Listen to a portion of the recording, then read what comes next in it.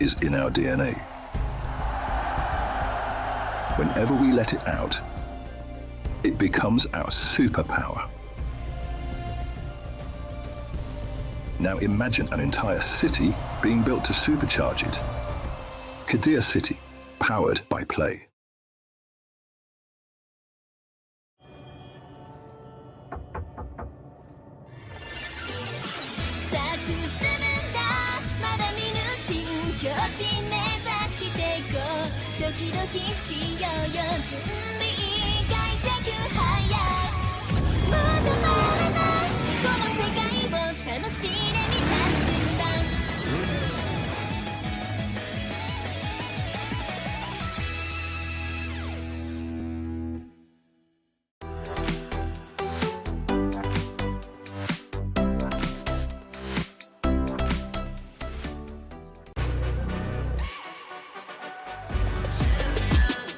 This ain't no regular thing. I came for the ring, you know what I mean. You see my name in the lights, better get right, I'm champion.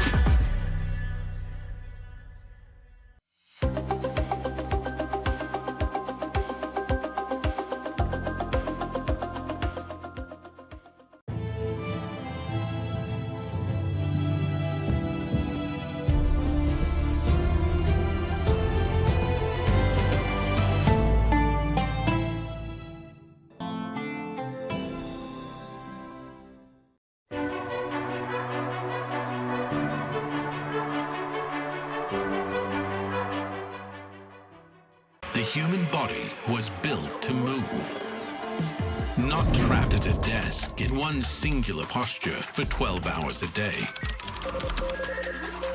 It's time your chair evolved. This is Secret Lab Titan Evo.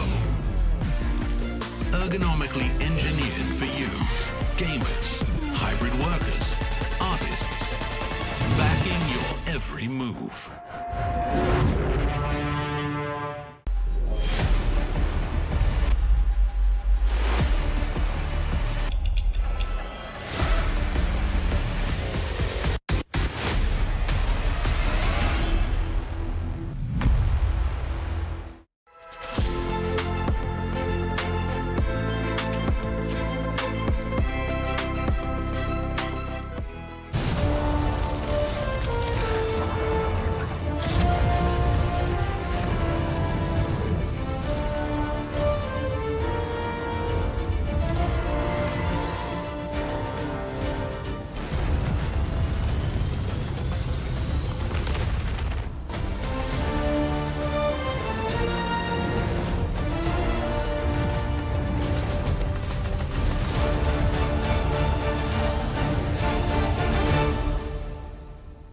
Today is the final day of the Mobile Legends Bang Bang wildcard. We finally see which team will join the main roster in the main stage at MSC. Welcome to the EWC 26. Like I said, this is wildcards. My name is Afel. Alongside with me is Mirko as well as Brigida. And today we're going to have 3 best of 3s, where it's basically the semifinals and then eventually the grand finals. And I gotta say, quite a few surprises in the sense of some teams that we thought would be the favorites, they got crushed. Yeah, you know, reality is often a lot more exciting than expectations, I'd say. The Mongols dropping on first day of knockout, CGBS, not knockout stage. And then we see here the Huns. Compared to the Mongols, at least on paper, before the tournament, I expected them to actually be kind of bottom tier, but they really just dominated their group, 4-0 in the best of ones. But as we've seen from yesterday, best of ones versus best of threes, big difference. I agree. And so far, it's almost just the first 2 teams of each group who have made it this far. So the standings, the seedings remain the same. They've been very relevant, at least in determining who would make it this far in the stage. But it's really exciting to think that among these 4, only one will complete and be that 16th team to join the main stage. Something that's interesting is that they don't really bend towards the meta. Like, they do what really is good for them. For example, Alpha 7, they do have one Fredrin game and it was very dominating, but I gotta say, Alpha 7 looks like to be one of the favorites just because they've been through a tougher gauntlet in the global ban system, right? Making it so that they're much more comfortable going up against multiple different heroes because they roughly know how the matchup is gonna look like, and of course their own hero pool. But before that, we're gonna have a final look at the format explainer video just to get you guys up to speed on what has been happening the last 4 days.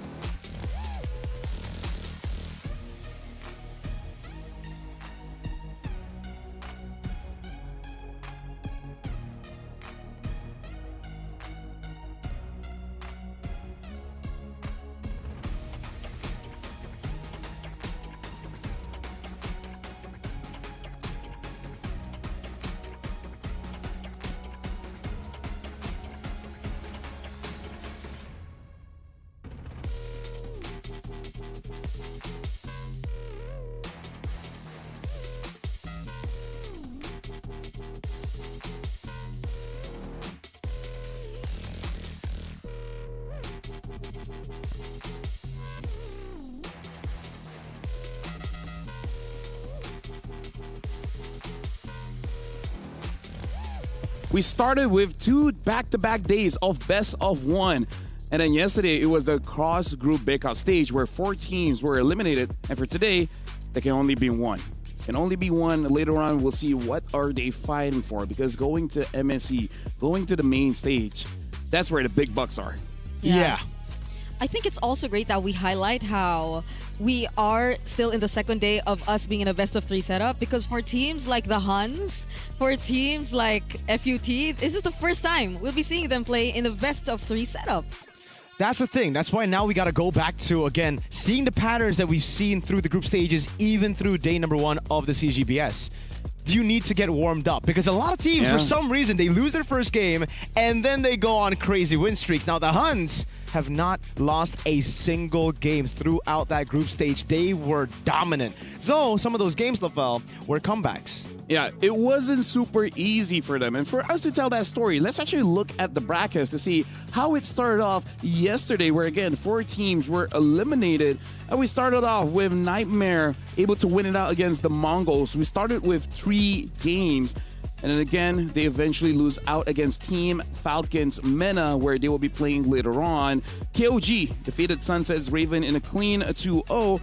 And then later on, unfortunately, Sunset Ravens were defeated by Alpha 7. So this is going to be the matchup for today. We're going to be starting with Alpha 7 against the Hunts Esports. And later on, Foot Esports going up against the Falcons Mena for a final best of 3 to determine which one goes over to the main stage. Man, this wildcard has been so competitive. It's just so sad to see that it's only going to be one team that gets a shot to perform later on in the main stage.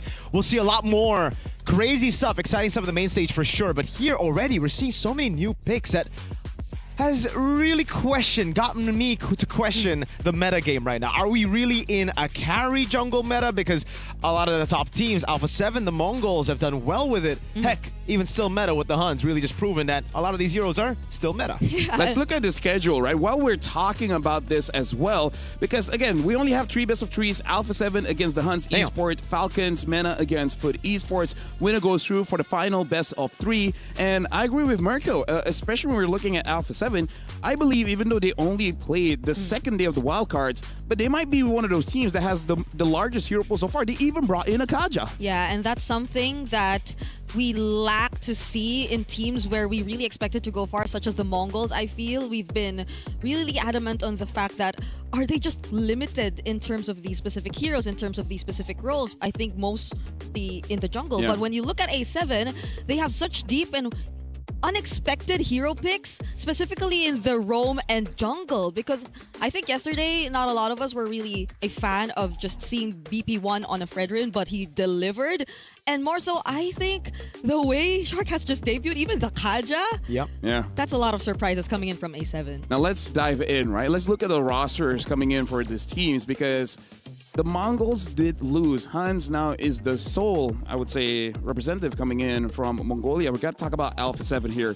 And I got to say, everyone really stepped up. Like, we had, like, the first day of the best of ones, best player one being the standout player. Yesterday, for me, it's Shark and Nats, right? Especially Nats on that Alice, amazing four-man, all, and then Shark, like, whatever hero he picks up, he makes those game-winning plays, even if you don't notice it. Yeah, Shark is amazing. And I think one of the big question marks we had coming into this tournament for A7 was the fact that, okay, best player one, he's amazing on assassin junglers, damage-dealing junglers, but coming into the wildcard with the meta already being so different, how would he adapt to it? And early on, we got our answer against the Mongols. They tried playing utility jungle. It didn't work out. Then they went back to go to those damage dealers. It started working, but it could be the same weakness as the Mongols, right? We saw you ban out those damage-dealing junglers, and it's cooked. But I think best player one already proved to a lot of the haters, a lot of the doubters, that he can play utility jungle just as well. Yeah, and how willing are they to change? It's not just one piece that could just get affected, because when they did revert back to these damage-dealing junglers, more so on the Yi Sun Shin, it's always been paired with the Ruby. Yeah. So I feel like if somehow the Huns do target that specific part of A7's draft, then they'll have to change not just that, but also what does Zia use eventually. Yeah, we saw yesterday KOG kind of have an answer to go up against Alpha 7, but the final draft really surprised KOG. So hopefully, looking at the Huns, today they can do something that Alpha 7 just can't prepare for, but I feel like that's going to be very, very difficult. And with that, we got to look at the side lanes. Both Bankai as well as Yuki had standout games. Like Mirko said, not all the games were very smooth. They had to go for a comeback, and part of the comeback, honestly, is Yuki on that Moskov. But again, it kind of has, like, from everyone. I still remember there was a game that Kenny on his Zushin got a Maniac. This is going to be such an interesting matchup because similarly to A7's clutch factor in Nat, Shark, the way that they've been making plays, it's what we've been seeing from the Huns. Throughout that group stage, if it's not Yuki, we see OU on the glue turning things around on a carry. So, hey, I'm excited to see the clutch factor coming in from the Huns. Yeah, but it has to start with stability in the laning because they are going up against some of the stars. I think specifically for Bankai, he will have to go up against Nats in the lane. Yeah. And I think that's a matchup we're all really excited to see, not just because of how Nats has been performing in the previous matches, but also because Bankai has been doing the same. But he also has a different task on his hands because he's like the leader, he's the captain, and he has to hand over or be that stability for the team, but he's going up against Nats. I wonder now, being the 4th of July, will that give some strength over to Alpha 7? Freedom. America. At least for Trex, he's been hyping it up. He's like, all we need to do is survive yesterday, and today it's going to be easy win. That's what our boy Trex has been saying. He's like, Independence Day, freedom. Yeah, freedom here in Paui. We. But yeah, honestly, Alpha 7 has been looking pretty good. The Huns, they didn't play yesterday, so we'll see how they do in the best of 3. But that's one of the benefits, but I feel like it won't be utilized 100% going up against Alpha 7 because they were able to see a lot of games, 3 games, Alpha 7 against KOG yesterday. So they might have some understanding of what to do against them, especially during the bans. But it's one thing for you to theorize what to do. It's another thing to actually apply it in game. Exactly. And that's, I think, where Alpha 7 have the advantage over the Huns. Yes, we've seen really good picks from the Huns, those clutch factors come into play to come back from a game, but Alpha 7, they have a really well-rounded up draft, and they have some pocket picks that maybe might show up here today as well. Like the Kaja pick yesterday. What an amazing pick to deal with the Barats, right? CC immune, how do you deal with them? Whip him down, bro. Yeah, which makes me think about what the priorities could potentially look like for this upcoming draft, because it felt like yesterday it was really more on the Alice being the difference maker when it comes to the draft. That's what's crazy. But today, the Huns, I think they're yet to actually show us if they are comfortable using the Alice or if it's one of their options at all in the EXP lane. Usually, I feel like for Alpha 7, it should be like the base idea of going for the Yi Sun Shin draft. And then if they find a way to defeat it, cool, we'll change up the strategy. If they don't, we're just going to keep using it until we win. So I really feel like the strategy that Alpha 7 is going to use really depends on the draft. If they somehow ban out Yi Sun Shin, maybe even a Ruby, maybe they just do like a utility jungler along with the Arlet. That's the best thing about Alpha 7. They have different ways or different carries that they can draft around. But probably not the first pick Arlo anymore, especially now that they're going up against the Huns. I think Bankai might be like sorry, not Bankai. I feel like Nats would be like, hey, Merca, right? Who cares? Merca. Merca. Okay. We'll see how confident they are today, at least, to be specific. Because yesterday, I think They that's were a huge loud just boost. now. So Yeah, They were very They loud. were very loud. They should be casters. They should. You know what? Maybe, hey, they got a future. They got a future somewhere, right? When they're done with their pro career, maybe we can get them in on the desk. But A7. At a Continue your sentence. sorry. Solidarity for the Huns. I spoke to Summer yesterday after they got knocked out. Obviously, Okay. pretty sad. But Summer said, 100% the Huns are going to be the ones making it through to the main Really? stage. Yeah, so Hey, you gotta stick with your countrymen, you know? usually when you have teams in the same region, they might be, you know, competitive, a bit too Rivalry, competitive. There's that yeah. rivalry, and you could be like, nah, they're bad. I've heard a few of those, Yeah. but hey, it's really cool to see that the Mongols are just backing their boys here. Because, hey, Kenny and Bankai, they were ex-teammates of Zexora, Summer, and Kay. Yeah, it really is. Like, I've done my best, now it's your turn, right? It really is. Just, I don't care who does it, Yeah. but put us on the map, man. The Mongols are All Might, and the Huns are Deku. Yeah. The anime arc. Someone ate someone's hair, and they just possess that new power. One for all. Yeah. So our A7... Someone's gonna be all for one. A7. Ah. You just come in and give the power over to best player Those are one. those are the villains, right? Those are the Or- villains. And BP is technically coming into this as Yeah. a villain, right? We've seen I those don't know. clips. Heroes and villains really depends. Perspective. Everyone has different views, you know. Everyone has different views. Some people might say All Might is wrong, but that being said, Hans will be the first pick here, already banning out the Phovius as well as the Marcel. So Bankai might want to try to get the Arlet for himself. And now Alpha Oh. 7, don't change it up. Akai, Boxia banned out. Now the question is whether Alpha 7 want to ban out the Atlas or the Fredrin. Whoa, they even banned out the Juicin. But the Hirara though, is it like something they're willing to let go of since it's a best of 3? I think A7 are willing to up. Never mind. Okay. They banned it out. Okay. But there are a few options here still available. Freya is one of them, and Freya gets picked up. So now Alpha 7, usually by this pick, we'll see a Yi Sun Shin, and then they might commit to it. Right? Yeah. I feel like Atlas, Yi Sun Shin is kind of their thing. Yeah, that's it. That's all I got. I think it'll be very, very good for the Huns to take the Yisun Shin away from A7. They go for the Harith here. Together with what? That's the question. Arlet pickup for Nats. No Phobius. Makes a lot of sense, but the Huns... They can take away the Fredrin, no? I think the idea is you take away the Yisun Shin over taking away the Fredrin from Alpha 7. Because I feel like just make sure he doesn't have an activator. They already pick up the Atlas. So I feel like either pick up your jungler or mid, and then you should be safe. Yeah. In terms of the gold lane, there's still the Moskov, the carry, the Claude. So there is a few. Yeah, and the fact that they switched it up a bit, because it's not like they revealed to us how they're saving for another Yi Sun Shin Ruby draft. They immediately picked up the Harith, so Maybe you just pick up the Eve. yeah. No? That could be it too. Yeah, they could pick up the Eve. They already have crazy CC with the Atlas and the Freya. I can just bypass that And box. Something about this draft makes me feel like best player wants to go for the Fredrin again. They pick up Whoa. the Yep, yep. Valentina. Probably want to set up using the Final Slash as well. Yeah, I think it's also a good deny, because if A7 get their hands on the Valentina, they get a free Fatal Lynx to play with. Yep. So this should just be the Yi Sun Shin, or do they want to just go Fredrin? Like if it's usually not paired with the Ruby, then yesterday's Fredrin game from BP1 seemed really good, Really good, as well. really good. And it's a Fredrin Arlot. But there's a that you're lot of putting CC. together. They can just walk up to you, right? This time around, you Yeah. can just get picked up by the Atlas. They're thinking about it. That's why they're taking a long... Oh, wow. Whoa, the Kimmy. This is very interesting, and I feel like they can do this, again, because of the conditioning of the global ban. They're not showing the jungler just yet, because right now the Huns might be thinking, this is 100% going to be a Fredrin. But Yeah. who knows? They might have something else. They might have something cooking in the background. With a Kimmy Harith already in your lineup, though, it seems very fitting to just go for another Utility. layer of utility to help out on the Arlot. Yeah, the question is, we already saw Barats yesterday. I don't know if Best Player 1 wants to use a Barats. Other than that, there might be the Balman. We are assuming that the Fredrin will get banned, right? So Yeah. And the there's- Mathilda's still open, but are they really the type to go for Barrett's Mathilda? Hey, Shark yeah. was pretty good Yeah, on Shark the is very good on Mathilda, Mathilda, so the Huns are banning out the Belleric. They might not...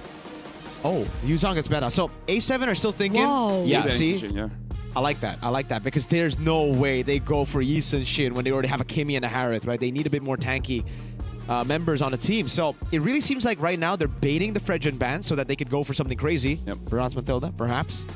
Okay, There you go. Fredrin banned out. Barat's Matilda could be the choice for A7. Now, which one do you go for first? I think you go Barat's just because the Atlas is already there, right? Yeah. Though that already pretty much reveals what you want. It's not like okay. the Huns will get that Mathilda anyway. Go for it, bro. It's interesting. Go for it, Sir Rose. I feel like they might want a front line because the Ardent probably Oh, wants to whoa. wait. They go for the Suyo. Holy moly. So Hey. whoever the roamer is going to be has to be like super tanky. And now the Paquito as well as the Gwyn.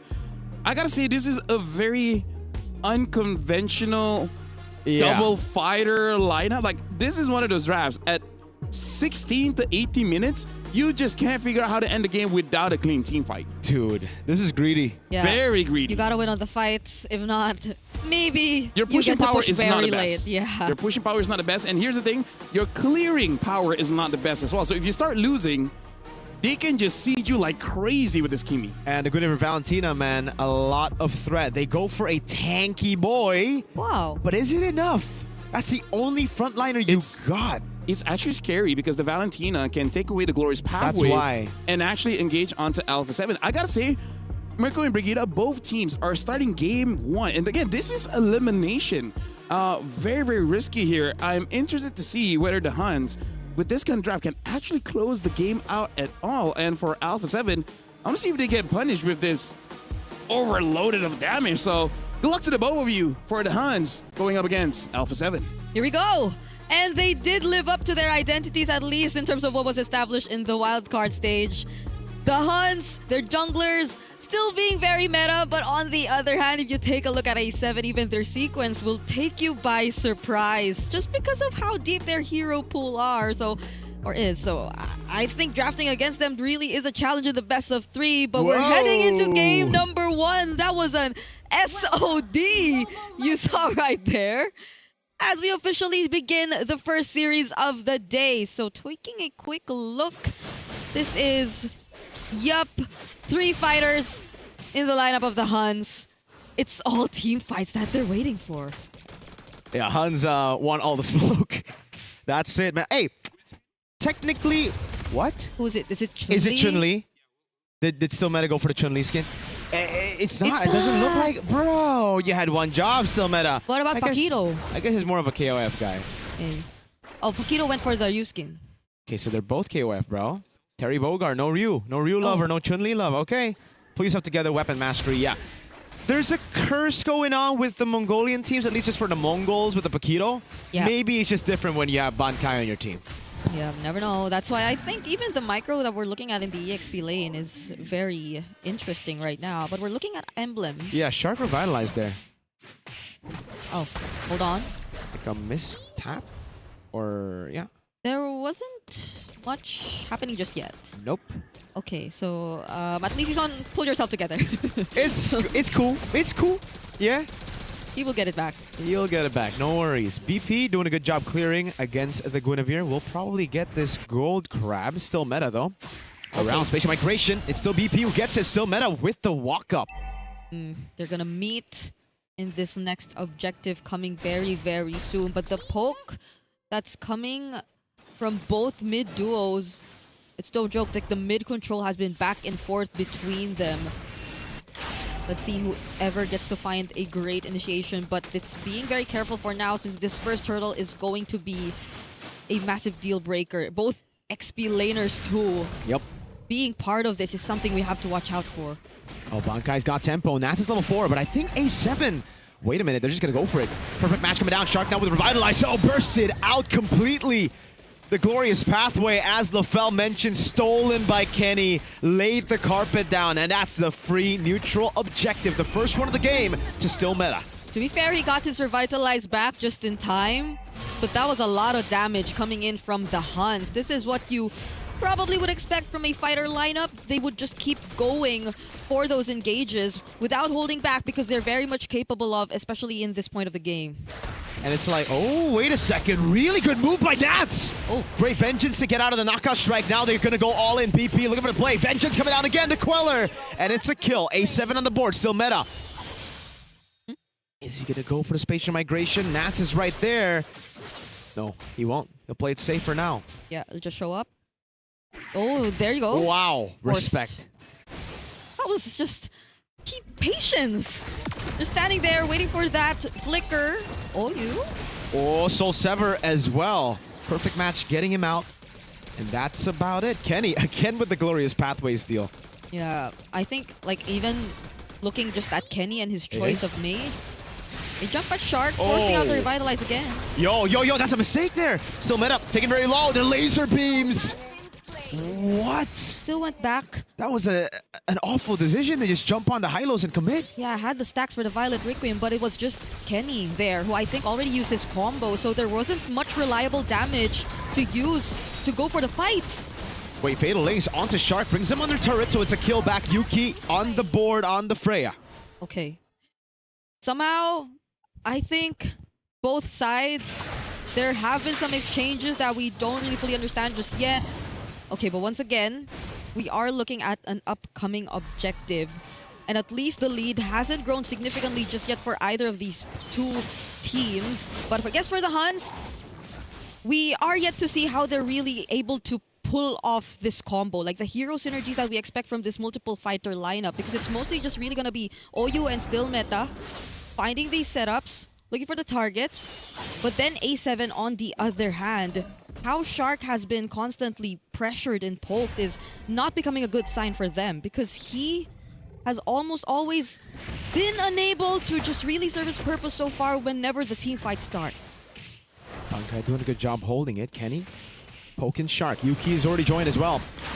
Bit faster. Good Blade Surge to get away from the perfect match. Shark pops in. The glorious pathway, that's the final slash over. They're gonna go for the damage onto OU. Nats coming in with vengeance, gets caught in Fatal Lace, but Cold takes him down. Still meta, gets a massive spatial migration of the Violet Requiem, and it lands on BP. Zia doing a lot, but it's not enough to take these tanky fighters down. They didn't necessarily go for the commit on Shark. Did go down anyway, but it was A7 who got things first, but it was just buying time, Nats!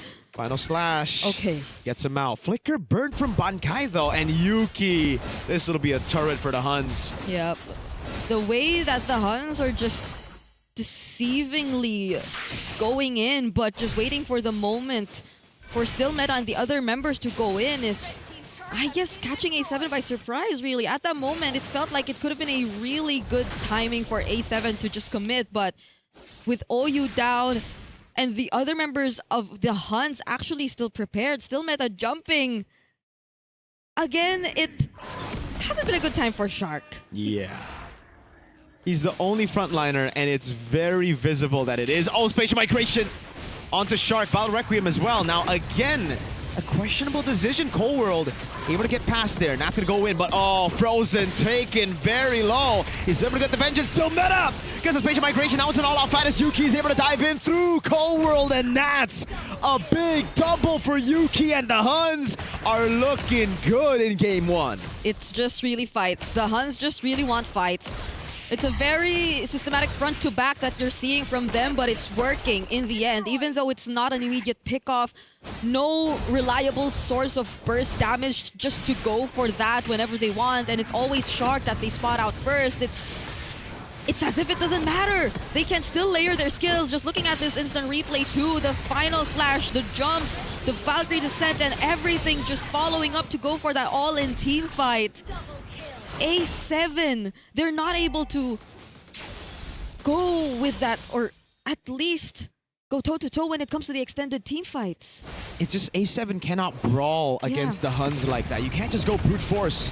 They're gonna go for the combo onto OU. That's a lot of damage, and it's actually enough to take him down. But it's with 5 ultimates, which basically guarantees the Huns a neutral objective. The final turtle of the game gonna go to still meta. Even without the red tree. Yuki gonna pick up a turret as well. Down below, that's a tier 2, all for a kill on the roamer OU. Third turtle of the game. Right now, it's just really as if we're waiting for A7 to go online. We're waiting for Zia and Cold World to go online, but still meta. Goes in, trying to get the passive spatial migration. Purify out already. Go to Monforce now as they go for the disengage, but Shark, I think, will most likely. Oh, great final slash! Whoa, Black Kite just cannot take the damage! They're starting to hurt. Good flicker route by Nats. Still Meta couldn't get it. Traction pulls in land. Nats goes over to Vengeance. Is able to go for the stun on Still Meta. Now it's the whole team going in. Nats trying to get the last hit on him. But the Frozen comes around. Coral picks up the kill and only now gets the Sky Piercer. Signs of life from A7. Okay. The Huns pushed forward a bit too much in that scenario. With the presence of Nats and them just being close to their tier 2 turret, I think they were really able to take advantage of that, taking pickoffs one by one against the overextending members of the Huns. Because as much as it seemed like Still Meta was able to go around them, find the backline angle, they were still trying to chase from behind, and now A7 have at least minimized the threat even just to a little bit. Because looking at the items right now, I think we're waiting for a bit more damage to come in. There's a lot of catching up that Zia has to do. It's just Cold World who's somehow at par when it comes to Kenny in terms of gold. And with the Sky Piercer present here too, that might change the course of the team fights coming later, even just a bit slightly. And now it's up to the Huns to identify the problem. It really seems like A7 now understand what they need to do in these team fights, right? They can't commit all in right as they see the Huns, because they're just going to lose out. Huns are too sustainable. They're too tanky. They do so much damage, prolonged damage. So what A7 need to do is they got to kite away and utilize those big resources once the Huns has overstepped. Yep. That is going to be the game plan. Extended teamfights are not really going to be the way to go. As much as they have the Kimi, I think it's going to really mostly rely on the kiting capabilities for now, just so they can take advantage of the situation. This looks because free. even right now, A7 are looking to just let go of this lore. They can't really find the angle to contest just yet, not even for Best Player 1, even though he's surprisingly a level ahead of Still Meta in this game. That's one good thing about the Suyo. Even after those nerfs, man, your farming speed, the pathing that you have, the mobility with your technically double flickers, it's crazy. BP still a level ahead despite the Lord take from the Huns. And this will continue. What did the items look like? That BP? No, BP did not get a Sky Piercer, right? It was Cold World. It was Cold World. Okay. It was Cold World who has it for the team. Zia too, I think, waiting for that Holy Crystal to come in. Only has the Feather, if I'm not mistaken, and one other item. But this is a lore that they will have to defend, though. And they will have a lot more reliable wave clear if you compared to looking at the Huns. It's just that. But let's just see, because the Huns also have all their battle spells intact if ever they do want to go for a surprise attempt to at least take a pick off against A7. It's not 12 minutes just yet, so they still have Holy Shields too. They're doing a good job keeping it at bay. Doesn't even give the charge over. Holy Shield in mid lane procced already. It will ultimately charge down below, but A7 have done a good job defending. The Huns cannot crack a single base turret. At least not now. Stolen, glorious pathway responded by... Oh! That's with the final slash, landing on Still Meta. Yuki now with the Valkyrie descent backwards. Zia already uses the Monforce, now jumping in. A bit more damage. Yuki stunned up. BP going for the Soul Sever. Cutting them down. Up top, it's Still Meta trying to get a turret. But the cannon mini is just too low. It'll just be Zia to clear it out, and A7 have defended.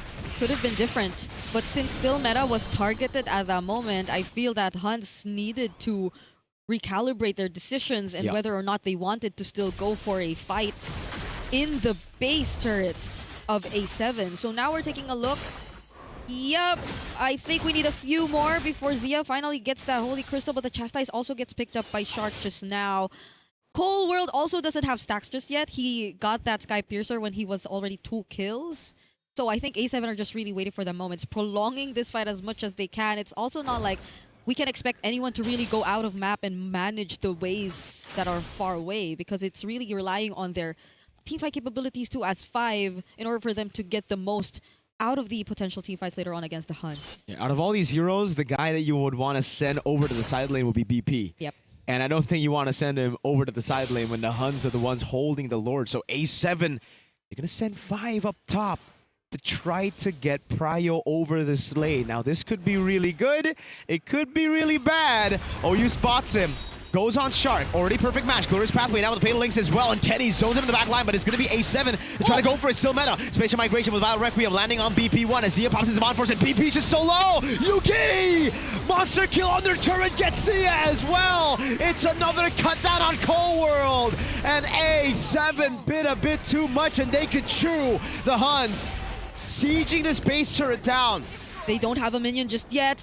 Oh, Shark's gonna fly in clouds his way to the wave.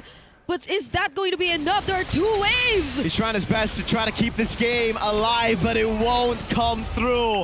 A valiant attempt from A7, but the Huns are just better in game 1.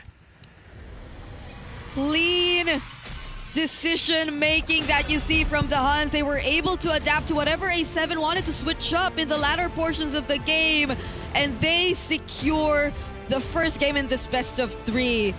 How unfortunate is it that Zia did get his Holy Crystal, but right after he died up top? Honestly, looking at that game, good game coming in from both teams, but I feel like the most that we can talk about really is in regards to the draft. And honestly, looking at the items as well, we can see one of the reasons that this game is slightly bit more difficult is the fact that the gold lead is mostly on Yuki, right? We're looking at the gold difference. It's almost a 3,000 gold difference between both gold laners, and it really does make it so that the damage is really just not there. Props to the Huns, because this is not an easy draft to pull off. It's easy in concept, just fight, but if you don't know how to maximize your advantages, then it will make it so that you reach a point of the game where your draft just don't work anymore. But they don't let that happen. By 13 minutes, they were able to end the game. Yeah, fantastic job. There's only one moment that the Huns looked a bit shaky, and it was that topside play. It was mainly just an outplay from Nats getting a big final slash, but I agree. As a Suyo player myself, this doesn't really look like a Suyo game. It felt so forced. And the way that A7 wanted to play their lineup, I guess it really had to follow a certain sequence. But since there's such low downtime for the Huns and their lineup, it doesn't matter to them. Like, they don't allow them to just go for that specific sequence that works for them. There's no Glorious Pathway, final slash combo, follow-up damage just coming in from BP1 or Cold World. It's just always the Huns finding these off timings to go up against A7. Considering this is the battle to get to the main stage, we'll be criticizing the teams based on main stage, I would say standards, right? Because looking at the draft coming in from Alpha 7, the thing that I don't like is there's not much synergy between the team. Number one is that there's 2 heroes that wants to use the Sky Piercer, and then you have to choose one, and it's Cold War. It didn't work out. Number 2, Nats on this Arlet, you want a lot of activators so that the Vengeance can keep on going non-stop. There are some stunts, but it's not easy to apply. Looking at the Huns, not really all that synergistic as well, but the fact that they pick up the Valentina and then Alpha 7 finishing up with the high loss, one of the strengths of the high loss is that you can extend your advantage to unfair territories, right? That Glorious Pathway makes it so that you're fast, but your opponents are slow. And in a double fighter composition, that's amazing. And you don't even have to waste a roam slot for it. You can just have your mid laner do it. Yeah, OU got so many cool entrances with the Glorious Pathway, and then that final cut as well. It slowed everybody down, really isolated Shark from the rest of the team. And guess what happened? They ignored Shark at the end. They were like, we go on Shark, and they're like, wait a second, there's a Glorious Pathway by Kenny set right to the back line. Let's do that instead. Yeah, I felt like even that could have been one of the ways for A7 to just extend or keep themselves safe even. But with the amount of chase, like a Paquito and Freya being on the other side, plus a Guinevere who always tries to go from the back, it's been too difficult for them to find their footing in that game. Again, I'll die to seal. I'm more afraid of Freya. Ladies and gentlemen, right now, the Huns is 1-0. This is just a best of 3. One more win for the Huns. Alpha 7 gets knocked out. We'll go to a break. I'll see you guys right after this. How you Trex?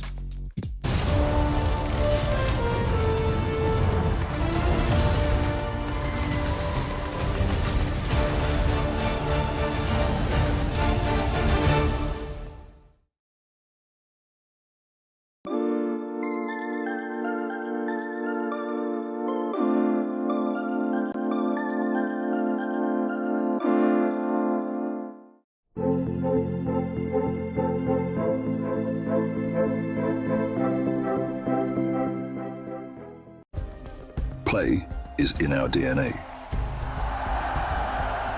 Whenever we let it out, it becomes our superpower. Now imagine an entire city being built to supercharge it. Kadir City, powered by play.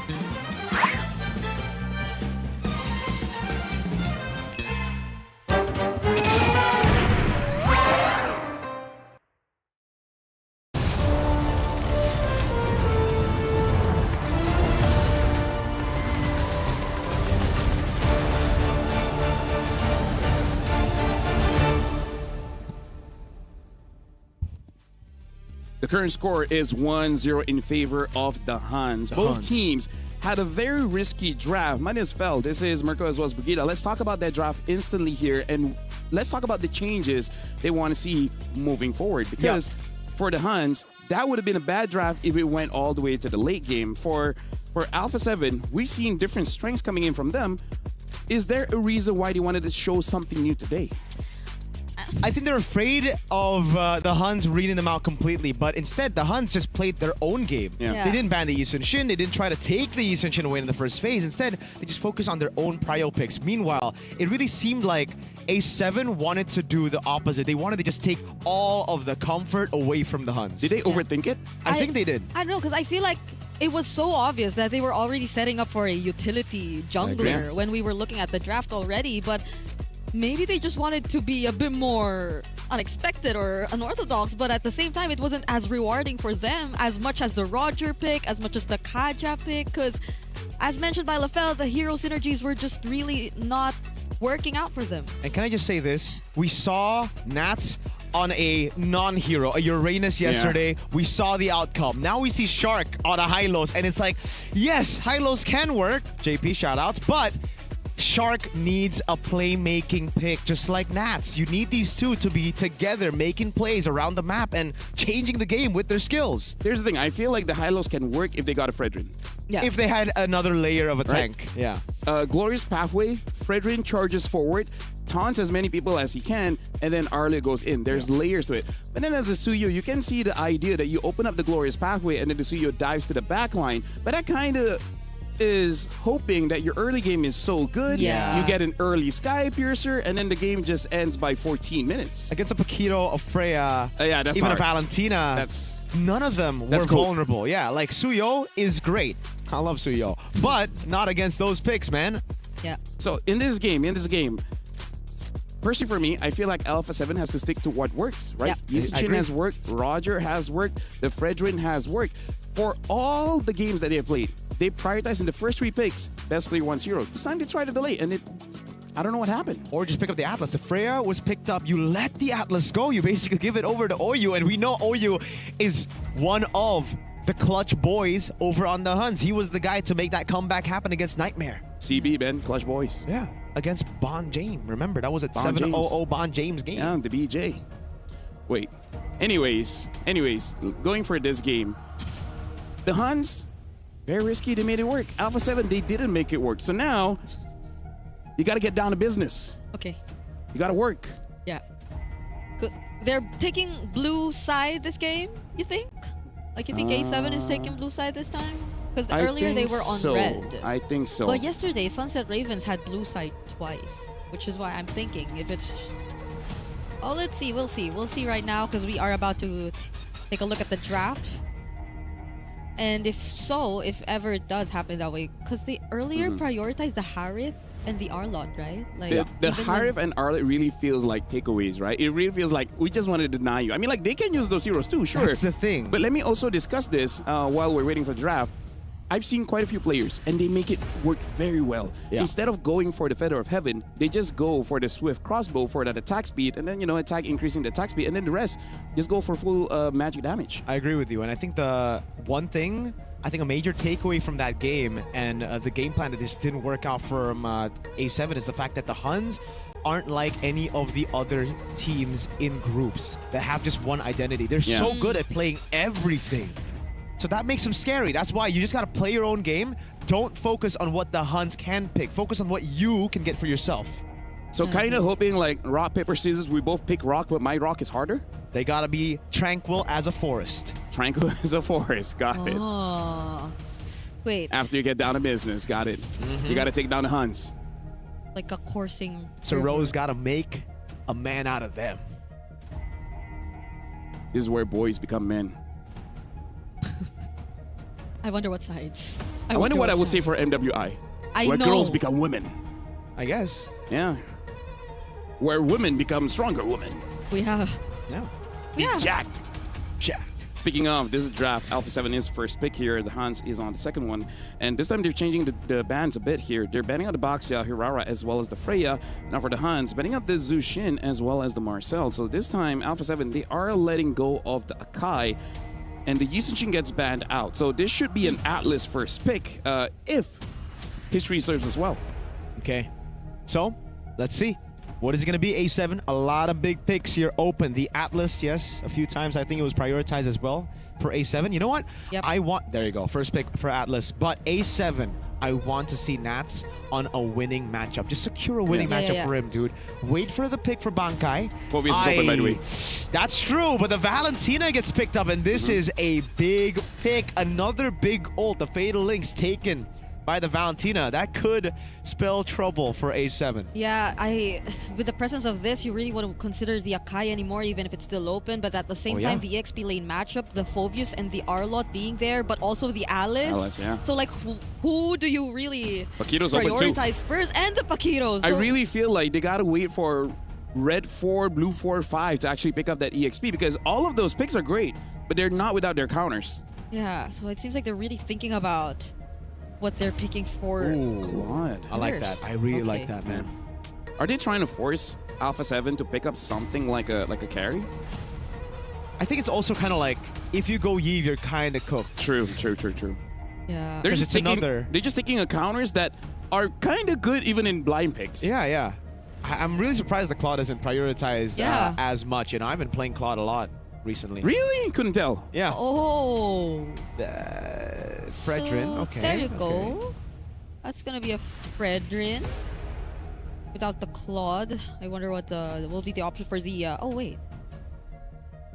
I mean, they can go for a mid right now. They go for the still go E. for Yeah, risky choice, but I think in their head, let's just win the laning phase so hard it don't matter. Wow. yeah, but you're giving away another big ult, LaFell. I think right now A7 are thinking we're gonna overwhelm the Valentina, right? Because if we just give him one good ult, it'll play exactly as game 1 played out. And honestly, with this Belleric, I really feel like the Valentina can't make a bad choice, right? You don't really need the Fatal Links. Even just taking the RWM, making it so that if the Belleric gets a good ult, you just close it in. You can pull a Prince and take the energy eruption. Yeah. I agree. Double dash into that taunt, bruh. Yeah, because you also not see what the EXP lane matchup is. Glad we're seeing it saved for second phase, because again, we mentioned that there are just so many heroes you still have to take out. But the Arlot is the priority ban. Yeah, just respect. The Huns know that there's going to be a combo there, and A7 have made a lot of big plays with Nats on an Arlet together with a Fredrin. Makes a lot of sense, but the thing is, I think the Huns have caught on, bro. I think they know that A7 want a good matchup for Nats, so they will last pick Bankai just to secure that winning matchup for the Huns. I feel like right now they want it so that Alpha 7 picks up the Alice, you know? Force them to use the Squid Game draft. Yeah. Right? They got a square, they got a triangle, they got a circle. Oh, they get the that's a circle. Alice. That's a circle. Oh, they just take away. What is even a winning matchup against this? It's more like surviving. The last time we saw this, it was the Uranus. And Uranus is annoying if you're using a damaged jungler, which I guess the Huns can still go for. If you want to secure neutral objectives, I think you go Yuzong, man, straight up. Just try to snowball out of there, get a... There you go. And what gold lane? Carry, probably, yeah. Because at this point, I feel like you do need a bit more damage coming in from Nats if it's really best player 1 on the Fredrin. And it's not like you can just go for the easy targets. It's a Valentina and the Claude Yeah. on the side of the Huns. So either way, technically, it's just zoning that matters. This is a Lancelot game, I would say, but you know, it's not really that meta. Even though I thought still meta would make a statement, it's just Suyo. Yeah, overall, I feel like this is a safer draft coming in from both teams, and I feel like Alpha 7, this is the kind of draft that you draft with confidence. These are very strong picks. We'll see if they make it work. So right now, Brigida as well as Mirko, the stakes right now, Alpha 7 loses, they're knocked out, and then the Huns will be playing in the grand finals later on. But if Alpha 7 wins, we'll extend this to Game 3. So good luck to the both of you. Thank you for reminding everyone of what's at stake, especially for A7 heading into this game. Match point already for the Huns. And at least we've seen some adjustments in terms of the draft, specifically for A7. Is this a game where hopefully they really get to play their game? Because the Huns so far, I would say momentum is really on their side. They've just been doing what they've been doing. And A7 doesn't want, or we shouldn't, or we don't want to see them just keep on reacting to that. Game number 2, and this is comfort all across the board if you look at A7. It is comfort. I think except for BP in a way, right? Like, yeah, we've seen him do well, but I think comfort is still one of those damage-dealing junglers. Everybody else, I agree, though. And for the Huns, this comp is... Oh my god! OU with a steal! Hey. Early on against BP! Oh, you hate to see it! No. He's still level 1. The Suyo now is so good because he's just going to walk up straight up. He knows there's no retribution. Oh my god, they might just go for it. They might even go for a chunk on Cold World. And that's in itself is a win. Was it OU on the Balearic who just kept stealing away buffs? I think it was. Yeah, you're right. It was OU on the Balearic, right? Who was constantly denying the opposing jungler of having a decent time in the jungle. Dude, one of the main win conditions for them is they need to get this Fredrin level 4 for the first turtle. That's the whole point of the Yuzong as well. If they lose, if they don't even get level 4, Huns will take neutral objective 1 for free and snowball out of that. Yeah, and we know how fast a Suyo actually is in terms of just leveling up. He's on the road to getting 4, but BP1 is just halfway through. This is A7 not getting the early game that they want. This is, yeah, a very good plan, man. They just go for the gank up top. They make sure that Nats gets chunked before the neutral objective spawns, and still meta. The thing about the Suyo is you're activated at level 3. You don't even need level 4. So if necessary, burn out some of those battle spells, get those winning side lanes, and then get 4. Whoa, BP1 still got level 4 first, though. Yeah, I guess the Beetle gets him a lot. What else did he get? He didn't steal any camps. Yeah, for some reason, they're still first. Oh, hey, there goes the Throne of Ruin. Wait a second, that's good zoning. RWM as well, placed down. Still meta gonna be caught in the Petrified Black Dragon from Nats! Takes him down! A big win with the dodge from BP earlier. Kenny with the RWM, Nats Furious dive again onto OU. If all else fails, just leave it to Cold World and Nats. And Nats will always hunt down still meta. And in that objective, we saw how great of a game plan it was. A7 just bouncing back. Somehow, best player 1 finding that level 4 nonetheless, and A7 really setting up well for it. And even down bottom, if you take a look at what's been happening in the lane, Zia has always been pushing Yuki under the turret, and I think these are good signs nonetheless for A7, despite what we saw happen from OU in the beginning of the game. So they're starting to have a much better start right now, working as a unit, and this, I feel, is A7 already warming up. They've already reminded themselves of what had to be done after in game number 1. Oh, will they use or will they fight here? Flicker Fatal Links, Kenny flickers out as well. But yeah, I really think that skirmish was kind of like Bankai pulling the trigger a bit too early, no? He used the Throne of Ruin instantly as he saw BP, and BP was like, wait, bro, I got dash. Yeah, he was, and still meta was all alone. Left all alone, as much as OU and Kenny were there too. They were also somehow trying to help with Bankai. And again, it's Bankai. It's Bankai making majority of the calls. So it's a must that he be a bit more calculated when it comes to that, because the team really relies on him. And now more so that he's on an Alice who really is the one expected to start things off. It's not like it's a Flicker Balearic or whatnot. So it'll be mostly as a response to what A7 is going to do, but majority of the surprise engages are going to come from Bankai this time. They're trying to go for the gank on Nats, but Nats is just too... Wait a second, still meta. Oh, he gets caught with the Petrify in the Furious side. Nats goes in 2v1. Nats likes those odds. Oh my god! No one can stop this man when he's on a playmaker. A7 just reap all the benefits of their XP lane dominance. And now they take away the Huns and still Meta's purple buff. If this keeps going, God. Suyo is not gonna have a good record in this series. Whoever gets their hands on the Suyo will just not be able to farm nor find the plays that they want, as they also secure an objective. And Yuki, okay, he's gotta get out of that. Brother Nats. That's his... You saw it. Like, he's not hesitant to use the Petrify if it's still meta. I think he's gonna go for another 2v1. Yeah, it's... Don't go for it, still meta. Do you? Oh, Nats. Oh, Throne of Ruin. Hey, this is very forced, you know. Hey. Okay, they're gonna go in, back and forth. Nats is trying to go. Dragon Tail away. He has the regen as well. No Petrify this time, but he goes in with the Furious Dive again. Oh! That's him with the damage. DOT as well. Oh my goodness gracious! Nats is just better than you! Hey, down bottom 2. Hey, there's a taunt. Yuki does not get out alive. Shark with the Fatal Links. They're all just going down. Big morale boost. Kenny with the RWM. Zia trying to get the fadeaway. Cold World. Flickers and Nats. This Nats versus still a meta. 1-on-1. Holy shields. Holy shields. It's been happening Oh my for god. how many times now in this game? Okay. Yo. This guy's like, it's almost like he won MSC before. Yeah, it's almost like he's a champion. You know what? God. 0-3 on still meta is just very unfortunate to look at. If you can't go for Yuki, if you can't go for Kenny, then it's just still meta. Yeah, that's not... That might be A7 Nats, but he's using the RSG emote. You know it's the Raider in him that's just done that. Yeah. 4-0 and 1 KDA. 8-0 A7 from a game 1 that looked like just a dominant Huns game. Yup. I heard someone say that was very Raider of him. Just yesterday, when he was also doing these same insane plays at the EXP lane, or specifically on the Alice even yesterday. Still meta just trying to go for trades, but Shark and Zia... No Blade Surge, Fatal Links, not even necessary.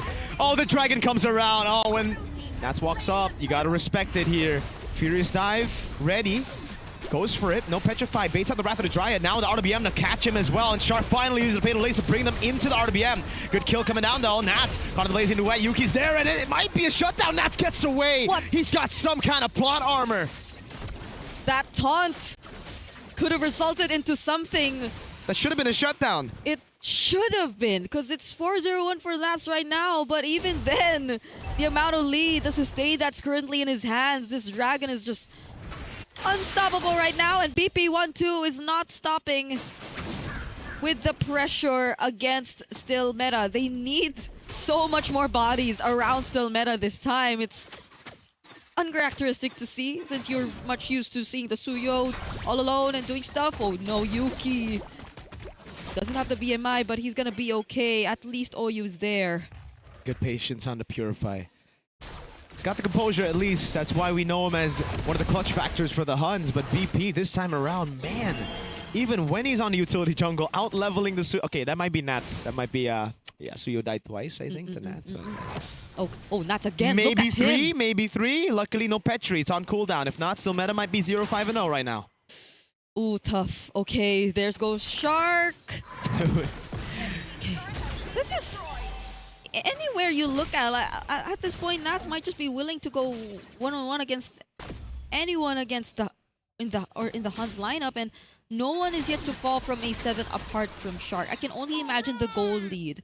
Like, the amount of catching up that the Huns actually need to do up against A7, because they're already 5k ahead of this team, and they've been taking it step by step. Turrets are falling one by one, and there's not much that the Huns can actually do. It's more on like they're waiting. Oyu, there is a Wrath of Dryad. They can find some turnaround plays, but... Still meta. Careful, bro. Yeah, he's feeling it, man. Yeah. It's happened too many times. in this game. So what is the plan now for the Huns? I don't see Oyu and Yuki anywhere nearby. They are probably not really gonna go for the contest at all. Yeah. They're just letting go of this. There's just too much pressure from A7 right now. They just got to trade. That's all they can do. They get a tier 1 up top, but this is going to be a tier 2 down below with the Lord as well. And Nats is sent to deal with the Claude up top. This is like... Yuzong's supposed to get you objectives. He's playing it like a Paquito right now, the way he's just handling these side lanes. Oh, Shark! Huh? Good Throne of Ruin. He's holding it down, though! Beautifully done by Shark!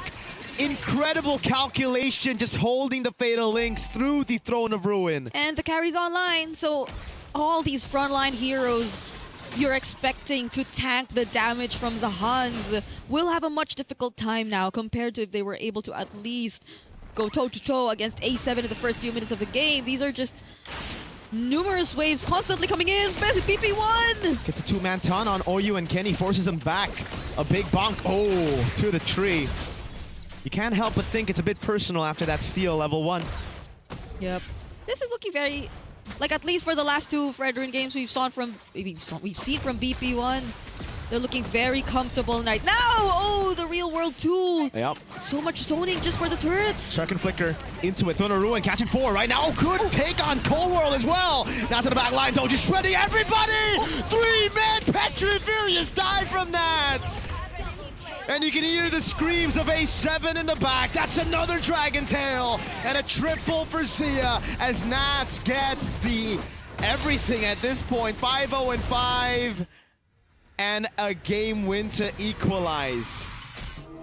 A wipeout to end game number 2. And now that we are in the last stage, the decider matches for the wild card, it just has to go to a game number 3.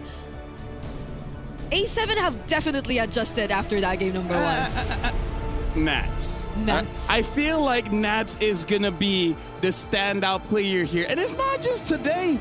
It's throughout the wildcards, man. With the Alice, even the Raiders that didn't do well, he was amazing. But here's also the thing.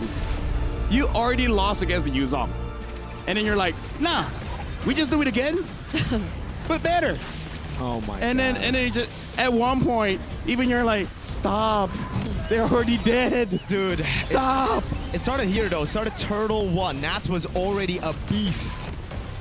Bro. I mean, I would understand though if the Huns would just really want to make sure that they shut down this EXP laner, but it's not working, and it felt too desperate from them to just constantly go for the pickoffs against Nats.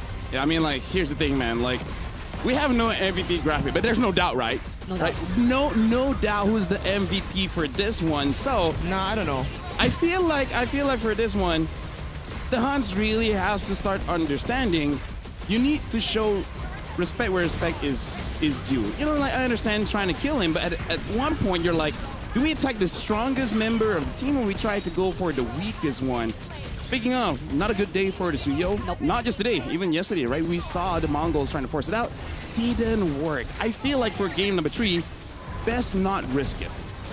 But that's my personal opinion. Maybe if there's not enough crowd control, maybe there's no Harif, there's no big bursts of magic damage, then hey, maybe the Suyo can work. But in the current meta, there's not a lot of draft that is Suyoable. No. No, it's just not the way the meta works right now, Yeah. man. And it's weird to think that even despite them denying the early level 2, it was still BP1 who got his level 4 Because first. I was looking at the rotation, they were excited that OU stole that camp. Okay. And then what happened was, what was the jungle? Still meta tries to do for rotations to steal the other camps away, thus delaying his own farm. So it's kind of like he's just walking around while doing nothing. I just want to say I'm kind of disappointed in some of the viewers, man. They didn't know what I was doing. Okay, I'm gonna test your ball knowledge. Do you guys know ball? You know what I'm doing? You don't know? Yo, why do you not have ball knowledge? That's MSC 2022 Nats when he won. Oh. He brought the trophy and he was like, Oh! No, that could be a number. No, I that don't know could what be you a were number holding. of but things. Nats got MVP, bro. Dude, how many things in the world But where if someone you- just did this? But if you were holding a trophy, then it would have been easier. Mirko, let me give you one example. You know what I was thinking of? Okay. Aku BTR. No, bro. That's but, the same. But Nats isn't Bigatron. Yeah, but replace any team. That's the current meme Y'all right don't now. know ball. This Y'all is don't know 2026. You're living in 2024. Shame on you. 2022. Nats is living 2022 as well. With that Shame play. on you. That's 4 years ago. It's okay. You weren't circumcised then. What? May not What? be even now. I'm not sure. I haven't checked. What? Either ways, no CEO? No CEO, no CEO, no CEO. No CEO. All right. No CEO. Good draft coming in from Alpha 7. If they just drafted like that in game number 1, Yeah, would have been all good. But I now, agree. No CEO. Yeah. now it's one game. One more game. It's one game for Best both of one. teams. This is for both teams. The Huns need to get one good draft, and then it will make it through. Same as Alpha 7. So this is one of those situations where you can't overthink it. I feel like your worst opponent in the upcoming match is you. Sometimes just let your brain understand that the simplest thing Okay. is the correct thing. They have a name for that theory. What was it called again? What was it called again? It's like I miss something. Amnesia? No. I'll look it up. Okay. It's something I learned in philosophy where sometimes Philosophy. the simplest answer is usually the correct one. I like that, you know? And I think the simple answer was the correct one for A7 this Yeah. time around. And the Huns, they kind of took a page from the wrong book. They took a page from A7 Game 1. Wow. You sound a lot different there. Yeah. Keep going. My name's LaFell. What's up, bro? No, break. FL. Oh. Anyways, so Yep. right now is really on the Huns because the Huns so far they are strong, but they can get a bit over themselves, right? Yeah. So does the don't overthink and just simplify things apply to them too? Yes, it does. You know what's simple? A break. We're going for a break, giving time for the teams to think about it, and when we return, we're gonna see who gets eliminated and who goes through. Right into interview. Oh yeah, we have a one-to-one interview here. Looks like Eterna is there. Don't recognize who she's with, so let's go over to Eterna to see what's going on. Thank you so much, LaFell. We're not going on a break just yet because we do have an interview with Bright. So maybe, LaFell, you can, say hi to Bright later on because Bright is the substitute for the Huns right now. So it's a one-to-one. Things are getting even more intense considering this is an elimination match. So how is the team doing right now? How are the players doing right now? They're trying to bring the heat up and trying to win the best of series and something. Okay, so they're trying their best. They're extra focused, extra on edge right now. But are they in good spirits? Are they happy? Do they look nervous? Are they stressed out maybe? Losing a game can be make them a bit nervous, but I think they're kind of work these things out. Yeah. Okay, so he's sure that they're going to be able to work things out. But who usually is in charge of working things out? Is there a particular player that is usually, used to lifting the spirits up of the rest of the team? I mean, everyone has their own types of like bringing the heat up and something like that. And usually Bankai does it. Yeah. Oh, Bankai. What does Bankai usually do? Let's win this all. Something. Yeah, he says something like that. Yeah. Okay, so he's extra motivational for the team. So Bankai, we have our eyes on you for this next upcoming game because it's going to be the decider game. What do you think went wrong in game number 2? I mean, kind of miscoms. Yeah, they shouldn't have taken that. Like some wars, and they forced the war and they lose. And they should do like to play the way they played. Yeah. Okay, so there were some missed decision makings in the game, and they're gonna have to reset coming to game number 3. And speaking of, again, elimination match, everything is on the line right now. Do you have a message to your teammates come game 3? Yeah, go win this.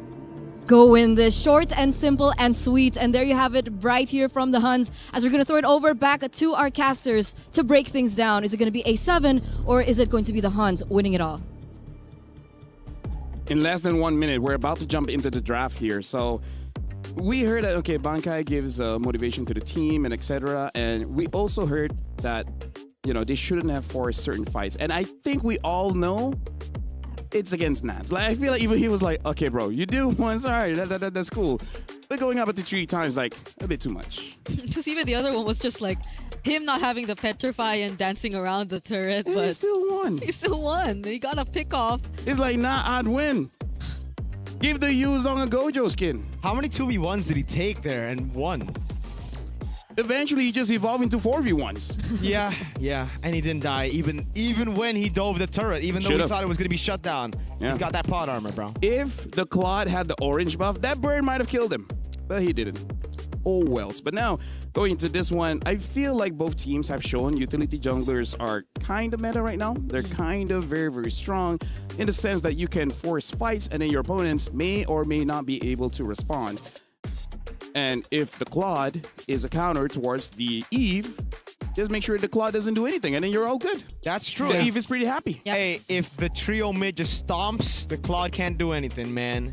Yeah, I think that's very evident in what we saw for game number 2, which is why they felt very decisive in picking that hero despite the presence of that claw. But moving on to game 3, and based on what we've observed, at least in the series, I wonder, are they really, or will they learn and stick to just the utility matchups for now? Because apart from the Akai ban, the Fredrins, the Guineveres, at least for first phase, have been kept open. Yeah. But when you leave them for second phase, that's where it becomes very limiting in a sense, and then they are sort of forced to pick up the likes of the Suyo, I guess. I feel like if you want to go damage junglers, maybe it would be better if both are going damage junglers, because the problem is if you win the jungle somehow early game, it just snowballs out of control. And one of the mechanics that they changed that made this possible is that they added more retreat damage the higher level you are compared to before. So before this, if you're like down by 1 or 2 levels, maybe you can contest. No, honestly, no. Yeah. So it's really, I think, the Baksha Akai. Yeah, the Bakai. The Bakai. The, Bakai. Some even say Baki. Baki Hanma? Baki Hanma. Speaking of, Hans is going to be the first pick here. Alpha 7 will be the second one. And then Expanding Rivers will be the map. Povius as well as Marcel. Quick bans here. And then for Alpha 7, still banning out the Boxia as well as the Hirara. Yeah, if it ain't broke, don't fix it. Though it is red side they're on right now, and the Huns can just go and first pick Atlas, right? Yep. I think one of the main Or win Freya. conditions now. Oh, that's true. Now, which one do you prioritize? Atlas I think ban. no, they banned the now Atlas. they want the Freya first pick with nothing to give back. Nice. Or they force A7 to ban out the Zushin or Freya and they get either or.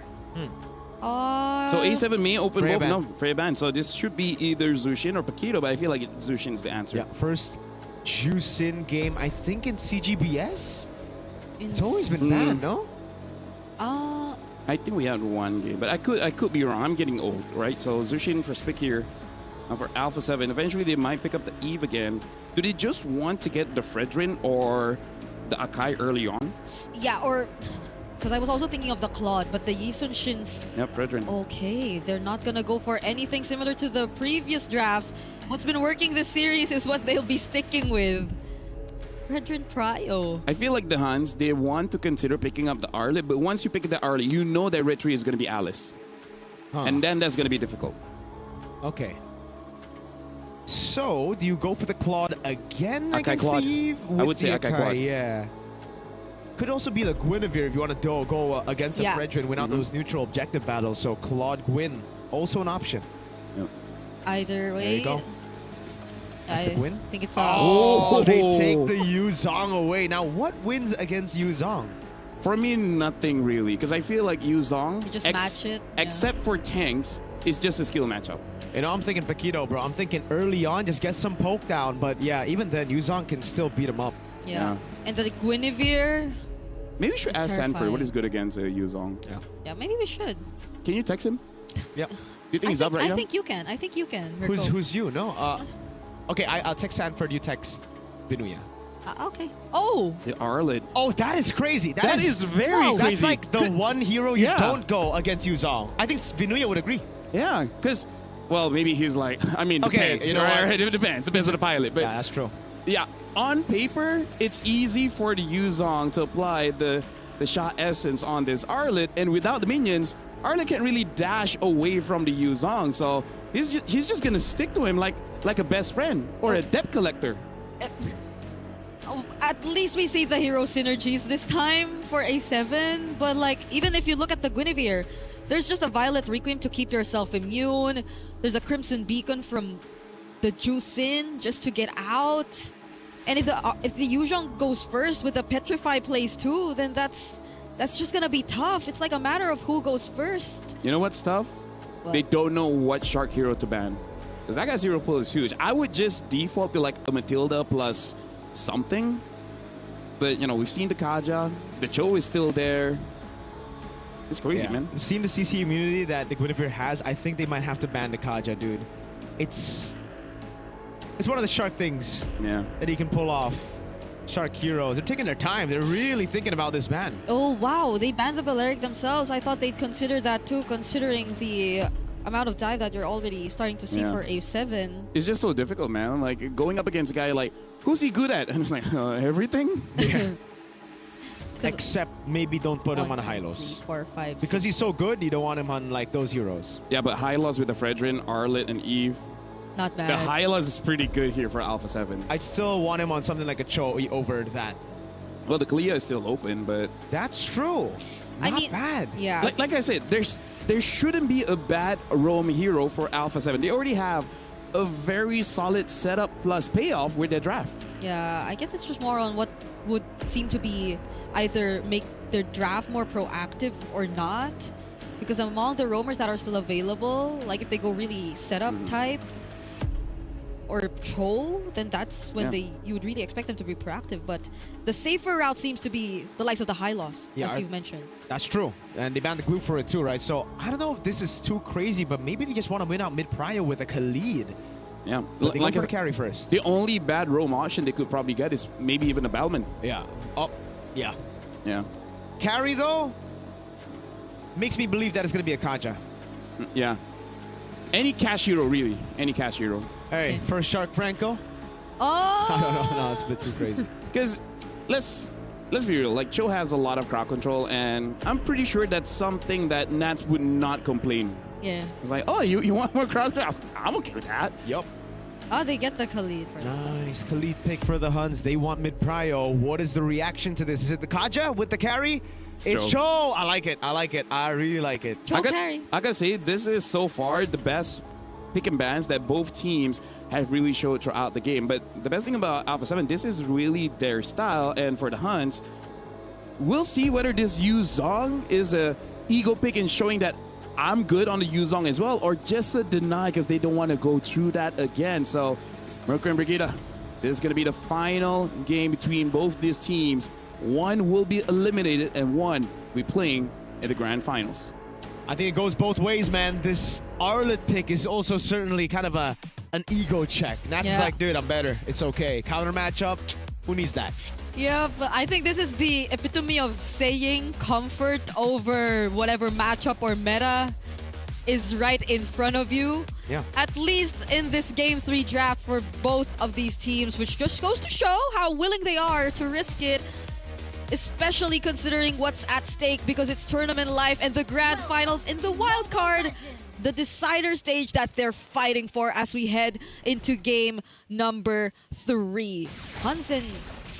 Oh, really good poke at the start of the game onto the gold lane as well. This is going to be bad for Yuki. Yeah. Really good for Zia, who's already on the winning matchup. He just wanted to help. He just wanted to help, but Shark was there, I guess also learning from what OU has done against them. Game number 2 sort of wanted to replicate even just a bit of that. But it's Yuki who really took the damage after that. So you could expect Zia to just have a much more comfortable time as we're already seeing right now in the top lane. You gotta remember, Zia hasn't used regen. Yuki has already used regen, so this is a massive HP advantage that Zia is gonna have. Yeah, the wave management is just gonna be much easier for them. But on the other side, I think we already talked about this. The Arlot used... Oh my goodness, hold on. Yeah, that's about as expected for a man who's used regen early. Okay, at least OU was there.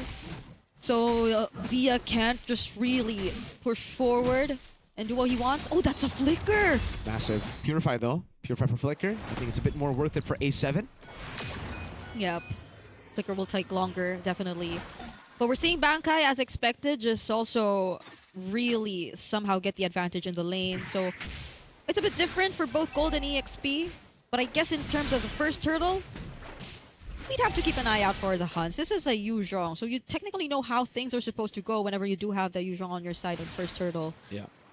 You can already see that advantage play through the XP lane. That's a level down on Bankai. Still Meta wants to keep it that way.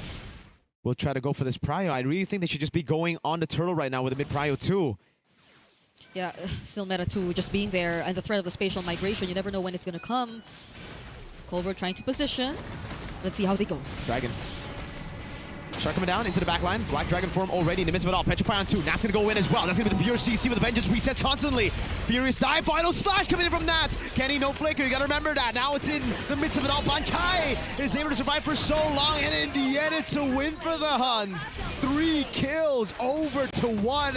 And the neutral objective. That fight took a bit too long. And the Huns seemed the much more comfortable team to take that. Oh, Still meta! They want to go on Cold World OU with the Khalid. Shark G Kundo lands on OU. No way the Dragon, so he can't kick him back. And now it's just such a good early game for the Huns. You would have thought that it's really a good opportunity for A7 to take on that fight earlier, though. Nat was able to bring even Kenny under the real-world manipulation, but I think before Bankai went down, he was already able to sustain so much and take so much of A7 and their attention. They barely had the means to really at least answer the sustain that the early game Yuzhong already has, but they still decided to fight it anyway.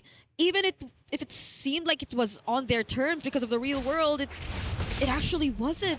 The Huns were just really using Bankai to tank it all, and everything else just followed. Yeah, maybe the Arlet pick into the Yuzhong into fighting Turtle 1 was very greedy of him, but again, we'll see. He's still spamming the RSG emote. He's still in that zone, that Raider zone. Huns are looking great, though. This is the start they needed to try to seal the deal, to send A7 home and to secure their grand final spot. Hold on. Ooh, they don't know Still meta. Reset. Final slash coming down as well. Spatial migration! Still meta waiting in the bush. The Petrify comes around. And now it's back to you, Bankai, with the DOT on BP. The Yuzhong's just really doing such a good job in the series. Shark gets knocked up, but at least is gonna be safe under the turret. Still, though, that's best player 1 second death already in this game. The same for Nats. They're the duo that's supposed to work and coordinate, but Huns are just shutting them down. It's a complete shutdown. These are the two that you'd expect to be those guys that come in clutch. Still meta a whole 2 levels ahead. Final slash coming down. Kenny will go for the Crimson Beacon on Zia. Now get shredded down, but Raging Sandstorm! Bankai in the back with the Furious Dive. Shark with the way the Dragon and the Flicker combo, but it's only onto OU. It's still meta. Walks back up. That's the pull into the Violent Requiem. Big bomb, but it only lands on the clone. This is gonna be a turret over to the Huns and potentially even an orange buff. Multiple resources already taken away from A7. PP1 had no other choice. He just had to walk to his purple buff because that's where the others, or everyone was just grouping up on their side. After what's happened in the EXP lane, I don't think A7 can really play as aggressively anymore. No. Even though they have so much layers to work with in terms of their heroes, I think they gotta calm down. They have to scale, but even if they scale, Huns have a crazy mid-game power spike that's just gonna hit. Part 2. Jeet Kundo on Bankai, way the Dragon as well, but Bankai got away with a Furious Dive, and that's the conceal down. OU with his own conceal, the rest of the team corralling down bot. They want to get this turret. Yeah, and Yuki, on the other hand, is just getting more and more gold. He's been farming up, even taking mid lane, and we haven't really seen him take part of the fights just yet, which is terrifying. I think this is a different scenario for the Eve. If earlier the Claude wasn't really able to do anything, it's different now. Cold World will have a much tougher time as the Eve in this game, not to mention what the other members will have to go through, because their matchups, their lane matchups are looking really well farmed up. I think it's too much to handle. There's a bounty on OU, I guess, so there's maybe some potential on A7 yet with a Yves and a carry. They can still scale up. It's just Yuki is 2 levels ahead of Zia. If you look at the items, I think he might be already like 1.5k ahead of Zia. Yeah. Oh, yeah. That spells trouble. Oh, God, 1K. yeah, 1k, just 1k. He's going to have that. Whoa, second item, corrosion. No, okay, so he just goes for, Ooh. all right. I think it hurts the most when you look at the XP lane. Yeah. That's Dang, that's a 2,000 gold lead almost. almost twice. It's the to be difference. expected though, with the Arlet into the Yuzan. It's Yep. the only pick from A7 that we question in the draft.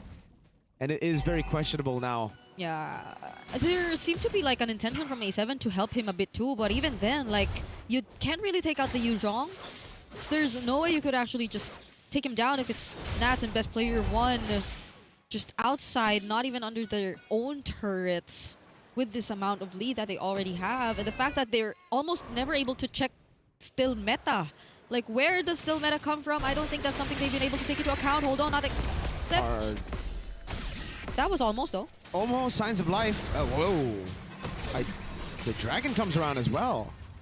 Hun's gotta keep it calm, you know, if they be using these resources. As Crimson Beacon, Shark lifted up, thrown back, but there's not going to be any more coming out. Just a tier 2 in the bottom lane. Hun's still with a 6.9k, 7k gold lead and a winner crown for still meta. Yeah, there could be more plays incoming right now for the Huns against A7. A7 are now just forced to group together. The resources, it's tough. You'd really have to split them up. Oh, Oh no, that's an that SP. too. That's an SP. A7, gotta be extra careful now. It's a 7,000 gold lead and a Sky Piercer on Jusin. Yeah, because even for the previous engages, it does seem like Shark has been trying to find a pickoff. He's been trying to find the targets. I think even once he's been trying to land that on Bankai. Yep. But the question remains, is the damage already enough? Is the pickoff game plan enough for A7 at this point?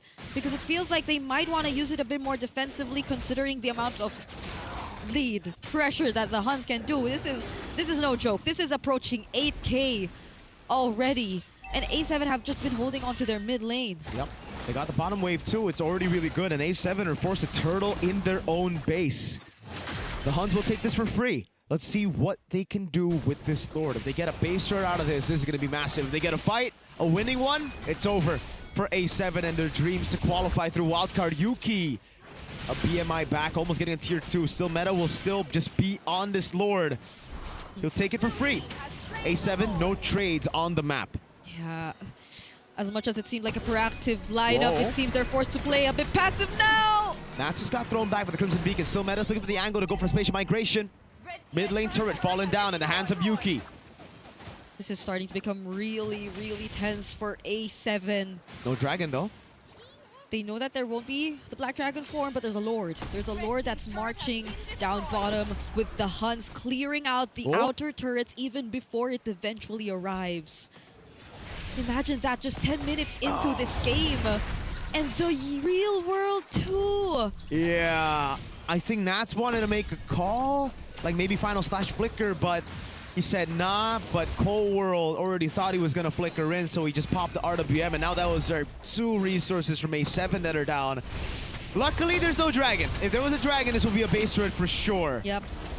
Would have been The different. dragon's up now. Oh god, it's gonna be a turret, I think. It's back.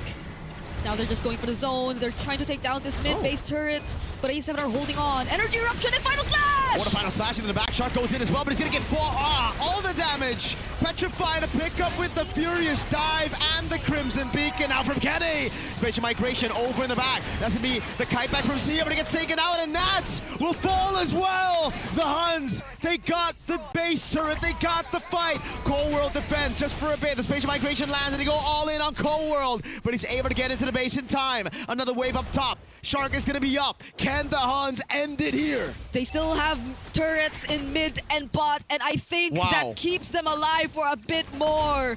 It took some time for the next wave up top to arrive, and with Shark back in the game alongside BP1, the Huns will still need a bit more time if they really want to put an end to this game, but it's looking very close. It's a 12k gold lead already. It seems to be coming very, very soon. This was a I would say a really good attempt from A7 if only they had the damage. It would have been maybe a comeback angle if they had the RWM, and that's why the big question is, why fight?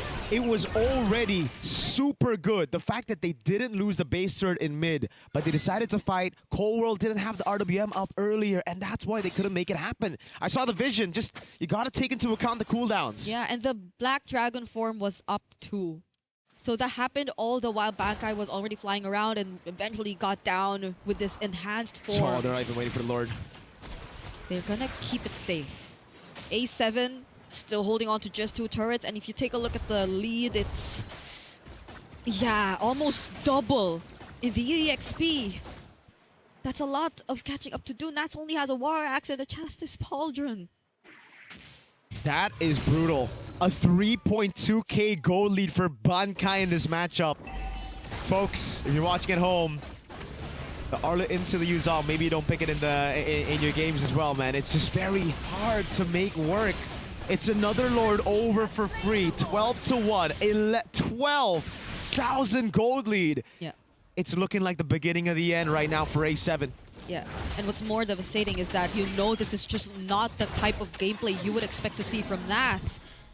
It feels like he's restricted by the limitations of his own matchup, of his hero, and now they're at the point where it's almost impossible to just get back from, not unless a major mistake comes in from the Huns.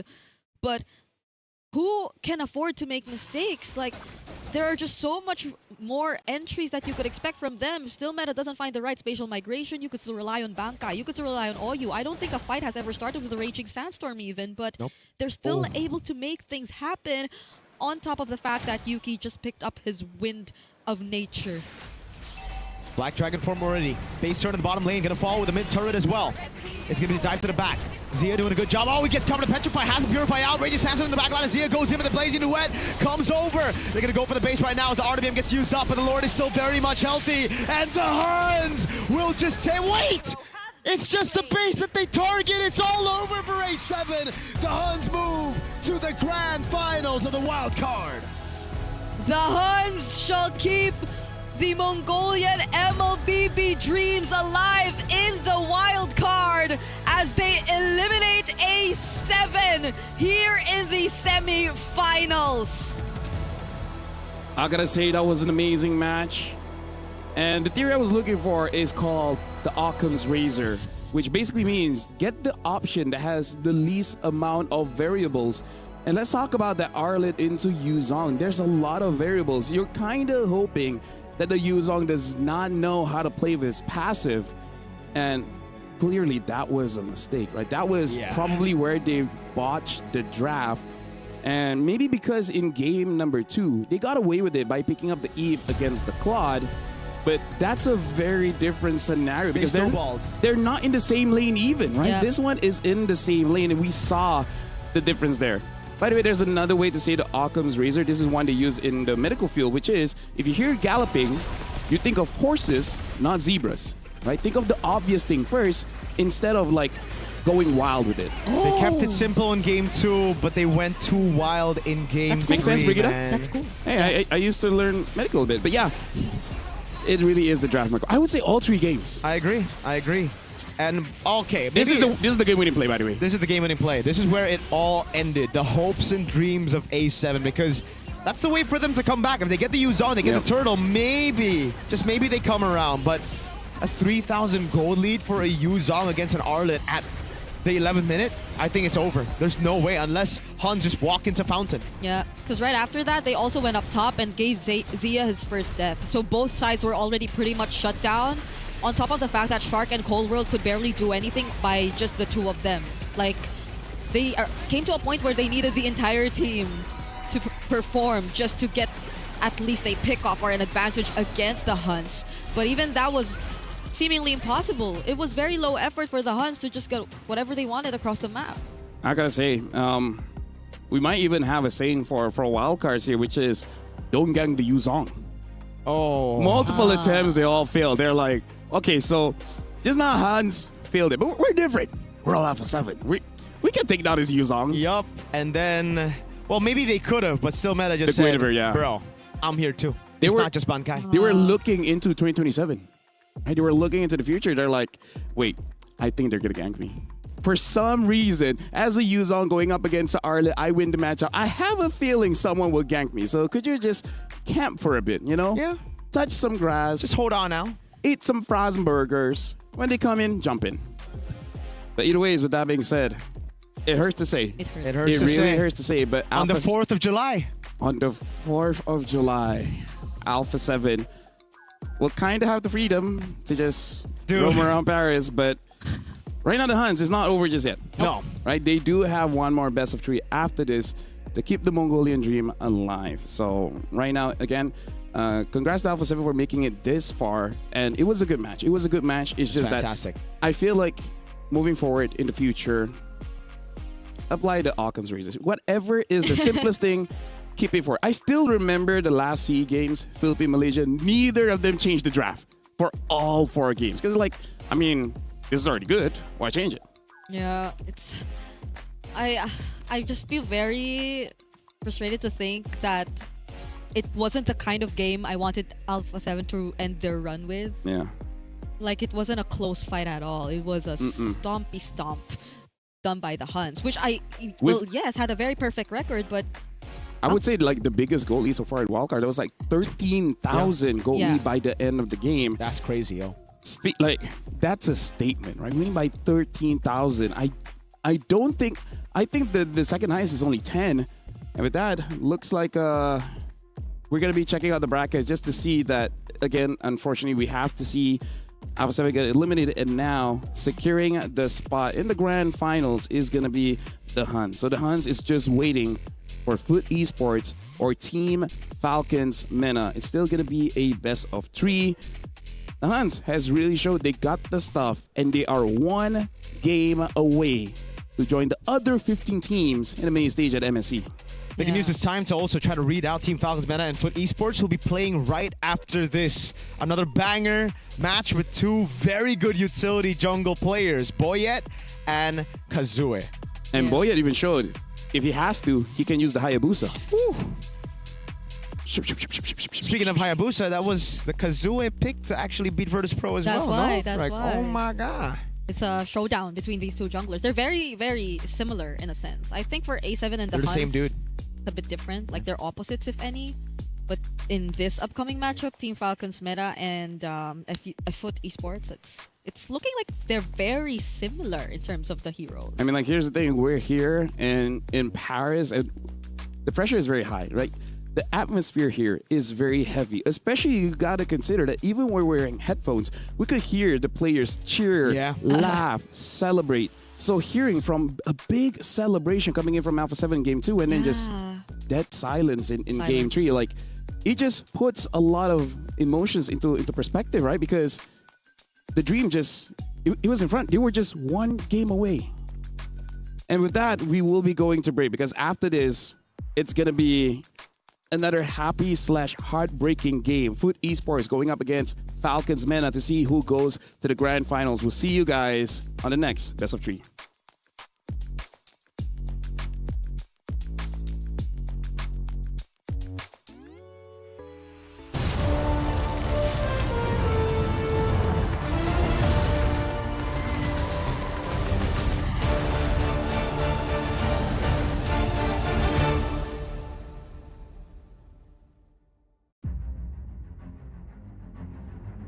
Hello, we are Team Falcon from MENA. Many teams overlook us and they think we're the underdogs, but this time we are the favorites. We don't play seriously. We just play for fun, so we don't get pressure. My expectation this MSC wildcard is to go through to the main stage and go play in the playoffs. We're confident and we know to ourselves that we can get past anything in front of us. For those who underestimate us, you just watch and see.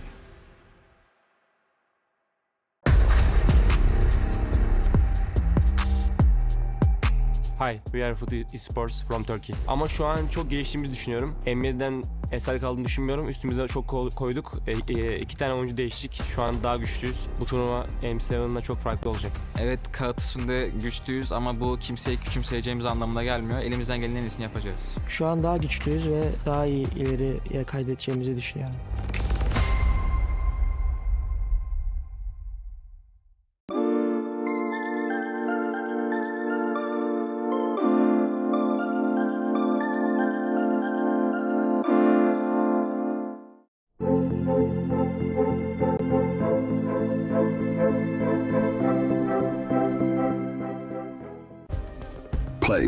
is in our DNA. Whenever we let it out, it becomes our superpower.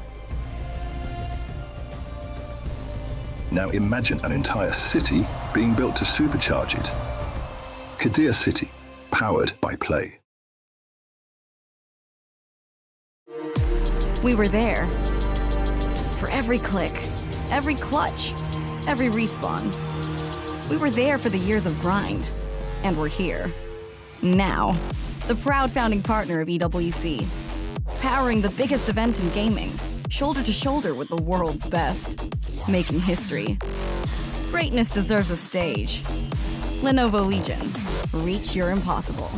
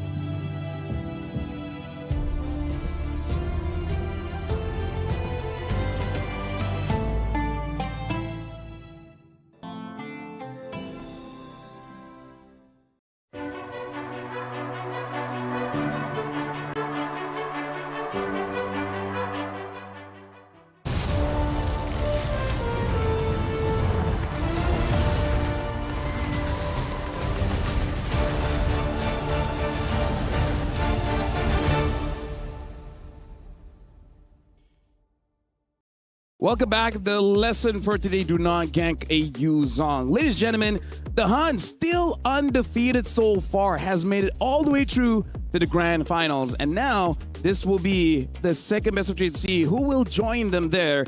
It's going to be Falcons Mena going up against Foot Esports. Welcome to EWC 26. This is the MLBB wildcards. My name is Lafel. Alongside me is Mirko as well as Brigida. And it looks like we're not far away going into the draft here. So let's talk about Falcons Mena. Also, one of the favorites because here's the thing. Strong team usually appear in MSC, but somehow, some reason, if they come through the wildcards, they just don't have the best of luck. Yeah, you would like to think that they've been able to really achieve stability by now, because this is a lineup that hasn't changed in the past 2 years. Like, they've been not just with Boyet, but even Coach Powie Burn for, I think, the past 2 years. And it's about time that we really see them shake off that inconsistent Falcons name that's been attached to them for quite some time, since they've been in and out of the wildcards. But if it's just experience that you're talking about, you know for a fact that these guys should be having that. That's true. I mean, they got so much experience under their belt. They've made it to like a lot of different main stages already. It's just, I remember back in the day where they had the confidence, where they had the hunger. When Troll always said in interviews that we want to prove that we can be the best, not just in our region, but that hunger. As we go through more and more international events, it's kind of disappeared. And I see that hunger in Foot Esports. They're seeing these tournaments, these wildcards, as a stage to prove to the world that they deserve to be here. And they just did it. Yeah. M7 in the wildcards, different team, different org, same few players, the man in the middle being Kazue. Yeah, it's always really regional pride that they've been pushing for.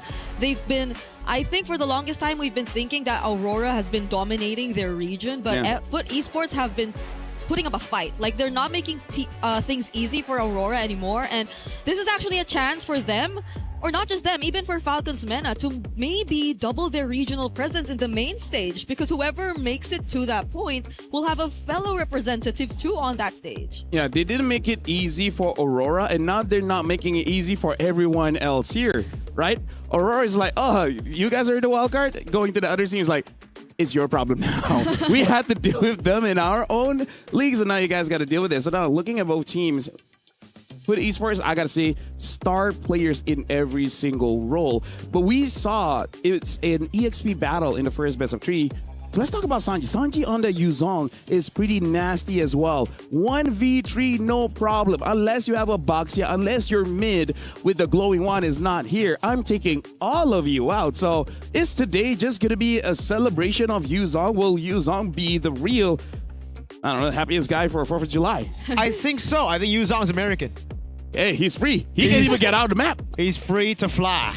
And right now, it's all about flying. It's all about flying past everybody and getting to the jungler. The fact that both of these junglers are very good utility jungle players, I think we're going to see a lot more Yuzong prioritization here. Maybe even the first phase. Yeah, yesterday was bad for the Paquito, good for the Alice. Now it's just like good for the Yuzhong. And bad for the Suyo. based on what we've been seeing, at least in the first series. So, and this is why I say sometimes it just feels like we have a patch for weekends, you know?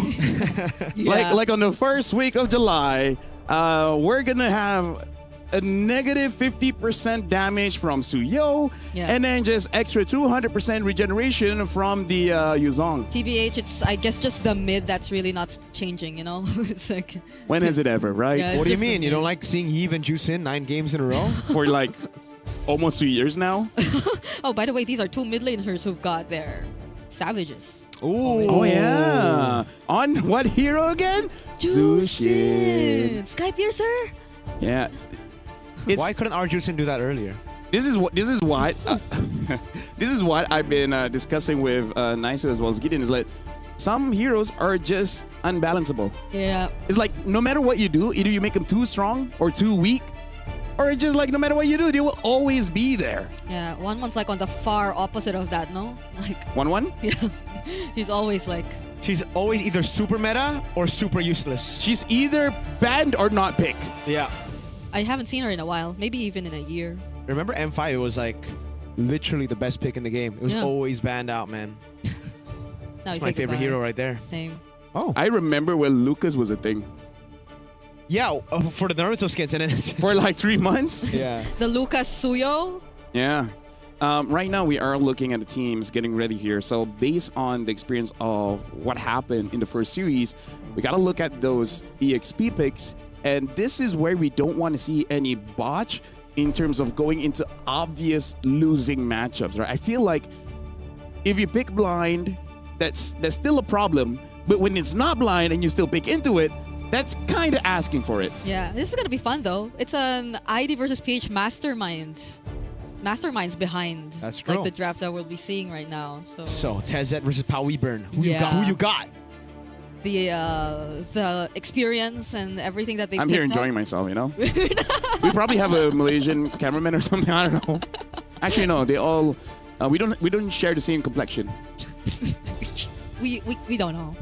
We just don't know. When I say we, I mean like us Malaysians. You guys are pretty fair. Oh, I thought you meant yes, like we. Yeah. Yes, same complexion. Oh, that works. Yeah. That works.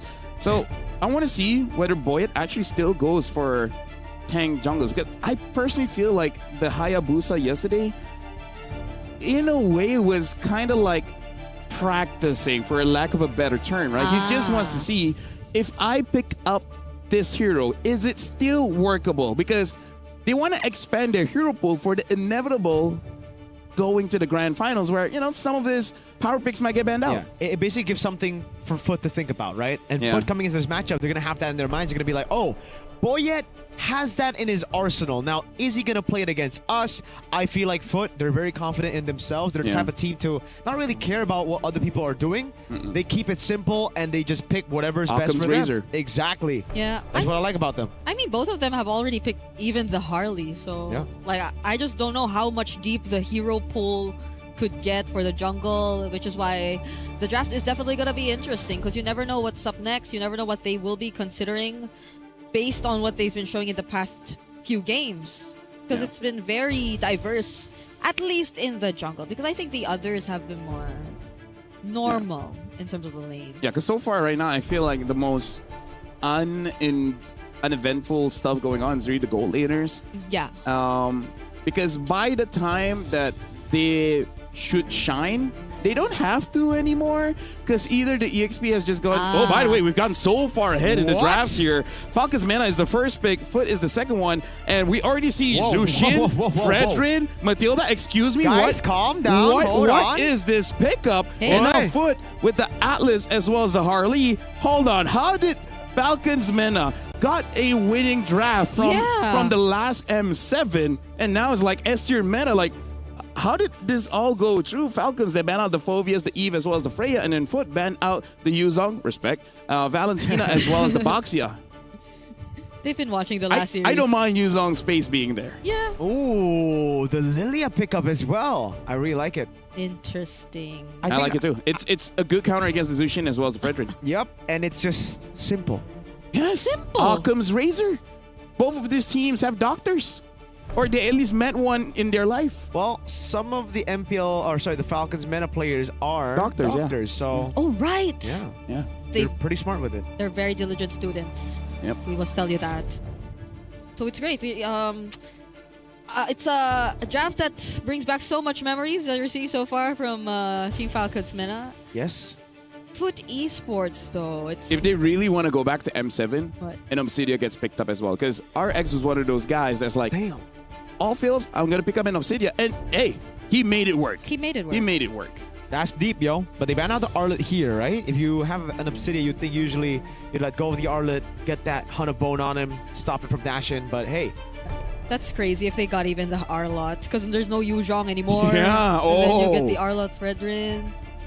So like this is, you could say it's pretty much a winning draft already if they do get that hero. I like the opening here coming in from both teams. I like it. They keep it simple. The only thing I'm questioning now is the Harley. How good is the Harley in this meta, especially with Mathilda? I mean, at this point, it's kind of like forcing a gold lane gank, and if it doesn't work out, then, oh no, so sad. Yeah, because... Ooh, Alice. The Juicin doesn't seem like a really good target anymore. Not if it's always with the Mathilda, especially. Nah, I feel like Harley will not be able to kill any of these three. Yeah. You're kind of hoping that they get a gold laner that's just like, I don't know, Leslie or something. Yeah. Or maybe Footer trying to go for, yeah, you know what? I think they need to play strong side gold here with the Harley. They have to. Because they just clear mid, rotate over towards the other side of the map as Falcons Mena collect the neutral objectives. Yeah, Foot are going to be the first ones to pick their hero heading into the second phase. So, but that means they need a hero something like a Uranus that can survive any kind of ganks. Yeah. Maybe that's also the reason why we see Falcons Mena banning out that Alice, just to make sure that even banning out the Terizla, yeah, they're just making sure whatever the EXP lane is for Foot is gankable and killable. Wow. What's the pick here for Foot? Do they take away the Claude gold immediately? Moskov. Wow. So the Claude Harith is still going to be there. Okay. I feel like if Falcons Mena pick up a Harith, it's not going to be easy for the Harley to really burst him down. Yes, that's true. But even the Claude, like, there's a lot of options for the gold here that Harley kind of doesn't want. But if they're going tanky EXP, then the damage spread should be physical. For Foot? For Falcons Mena. Yeah. I feel like it's going to be a damage XP. Let's see. The Benedetta? Paquito is still open. The Benedetta. Sora. Honestly, very good pick. They go for the combo. Okay. And now the gold lane. Is it just going to be a simple Claude, Harith, Claude, weak side gold laner? Okay. Falcons has a disgusting draft. Disgusting in a good way. Foot can still take the Valentina XP here against the Sora. Valentina ban. Oh, They themselves ban out the Valentina. Yeah. So it's just tough right now. What's left? Uranus kind of fits the motto of like just surviving. Other than that, they pick up the Paquito. Yeah, the Paquito is still open. It's good against the Sora. Honestly, it's good against the Sora, but it's just like right now, is it too greedy? 4 damage dealers in 1 tank. We saw this before. Yeah, and what build is XC gonna go for exactly? It better not be the lethal ignition, bro. That's too much damage. Here's the thing. On paper, pull out the stats, ask Liquipedia, Falcons Mena has a pretty strong draft. They're very good, yes. S tier all around. Yep. But it looks like they have a specific draft specifically for Falcons Mena. We'll see whether they were overcooking this one or is the right kind of recipe to take down the Falcons. That's a good question, LaFell. Let's take it into this game. Ladies and gentlemen, we already have one. The Huns from Mongolia making it to the grand finals. Now, I'll take you through time.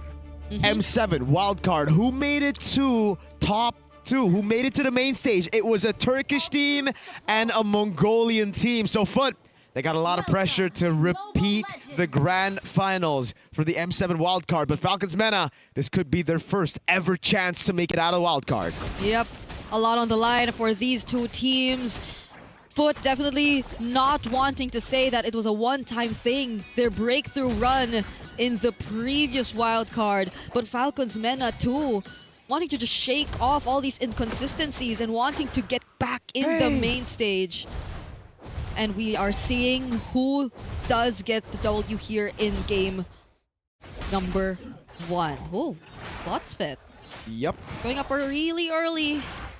Just chilling. It's not like a Belaric who can just, you know, Steal. Yeah. steal.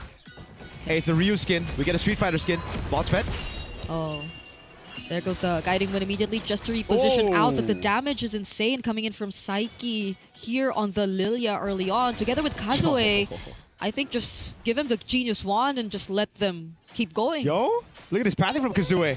From the purple buff, entire bot side, he goes for the Beetle now.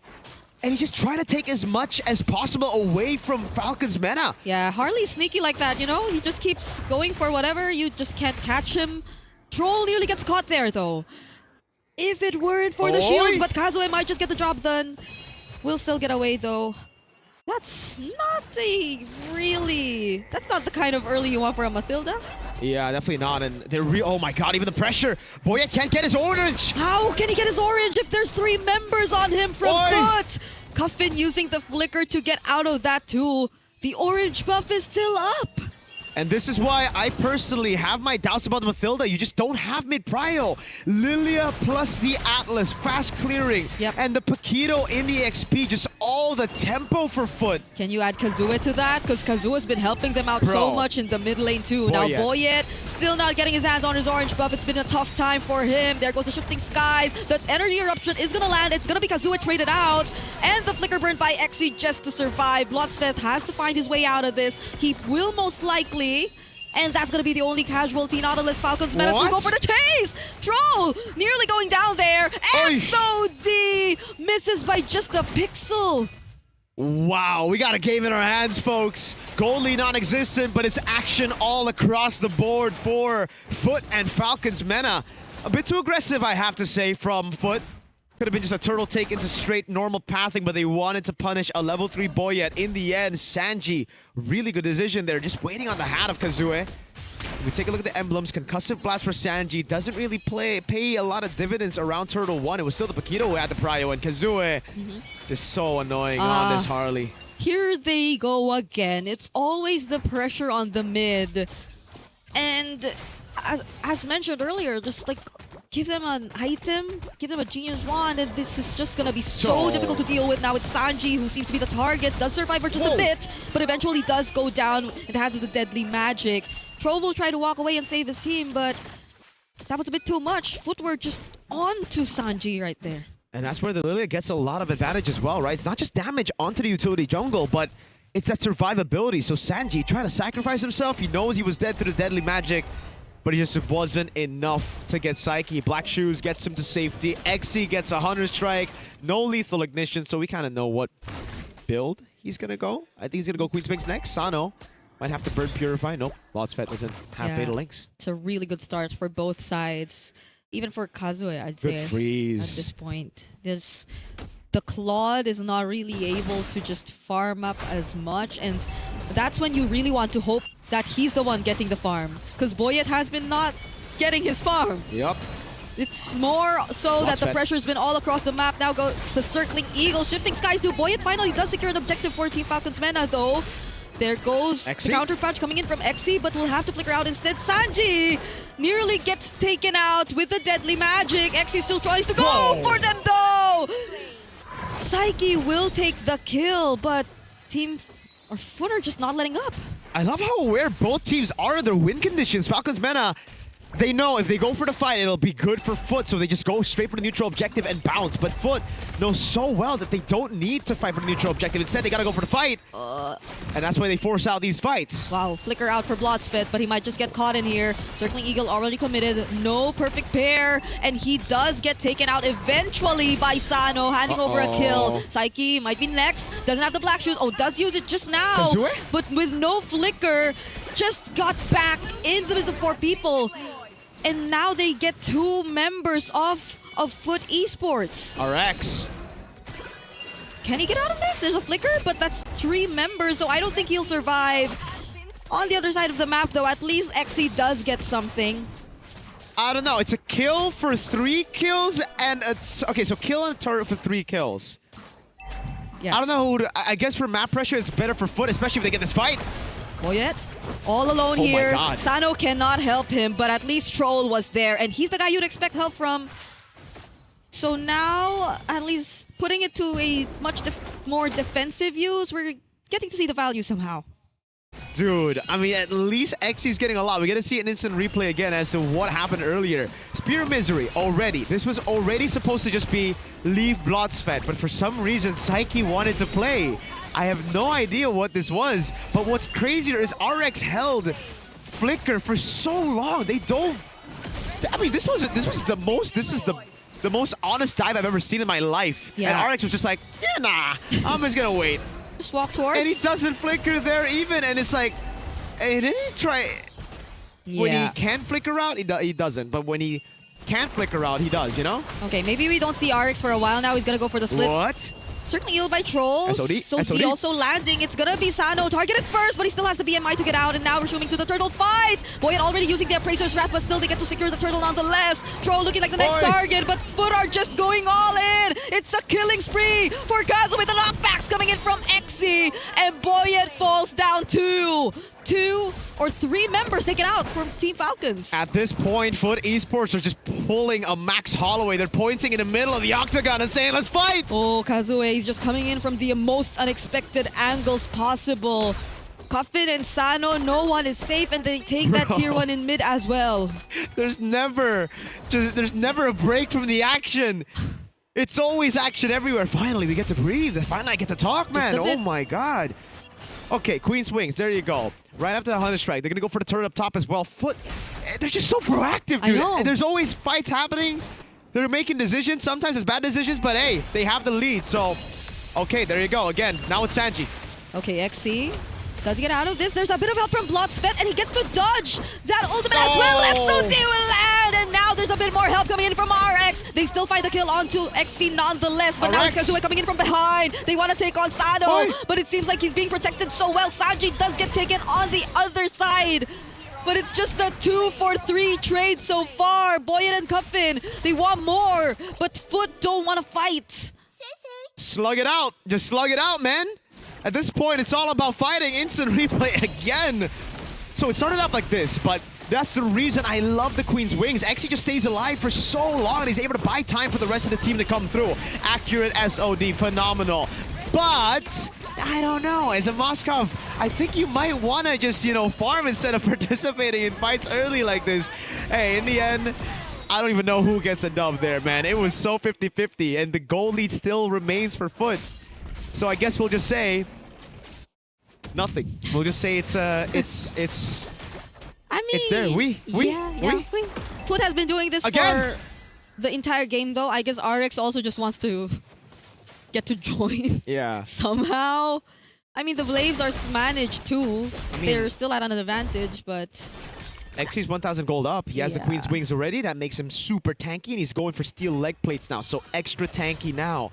Divine Glaive for Kazue. Once he gets that, oh brother, Sanji, Boyet, yeah, all of them are gonna have to feel the heat. Yeah, and now they're just trying to burst down this Lord. Not much response coming in from Falcons just yet. They will show up, but they have no idea where the others are. Trolldo reveals himself together with Boyet, fly towards Psyche, but they're just able to walk under their tier 1. It's not gonna be a problem, and they use the Circling Eagle already. No Circling Eagle, and is that right? Boyet doesn't have Appraiser's Wrath. Oh, yeah. Blotsfet, waiting in the bush, getting Sanji. Trying to bait out an ability. He's punching him. The Atlas and the Sora, both the tanks, are fighting. Perfect match to get out of there. Wave up top is good for Foot, and that's why they're just playing the Lord Dance while poking Falcon's Mena. Yeah. Hey, Okay. Circling Eagle's back up. Oh. And he uses it instantly. Now it's down again.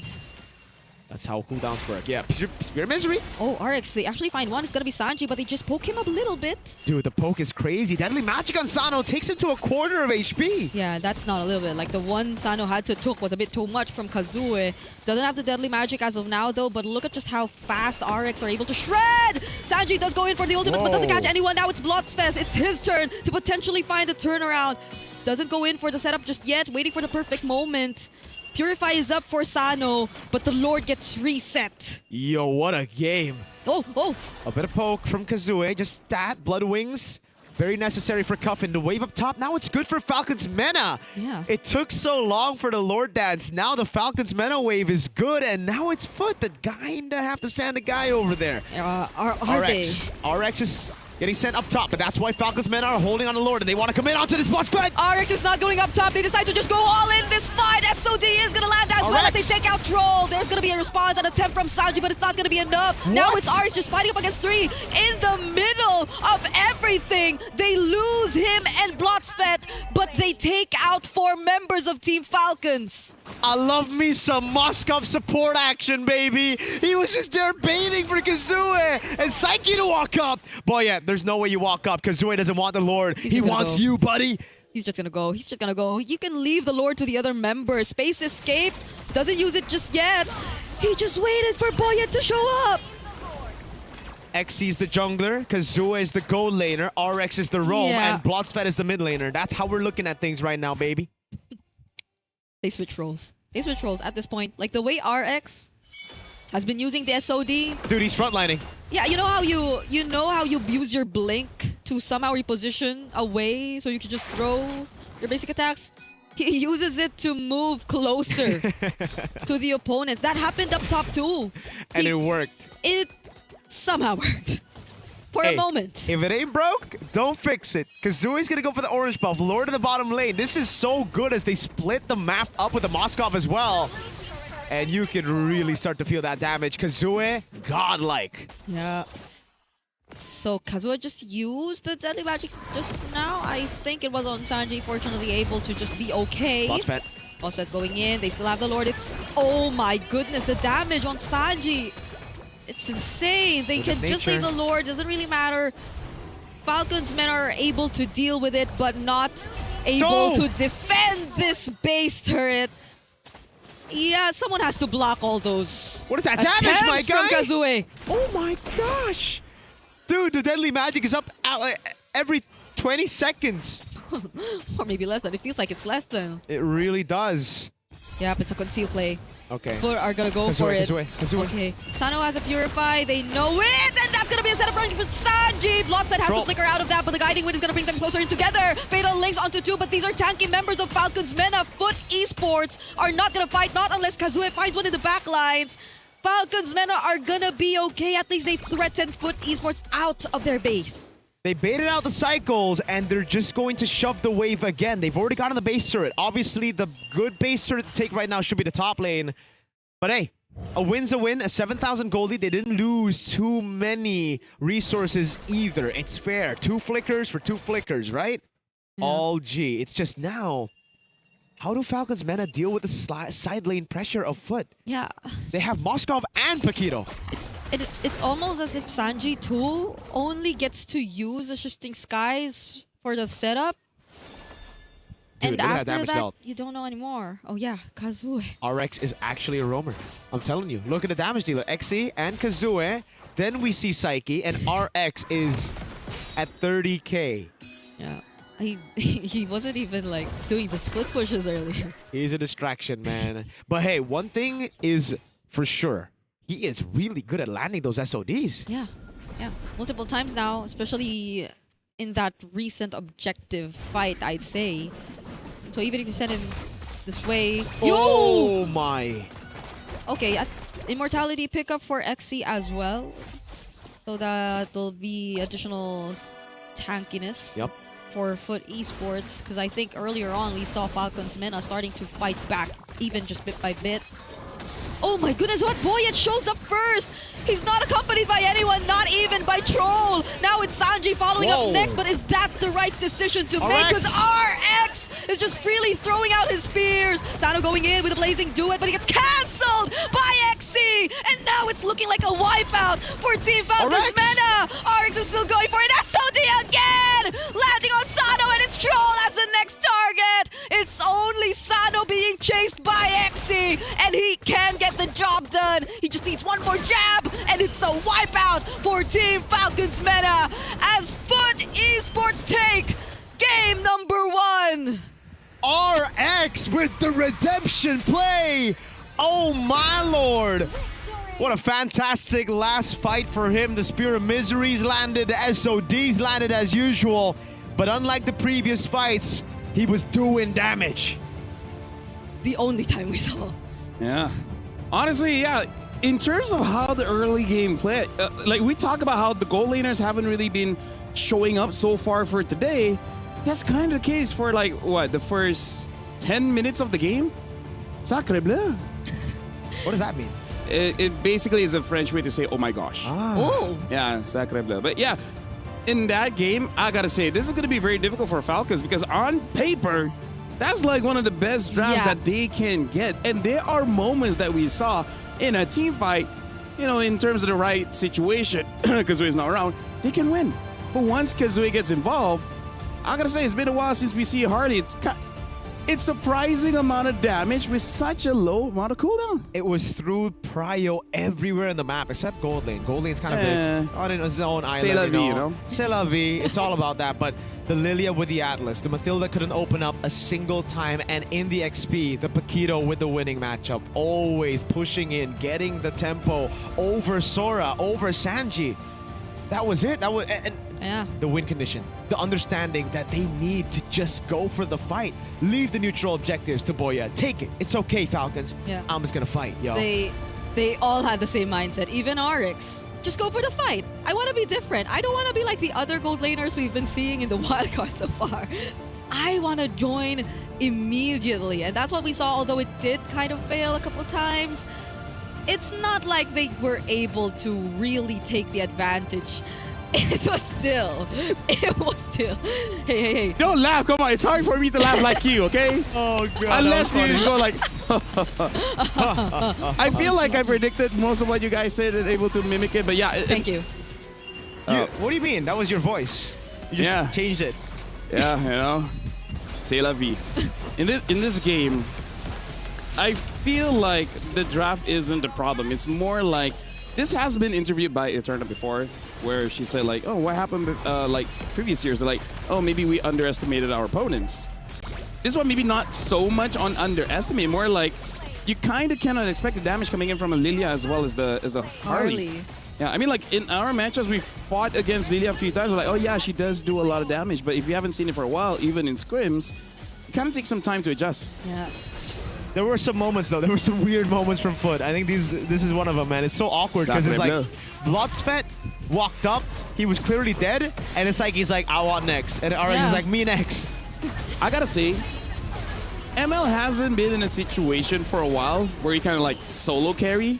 Yeah. For today, I wouldn't say it's solo carry, but whoever wins EXP has like a 70% chance of winning the game. Like, the game gets so much easier for the team. And this is why you go Queen's Wings and not Lethal Ignition. Just go Quantum Charge. You're able to kite and survive for so long. Look, XC bought all that time for the rest of the team to come through. Yeah, and this was the blink that we were talking about for RX. Had he done it towards the right, maybe he would have survived that. But Come on, someone needs to tank, pushing okay? forward. Again, he is a tank. In this game, at least. I don't know if that's gonna stay find you for men the that can next do game. both. They can carry and they can tank. Oh yeah. He did both in that game. And now this is how do you adjust this? How do you adjust this for Falcons? Because it seemed like they got Fredrin, they got the Matilda, they got Zushin.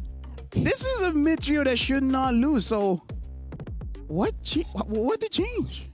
I think they got to think about it this way, right? On paper, yes, you have the mobility, but only if you get mid-prio. And a lot of times, that's why now we see Atlas paired up with like a normal mid laner, like a classic just 50-50. Yeah, Zeus and Eve is what I'm trying to say. I don't want to say it because Zeus and Eve already got enough attention, but you know what I mean. With the Lilia, though, you just have such an advantage, a massive clear advantage over your laner that you can't rotate with the Matilda. Level one advantage, right? You already have both skills on level 1, and for now, we'll be going for a short break, giving time for both teams, because I think this is going to be a tough one for the Falcons to figure out. We'll see you guys right after this.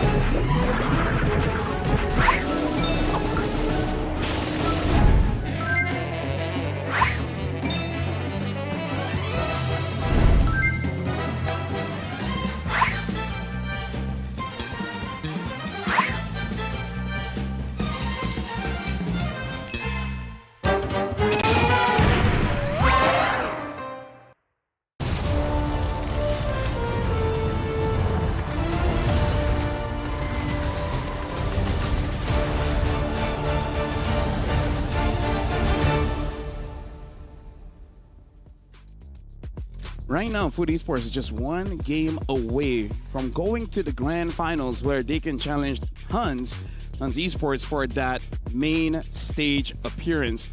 Welcome back. Just now, Falcons Mena. They got a pretty good draft, but it does seem like if you just lose the EXP matchup, the game is just tough for you. Yeah. You know what the opposite of tough is? What? Opposite of Foot. tough? Foot, tough. What do you mean? What's the opposite of tough? Foot. Because that's how the Gen Zs say tough now. T-U-F, right? Foot. Bro, it's a good joke. 9 out of 10 people would laugh at that, no? It's a good joke. Right, Chad? It's a good joke. What's wrong with these people? I think it's okay. Yeah. You know, my boy, I'm just gonna dab it out. It's like, chat, don't do that. So let's talk about this one. Foot, it does seem that they have that recipe in order to defeat Falcons. It kind of looks like going in, they know that they're gonna be using a composition that's clumped up. So they're prepared with this Lilia as well as the Harley to kind of like do different things, right? Yeah. One person that can kind of like 1v3 because of the damage, and then one person can do that 1v1 and just make it so that the game is unplayable, right? We see the pattern. Jungle, go EXP. Mid, smash. Mid smash? Yeah. Where's the Hulk now? Hey, I don't know about you, but Lilia looks hella jacked. She's been to the gym. Yeah. You know, like the best bench press is not about the weight. It's about all the friends that you made along the way. Where? To the gym? What? Yeah. Look at Ingan. Ingan even recommended us a gym. That's true. See? Ingan did recommend us a gym. It's not about the weight you move. It's about the friends you made along the way. We made a lot of friends That's why along you the should way. join us, go to the gym.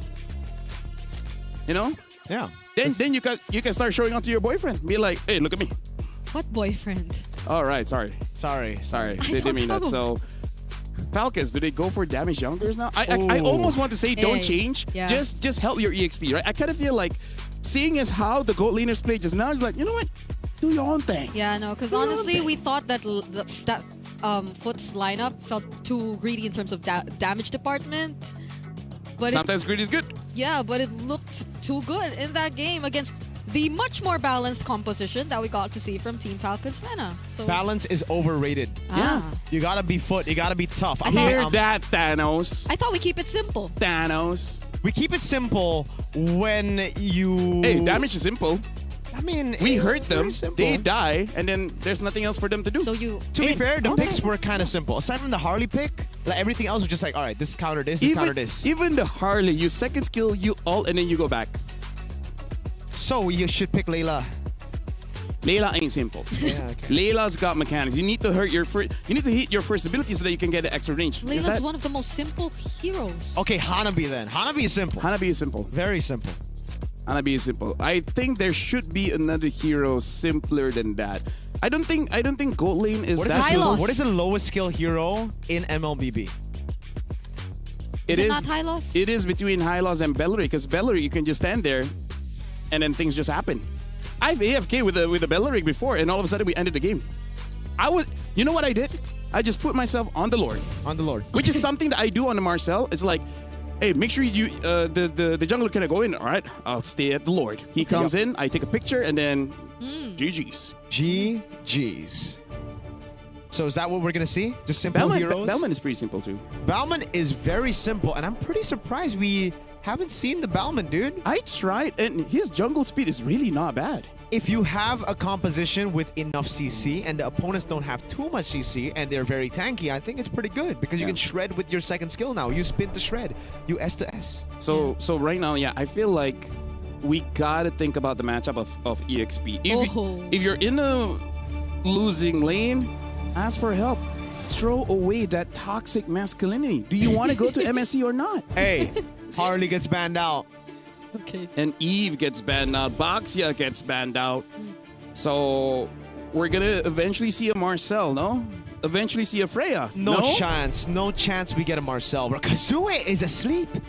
Man's cold with it. No. He's meditating. He's looking into the future. He's like, what will I say when I go to the main stage? Oh, Kazue is a trash talker, man. That's one thing I really like about him. So maybe that's why. He's not falling asleep. He's holding himself back. He's an elevated desk. That was an elevated desk. Maybe you just gotta be above your opponents. Wait. It's a mental game. So if they're leaving the Juicin open, then that can be an option for Falcon's Mena. But also, like, the Fredrin. I mean, like, Falcons lost with the Zushin, Yeah. Redrin. So Footer like, go, Tilda. do it again. They got a Savage with that too. So. That's true, but it's Not a in this different game. time. It's a different opponent. Right, that's a different time. It's a right? different time. Right, back. Okay. Stop thinking in the past. Right now we're in the present, and we're playing for the future. That's right, partner. Right. All right. So for now, it should be a Marcel ban, and then afterwards, what else is open? I don't know. it just keeps on changing. if I can speak French, I swear, I'll do it. You've been teaching us some words. Oui, You've mon been cher. teaching us some words. Hey, well, there you go. Monsieur Sushi. Raphael? Marcel? See, they banned the Juicin. Sacre bleu. Wait a second. Marcel first pick. If you don't think Marcel, you're trolling. But Get they it? literally have troll. Troll. Yeah, I get it. That's the I know. That's the joke, DA. What is Oh, because it's Troll as the role. DA? Bro, you got it after like 5 business days. What? Oh, yeah. Talking to you feels like sending an email. 5 business days. Can you make it 2 to 3? 5 sounds too bad. All right, that's what Falcons Mena are taking. 2 to 3 business days to decide whether they want Marcel. Hey, whoa. That was not Marcel, but it is Marcel now. It is Marcel now. Okay. What if they just make a combination of it, right? Have a arcade mode where they can combine 2 heroes, Marcel as well as Claude. You golden hour into a blazing duet, and then once the golden hour disappears, boom. Boom, bang, bada bing. Do you go for a combo with it? Because like we've seen Marcel Kimmy's, right? Yeah. I've seen in rank Marcel Mia, and it works tremendously well. In case people don't know, right now Marcel, he can stop the basic attack, so and then you can target your opponent. So if you're using an attack speed hero like a carry, Mia, or whatever, you just collect all the basic attack stack and then just it gets deleted. Oh. Kiro Akai, hey, Foot going back to basics here. Oh. Hey, simple. There's a Occam's Razor. Occam's Razor. I don't know who Occam is, but he seems like a pretty bad dude. What? Or girl. Okay. We don't know. You never know. Falcons Mena, is it time for them to go for utility, or do they pull an assassin here? It's kind of risky, right? Because you already have a Marcel, pretty squishy roamer. There's a... There's still a Fredrin, and if they want to go, you know, double fighters, they can go for Yi and Shin. Oh, there's a Valentina too, which I think would work for either of them. Because you get either the heavy spin or the golden R, but at the same time... Oh, they're running it back. Barats and Kimmy, not the Mathilda. You think Barats Mathilda. This is taking the draft of KOG. Didn't really work out against Alpha 7. Nope, yep. So this is very interesting. So is the plan just really lock down the Akai in whatever way you can and I guess win the objective? But also, does it really have to be shown this early? I know. Yeah, that's a good question. I don't think Foot would be like, you know what would be a good bet right now? The Barats. Oh, now they get the Mathilda. Yeah, because we expected Barats Mathilda, but there's already a Marcel, right? Yeah. So the Mathilda just gets snatched away by Foot, and they have now a pretty familiar two heroes. You know, shout outs to VW. Yeah, the Flying Panda. Yeah. It sounds like a delivery service. Flying Panda, get your food today. Or food's overrated. Just fly over a desk. Some people might want desk, but they don't want to go out and drive and buy a desk and then figure out, oh no, it doesn't fit in my car. Thus, you get Flying Panda. Facts. Let's build a company. Let's you and me. Yeah. Yeah. Flying Panda, Sleeping Dragon. I will support you. With money? No, that's the real question. Moral support. Well, the Claude gets banned, so the Claude won't get much support here. I wonder if eventually we'll see a Moskov ban from either. Honestly, like, I feel like going up against the Barats and the Kai, the Moskov would be not bad. Yeah? For either. For RX, yeah. For RX. Hey, yeah, go RX ahead. did an amazing job towards the end of the game. Yes. Hey, it's all about your mindset, right? In the early game, it's all about helping Kazooie. Wait a second. Isn't Phobius up for grabs right now? Didn't get banned at all. Oh yeah, Phobius has not been banned. I think Sanji's got to go for the Phobius, right? Unless they have a specific counter, which I guess Gord is still up, Carry is still up, so it's not super free, but it's not like a bad idea to pick up anyways. Probably, yeah, does RX consider the carry too apart from the Moskov though? Do they want to ban out a Lilia here? Just in case? Yeah, that could work as well. Other than that, in terms of the mid right now, yeah, they ban out the Lilia. So, how Farsa? crazy would it be if they just go Valir? Because if they're expecting the Phobius, they just last pick the mid lane. They go for Moskov carry, whatever, right? Yep. And Yeah, then go lane first. Yeah. They reveal whether if it's a Phobius, I think Valir. If Falcon's gonna go Phobius, Especially because they have Matilda, already have the damage. exact. Exact? All You're right. wasting words, you know. When you say exactly, just say exact. Yeah, but I charge by the letter. Exact. Exact. My point. Mm-hmm. Sacre? Sela? Oui. I feel like some people are rage baited now. Yeah. It's like, it is? It is what? Well, We let's love see. you, Brigida. You're our boy. Yeah. You're our boy. Our boy Moskov. It's picked up. So Is it crazy if Falcons Mena goes for double fighter because they have a Kimi? Like, would that be super local? with just What, the Barats? Ruby? You thinking Ruby? Yeah. LaFell, if they go double fighter, this is the best Valir game I've ever seen in my life. And then it doesn't get picked up. Okay. Alice. All right. Okay, so no Valir, I don't think. Alice to deal with Keto. What if you go Lunox, bro? I haven't seen a Lunox for a while, so I really can't say the viability of it. My boy Shen has been playing Lunox a lot. He says it's pretty good, but he's also just carry. Ooh, wait a second. I think, yeah. Not the without the Farsa. stress. Yeah, the Farsa's Farsa. not bad. I feel like the Farsa is pretty good here just to make sure that you got mid prio. And then, sure, eventually the Alice will be a problem. But that's lore accurate, isn't it? Alice is the Farsa one. Alice? Yeah, Alice is the one that took Farsa's eyes. And turned Farsa's husband into a bird. W. Very. Alice. Not W. Alice. I mean, look at her. She kidnaps children. Oh, Yeah. One of them is Dairoth. And then look at him. Dairoth doesn't look like a child. I mean, like, he grew up, but when he was taken, he was a child. hey, lore dump for you guys. There you go. What is the last pick for Gord. mid? Gord. Well, I guess you were thinking of something to shred. That's why I thought about the Lunox, and Gord is the simple answer. I wonder...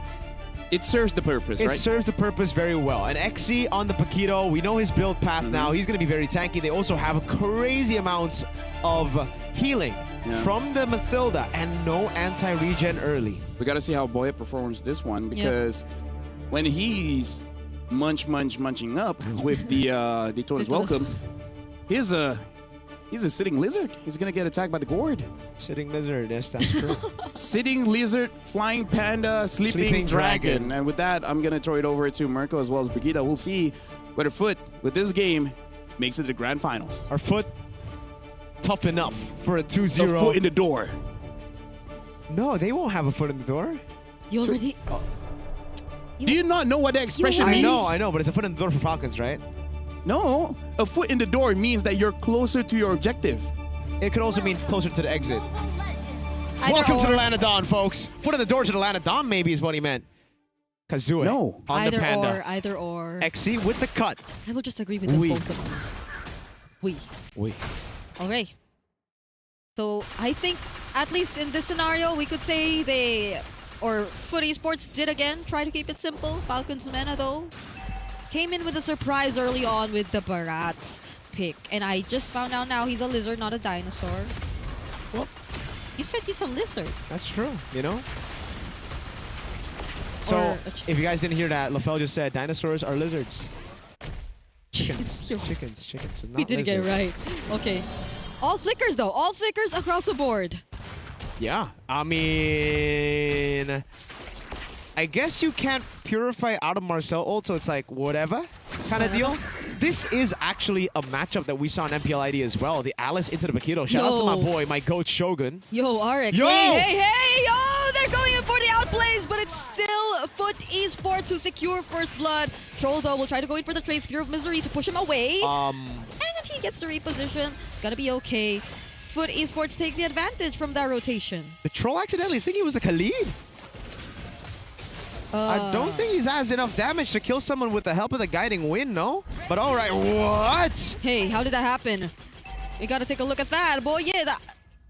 Already with the level 4, apparently, Psyche was left all alone there? Yeah, well, at least no Detsuna's welcome. They got the mid-prio here. Psyche's not level 4, but he has the clouds. Yep. Foot, gonna go for it. Psyche, not level 4. Again, he's gonna have to wait. XC is very close, but not there yet. Psyche's still pretty far. He's gonna have to go and soak in some of the XP from the XP lane. Yeah, we'll have to wait a bit more time before they confidently go for this.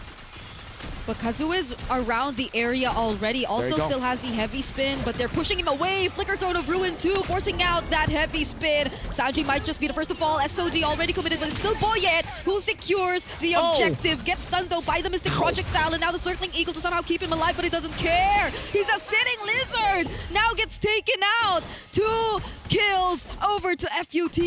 They killed the chicken. Boyet's down.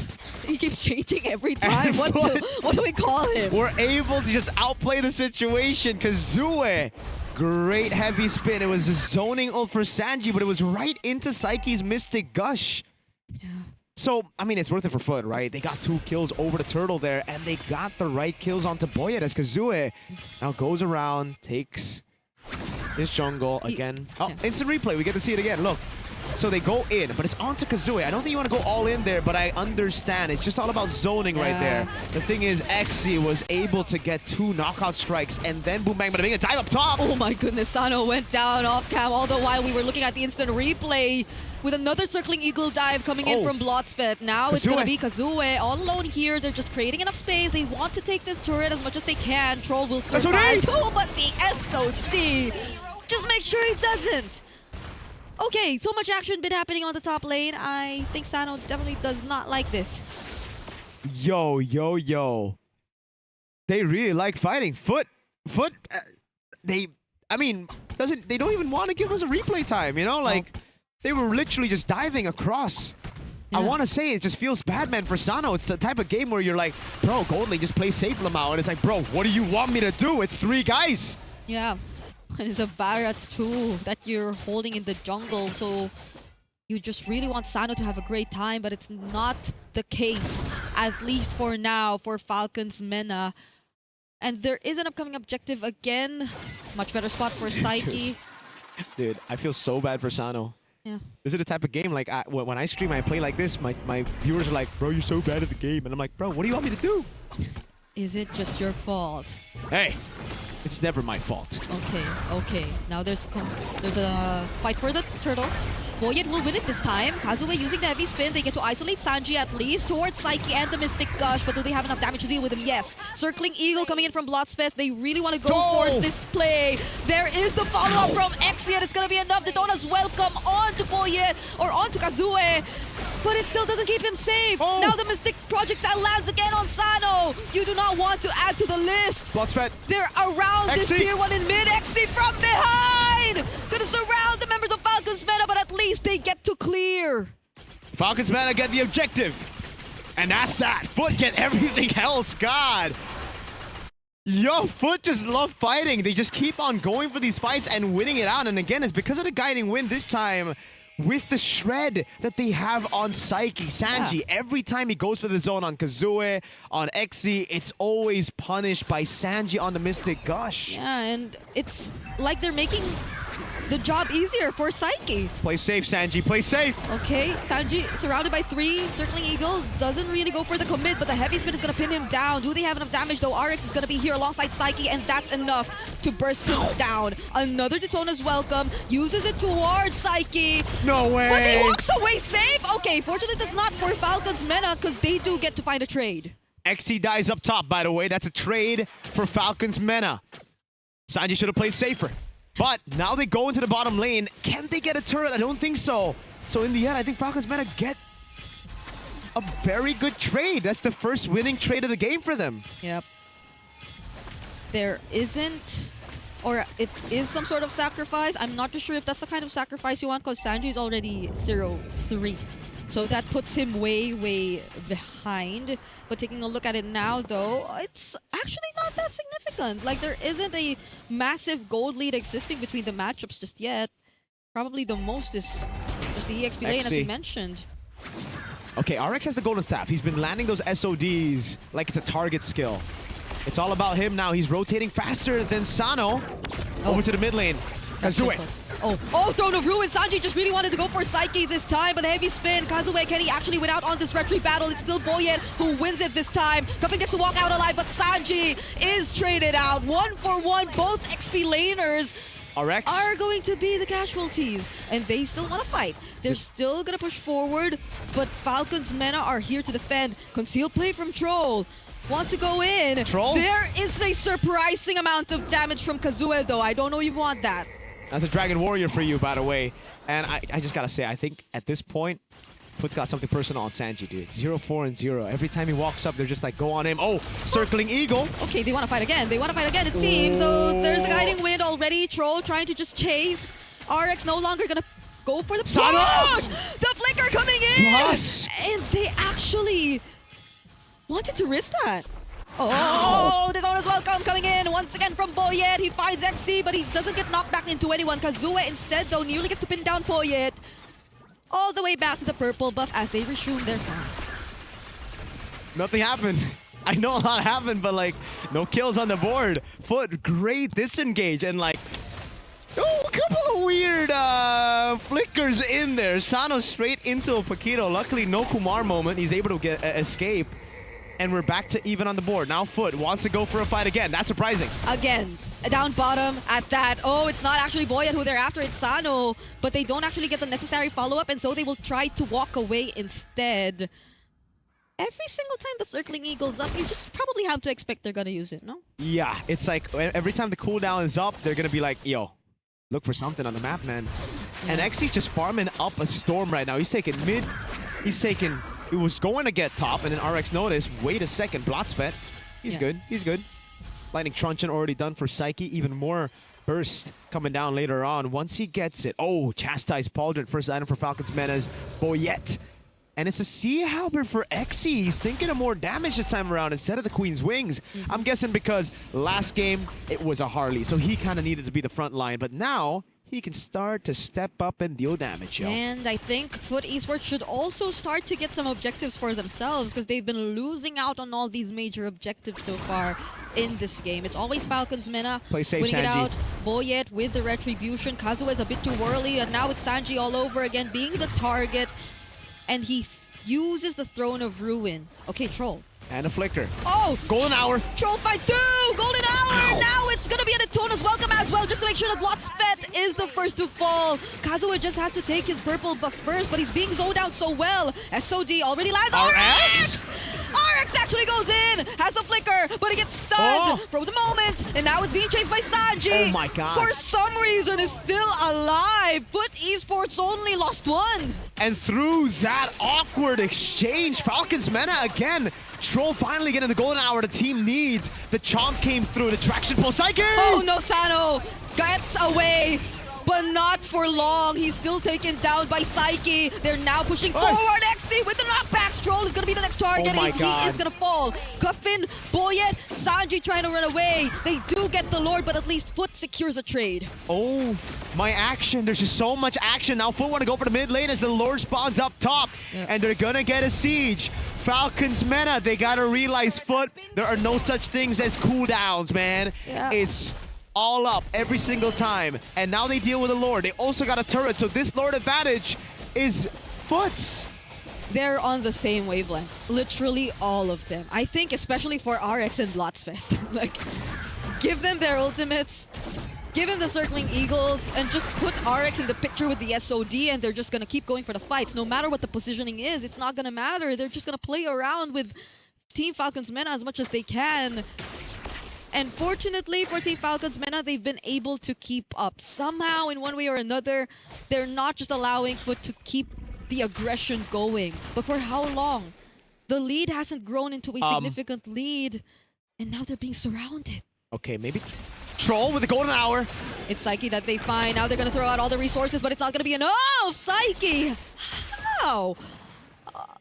I think they weren't too late to the party, but you know, it was a bit too fast of a reaction too from Psyche, I guess. I gotta give props to Psyche, dude. He's making this gourd look like a Kadita. Like even earlier, picking off Sano like that in front of everybody. He's like, yeah, nah, take this laser beam. So, hey, I'll give him that. Great flicker out of the way as well. Unfortunately, nothing comboed right on time. They were waiting for the golden hour to be done with it. And now they get the photo. So a little bit more sustain coming in for Falcons Mena. Bot wave. We're going to have to look at that as Troll constantly just stacks up that Thunderbelt. Divine Glaive. Ooh. That's going to be big. Psyche already doing a whole lot of damage onto the backliners. Now Sanji's going to have to play even safer. Yeah, it's been a great showdown between our Savage mid laner so far in this game. I mean, Psyche was sort of picked off twice already. Yo. But the damage though... Okay, RX is not a roamer this time, I feel. No, he's doing a really good job because when he goes SOD's front, there's not enough lock to actually punish him like the previous game. This time he's free. And look at that wave in the bottom lane. He's cleared it out, Foot. They spot Troll and Sanji. Oh no, Sano. But Sano... Okay. Okay. Able to regroup. Gonna be okay. And they have to deal with the waves up top as well. So, it will take a bit more time for this next upcoming objective setup. But I...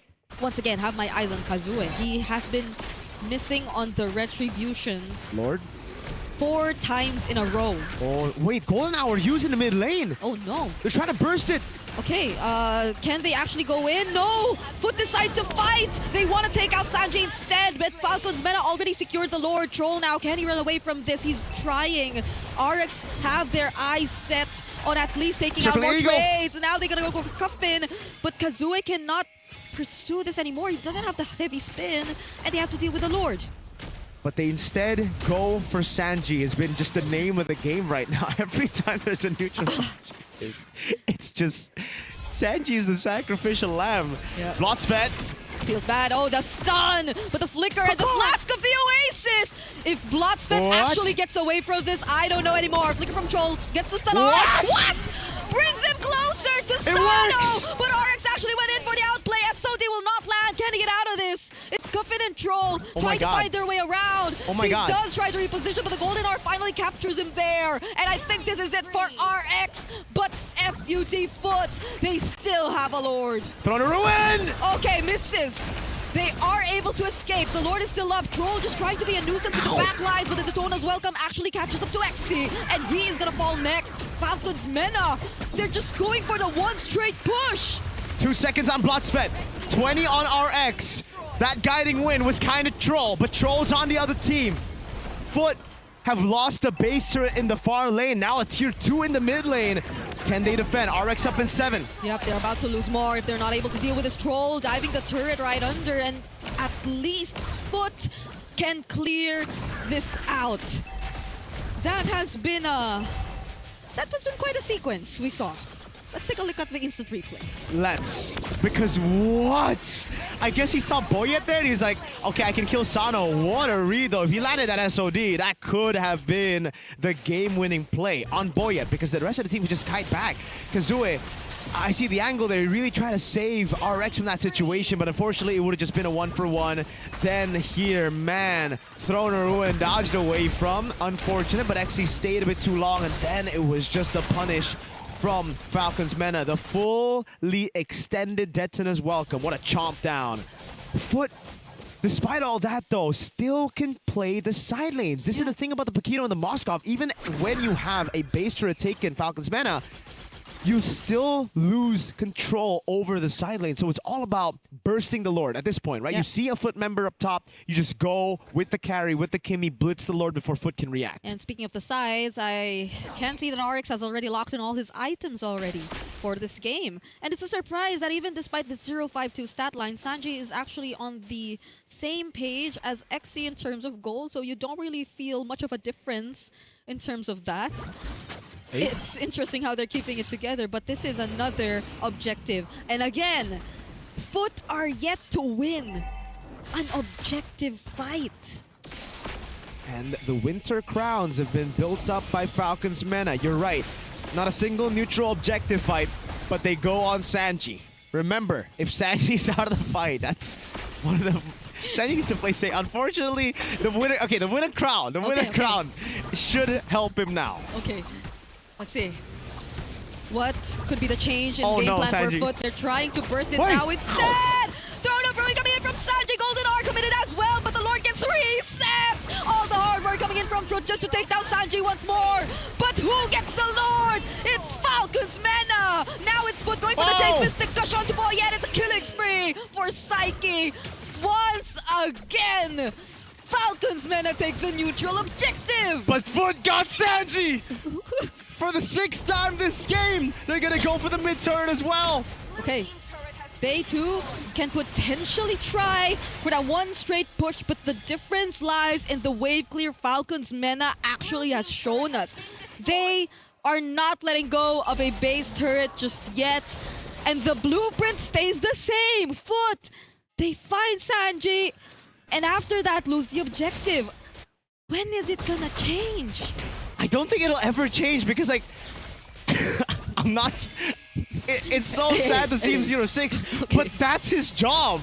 Like, this is not Sanji's fault. He's doing a good job zoning. He just really like to punish him, dude. Yeah. And it's like 6 times? He got the zone. He got the zone. 6 times for 6 neutral objectives. That's exactly what you're supposed to do. Oh, right. But it's just funny that it happened 6 times. You know what I mean? I know.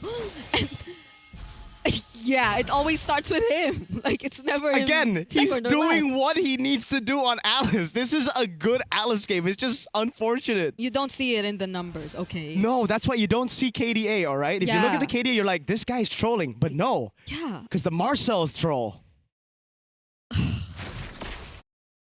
Yeah. Am I wrong, though? Am I wrong, You're though? not, you're not. And I know how it feels. I know how it feels to be this behind, to have that kind of KDA. It sucks, but at least you're doing your job, yeah, right? but you did it on a Beatrix. This is an Alice, you know, so it's a bit different. Anyways, Falcons Mena, right? They're doing a good job zoning. 6 neutral objectives. At least there's that. And hey, Troll, 40 stacks on the Thunder Belt. Okay. Okay, they got the steel leg plates as well.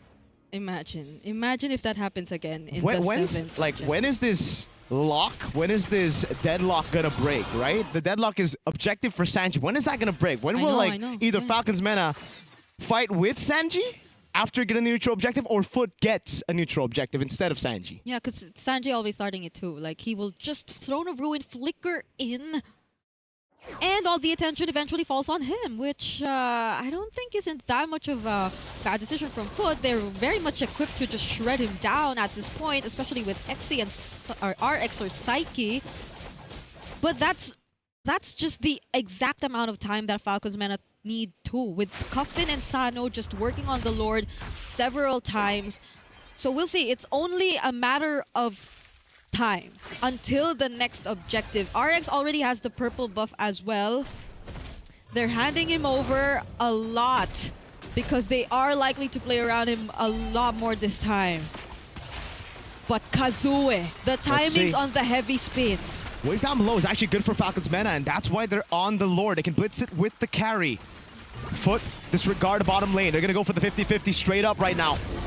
Okay, let's see. Heavy spin already used! The Daytona's welcome is just the response! Another Throne of Ruin coming in, but Kazue is still alive, but it gets shut down! No Retribution holder for Foot Esports! And Falcons Mena take their 7th straight objective of the game! And for the first time, the deadlock is broken.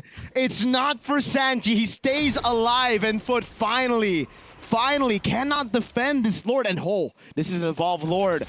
Gord and Moskov, really good to clear it out. Oh, good take by Coffin as well. Stealing the orange buff. Oh, Blocksfed. Blocksfed. Can he get away from this? Okay, RX dodges the traction pulse. Blocksfed. That's Coffin on Blocksfed. Using the circling eagle, just walks or RX flies away. Can RX deal with this? Do they have enough wave flare? Oh, Sanjay goes in, but he gets punished! The blueprint is back! And now, Foot Esports get to clear the Lord! Okay, that one's on him. Like, the first 6 times it was the objective, right? You got the objective. Dude, LaFell's laughing on the side, man. I know. RX is clearing so well. They have good clear, right? But like, okay, the first 6 times, that's what you're supposed to do. This one's like, I think the team said back, but he wanted more. More, yeah. He wanted 0-7, you know? So even after we said that deadlock is broken, they still got Sanji. Yeah, it's back, it's back. Okay, so now he will take 16 more seconds before he gets to be back in the game. Traction pulse already thrown out. Oh, but even the Mystic Gush too. Oi. Wow, it's a moving, flying Mystic Gush. Yep. And Falcons Mena still defend. They just don't want to let go of these base turrets. All right. Now it's just a calm game. Okay, so Falcons Mena, they figured out how to get the neutral objective without sacrificing Sanji, at least initially. Now Foot, they gotta find a way to get the neutral objective and maybe forget about Sanji. Forget about Sanji. Maybe walk past him or something. I don't think you can do that, but maybe you can burst him before the fight? Or try to be the initiators this time. Yeah, it's just so difficult because Falcons Mena have a Kimian carry. So there's no way for Foot to actually get the macro advantage over them, right? Like they go into the side lane, they clear it out, and Falcons Mena just get the Lord. Even the Evolve Lord, it gets blitzed so easily by these 2 marksmen. Yeah, which is something you'd think it would be easier for Foot because again, they had the Paquito and the Moskov on their side. Oh, there you go, there you go. Oh, finally they're able to take advantage of it somehow. But here's the problem. They can't shred. So even if Falcons Mena show some people up top, they can't really just blitz this. RX is trying though. He's trying to somehow blitz it. Oh, Troll. Conceal from Troll. XC does know the plan. They see where they're coming from. And the Lord gets reset all over again. God, they gotta be wary of the Daytona's welcome. Dude, Falcons Mena are looking for this for sure. Wait, Foot are just going for it. They're not stopping. They're not even trying to reset it. Are they risking the 50-50 in the retry battle? Daytona's welcome actually finds one. Oh. It's going to be RX. He gets caught. Has the immortality now. Kazue falls yet again. Another flicker coming in from Team Falcons, and they're just chasing after Foot. They lost 2 members. It's too risky to fight now. What a fight by Falcons Mena. Now it's Boyet that they get. Oh. Kazue RX for Boyet. Can they go for the neutral objective? They still have their Kimi carry combo. Coffin and Sano straight on there. XC is going to try to clear out the wave in the mid lane. The Guiding Wind should be able to open up for the team. But can they steal it? No retries on both sides. Okay, Boyet is down, but there are 2 marksmen. That's free. On Team Falcons Mena's side. No neutral objectives for Foot Esports up to this very point. And it feels like we're on the verge of breaking records yet again. Could this be another longest game in the wild card so far? Could be, man. They finally go on towards Mr. Man Boyet. but the whole team had to get in there. RX caught in the vulnerable spot against the two backliners, and now it's all about the defense.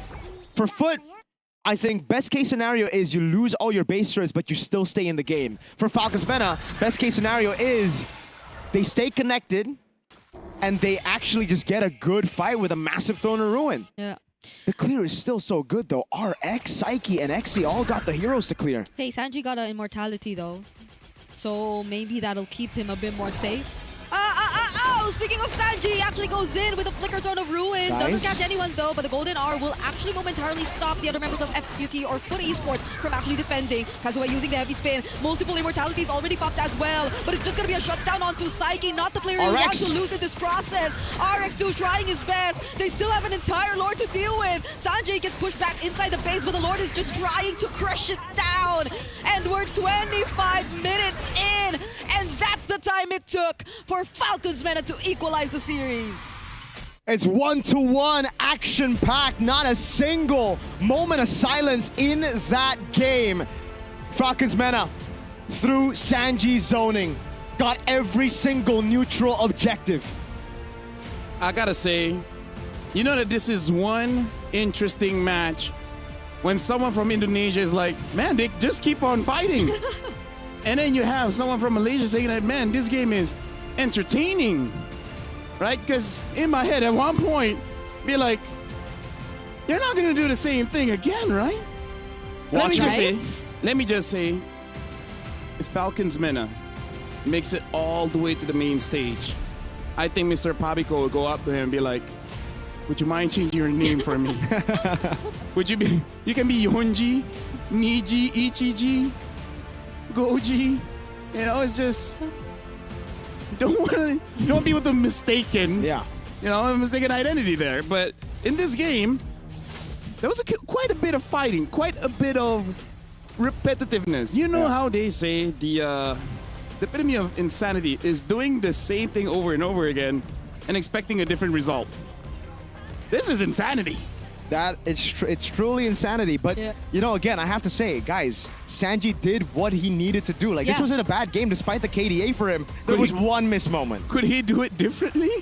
Could he wait for the Mystic Gush and then use Winter? The thing is, it's not just the Mystic Gush. Kazuya is on him instead of the neutral objective, so it's always kind of worth it for Falcons Mena. And for Falcons Mena, I don't think there was any time where they needed to change anything. Because for them, it's always like, all right, we get Sanji down, no problem. It's Foot's job to actually win on a team fight or get the neutral objective, and they never get it. They only get Sanji. So now it's on the coach to go to the team, and it's like, even I know what Sanji did, but we gotta let it go, guys. Yeah. If we don't let it go, it will eat us.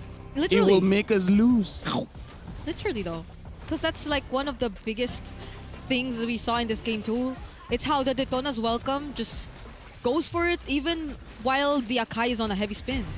Like, you just trap him. Yeah, look at Kazuya, right? He looks at the turtle. He says, you know what? Sanji looks a bit better. He tried a retreat though. It's just the 50-50 didn't work out. Again, by the way, as we say, Barats, it's really up to you whether you want to say he's a lizard or a chicken.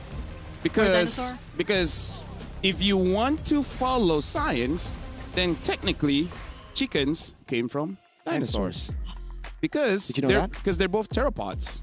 Pteropods? Pteropods are basically creatures with 2 legs, meat eating, and closely related to the Tyrannosaurus Rex as well as the Velociraptor. And it has been theorized after a few excavation journeys that probably those dinosaurs, instead of scales, they actually have feathers. Yeah, it's great that you're bringing up fun facts about our lovely friend from North America on the 4th of July. Yeah, also, just a reminder that after the wildcards has been done, we will have a group draw, by the way. Right? A group draw to see for MWI as well as MSC, just to see how the teams will be matching up against each other. Just saying that as a reminder to make sure that you guys, after we know who makes it through the main stage, stick around. Yes. But now, going into Game 3, let's think about it in the background of what needs to be changed. For now, we're going for a break, but when we return, we'll see who will join Hans Esports in the Grand Finals.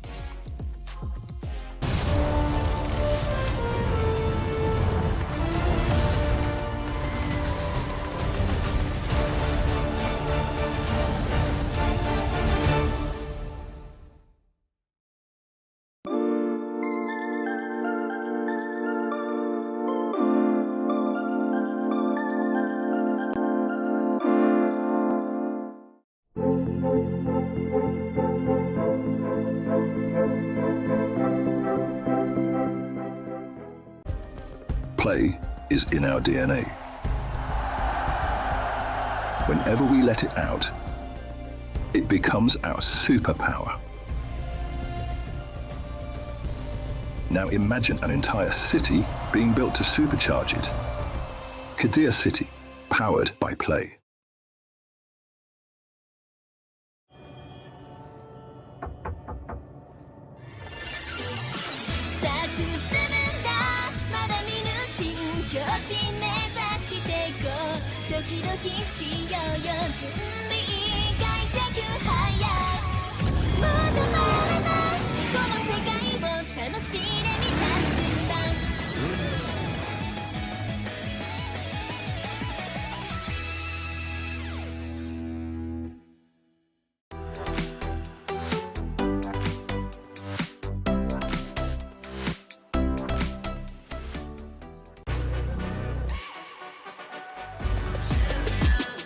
This ain't no regular thing. I came for the ring, you know what I mean. You see my name in the lights, better get right, I'm champion.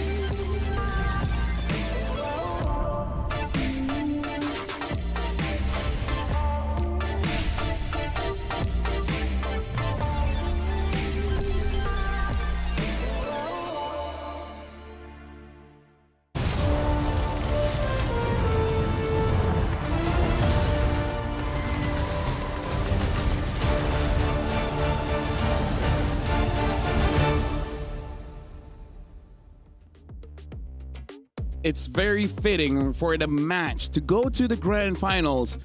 Ends in 3 games. We had one going all the way to 3 games. Congrats to Han Esports. But now it's between Falcons Mena going up against Foot Esports. And I gotta say, that felt like we were stuck in the infinite Tsukuyomi, man. It was infinite Tsukuyomi. Like, bro. I feel like at this point, I don't want to wait for a turn. I just want to pull Sanji and the other team aside. It's like, what's going on, guys? Did he take your caramel pudding or something?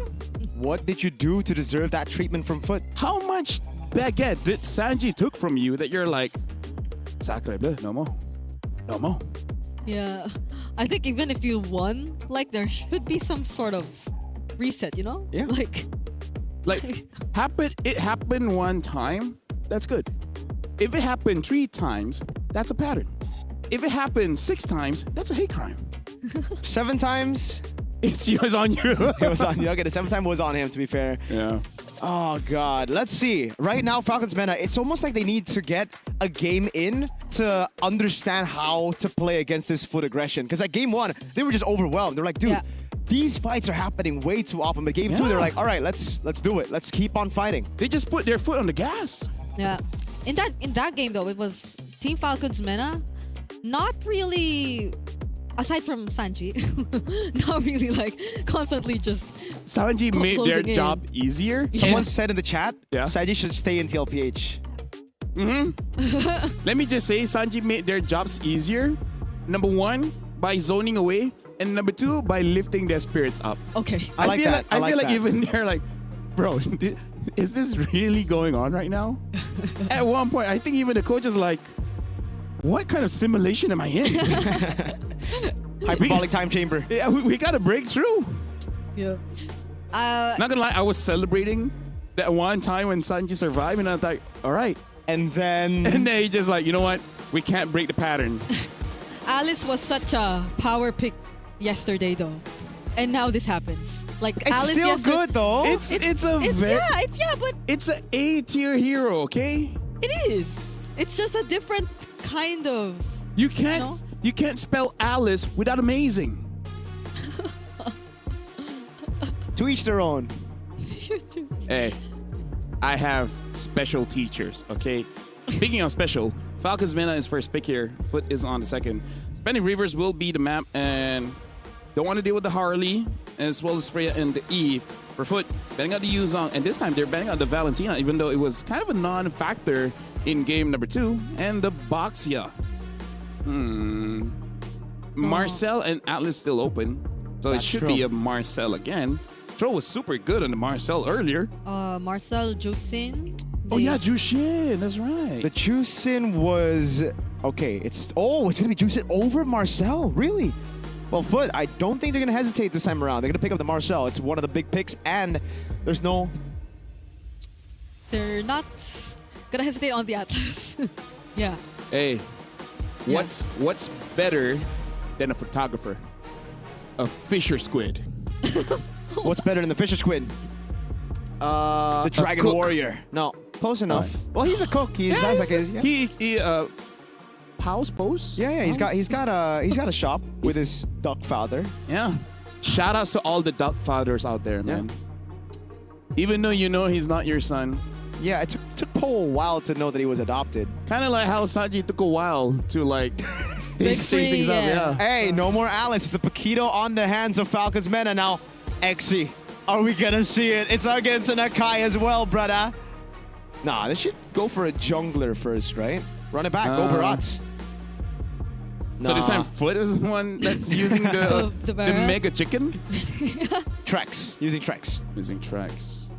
Not Mathilda though. It's not Mathilda, so yeah. Oh, I like this. Look at that. I like the even Raiki is like, oh yeah, now Kazui's locked in. It's so done. You guys are so done. And they got mid prio as well with the Lilia. They're going back to basics against the Kai. It's all about just poking him, baiting him to use the heavy spin. The Claude gets banned out this time around. So they're taking away the weak side picks away from Falcons Mena. I don't really think they care too much about the carry because there's not a lot of HP right now for the side of Foot. I feel like Falcons Mena to be like, it would be great if they can somehow get maybe a Harif or something, because I think right now the HP is not, I'm pretty sure it's going to get banned, but the HP from Foot for now doesn't look like that big. So having some kind of burst damage, Granger, Harif, would be pretty good. Yeah, I agree. Considering too that I think they wouldn't have to worry much about the waves since they already have the Paquito to take care of that. So maybe a more team fighty kind of gold laner would suit them best to just make the most out of this lineup since they're already pretty much on an Akai, which will rely on the objectives. The Arlet gets banned out. This means like, what are they trying to plan out here? Because I thought they would really just ban out the Alice, right? Hey, they still have one more chance.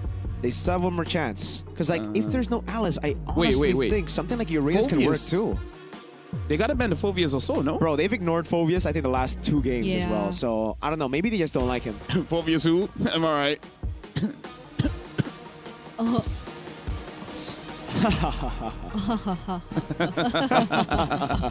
don't think it's banned out. You guys are great. You know, I appreciate you guys. What if Sanji just wants what? Yeah, I get you. But well, they banned Alice. Yeah. See? Aww. There's no way this is gonna be a Phoveus. It should be a Phoveus. You know what? I'm not against the Phoveus. It's really good to peel for the backline as well. Yeah. Then you go for... Good against the Paquito. Are we going to see a Ruby in gold? That's a very good question. If we're looking for damage in the XP You lane... have very good questions. Thank you, man. Right. You have very good answers. Hey, I Google a lot. I don't think you'll find most of your answers on Google, but... Hey, that's why I create the answers myself. I determine what is correct. So is it Google or is it you? I give Google the answers. Okay. Okay. So, they just take the Harris. Take it away. Sure. Would have been really, really good. Now they go for it. Okay. Okay, this is one of Show. Sano's favorite heroes, though. Right? Yeah, It's Sa Moskov No. That's like his full name. This is a better place for Phoveus too. And there you go, the Phoveus. Because they got a throw Paquito. I'm liking Foot's draft here. It looks like they're playing off of what worked in game number 1 and refining it just a little bit by having winning matchups as well. And we saw when you're in a losing matchup how the snowball can just be insane. So, ladies and gentlemen, put down your votes in the comments. Who do you think wins this one? Is it Falcons Mena or Foot? Because now I'm throwing it over to Mirko and Brigida to see who will be going to the grand finals. Do it, folks. Type in the comments section right now. Are you a Foot fan or are you a Falcons fan? Yeah, What? please do. Yeah. Go Yeah. ahead. Oh, you're Yeah. still here, Lavelle. Sorry. My bad. Go ahead. Put in your votes and show your support because this is the do or die for both of these teams. And whoever wins goes up against the Huns in the grand finals. They're waiting for it. Ladies and gentlemen, welcome to the Land of Dawn for game number 3, the deciding game of the series. Who's going home? Who's going to the grand finals? Okay, let's see what the mid-prio is going to look like. It's Cho Jusin up against an Atlas Lilia. So they're definitely going to keep going toe-to-toe in terms of the mid matchup, but it's interesting. Foot have reverted to a bit more of their comforts as well. Level it's 2 gank. Isun Look at Shin. Kazue. Where? Level 2 gank. Oh, yeah. Sano? Oh, Sano forced to use his Purify early on. Don't have enough damage to take him out just yet, though. Wow. Crazy cheese troll. What? Oh, the flicker is enough. That's a concussive blast and a Jeet Kune Do to take out RX. Wow. Instant karma.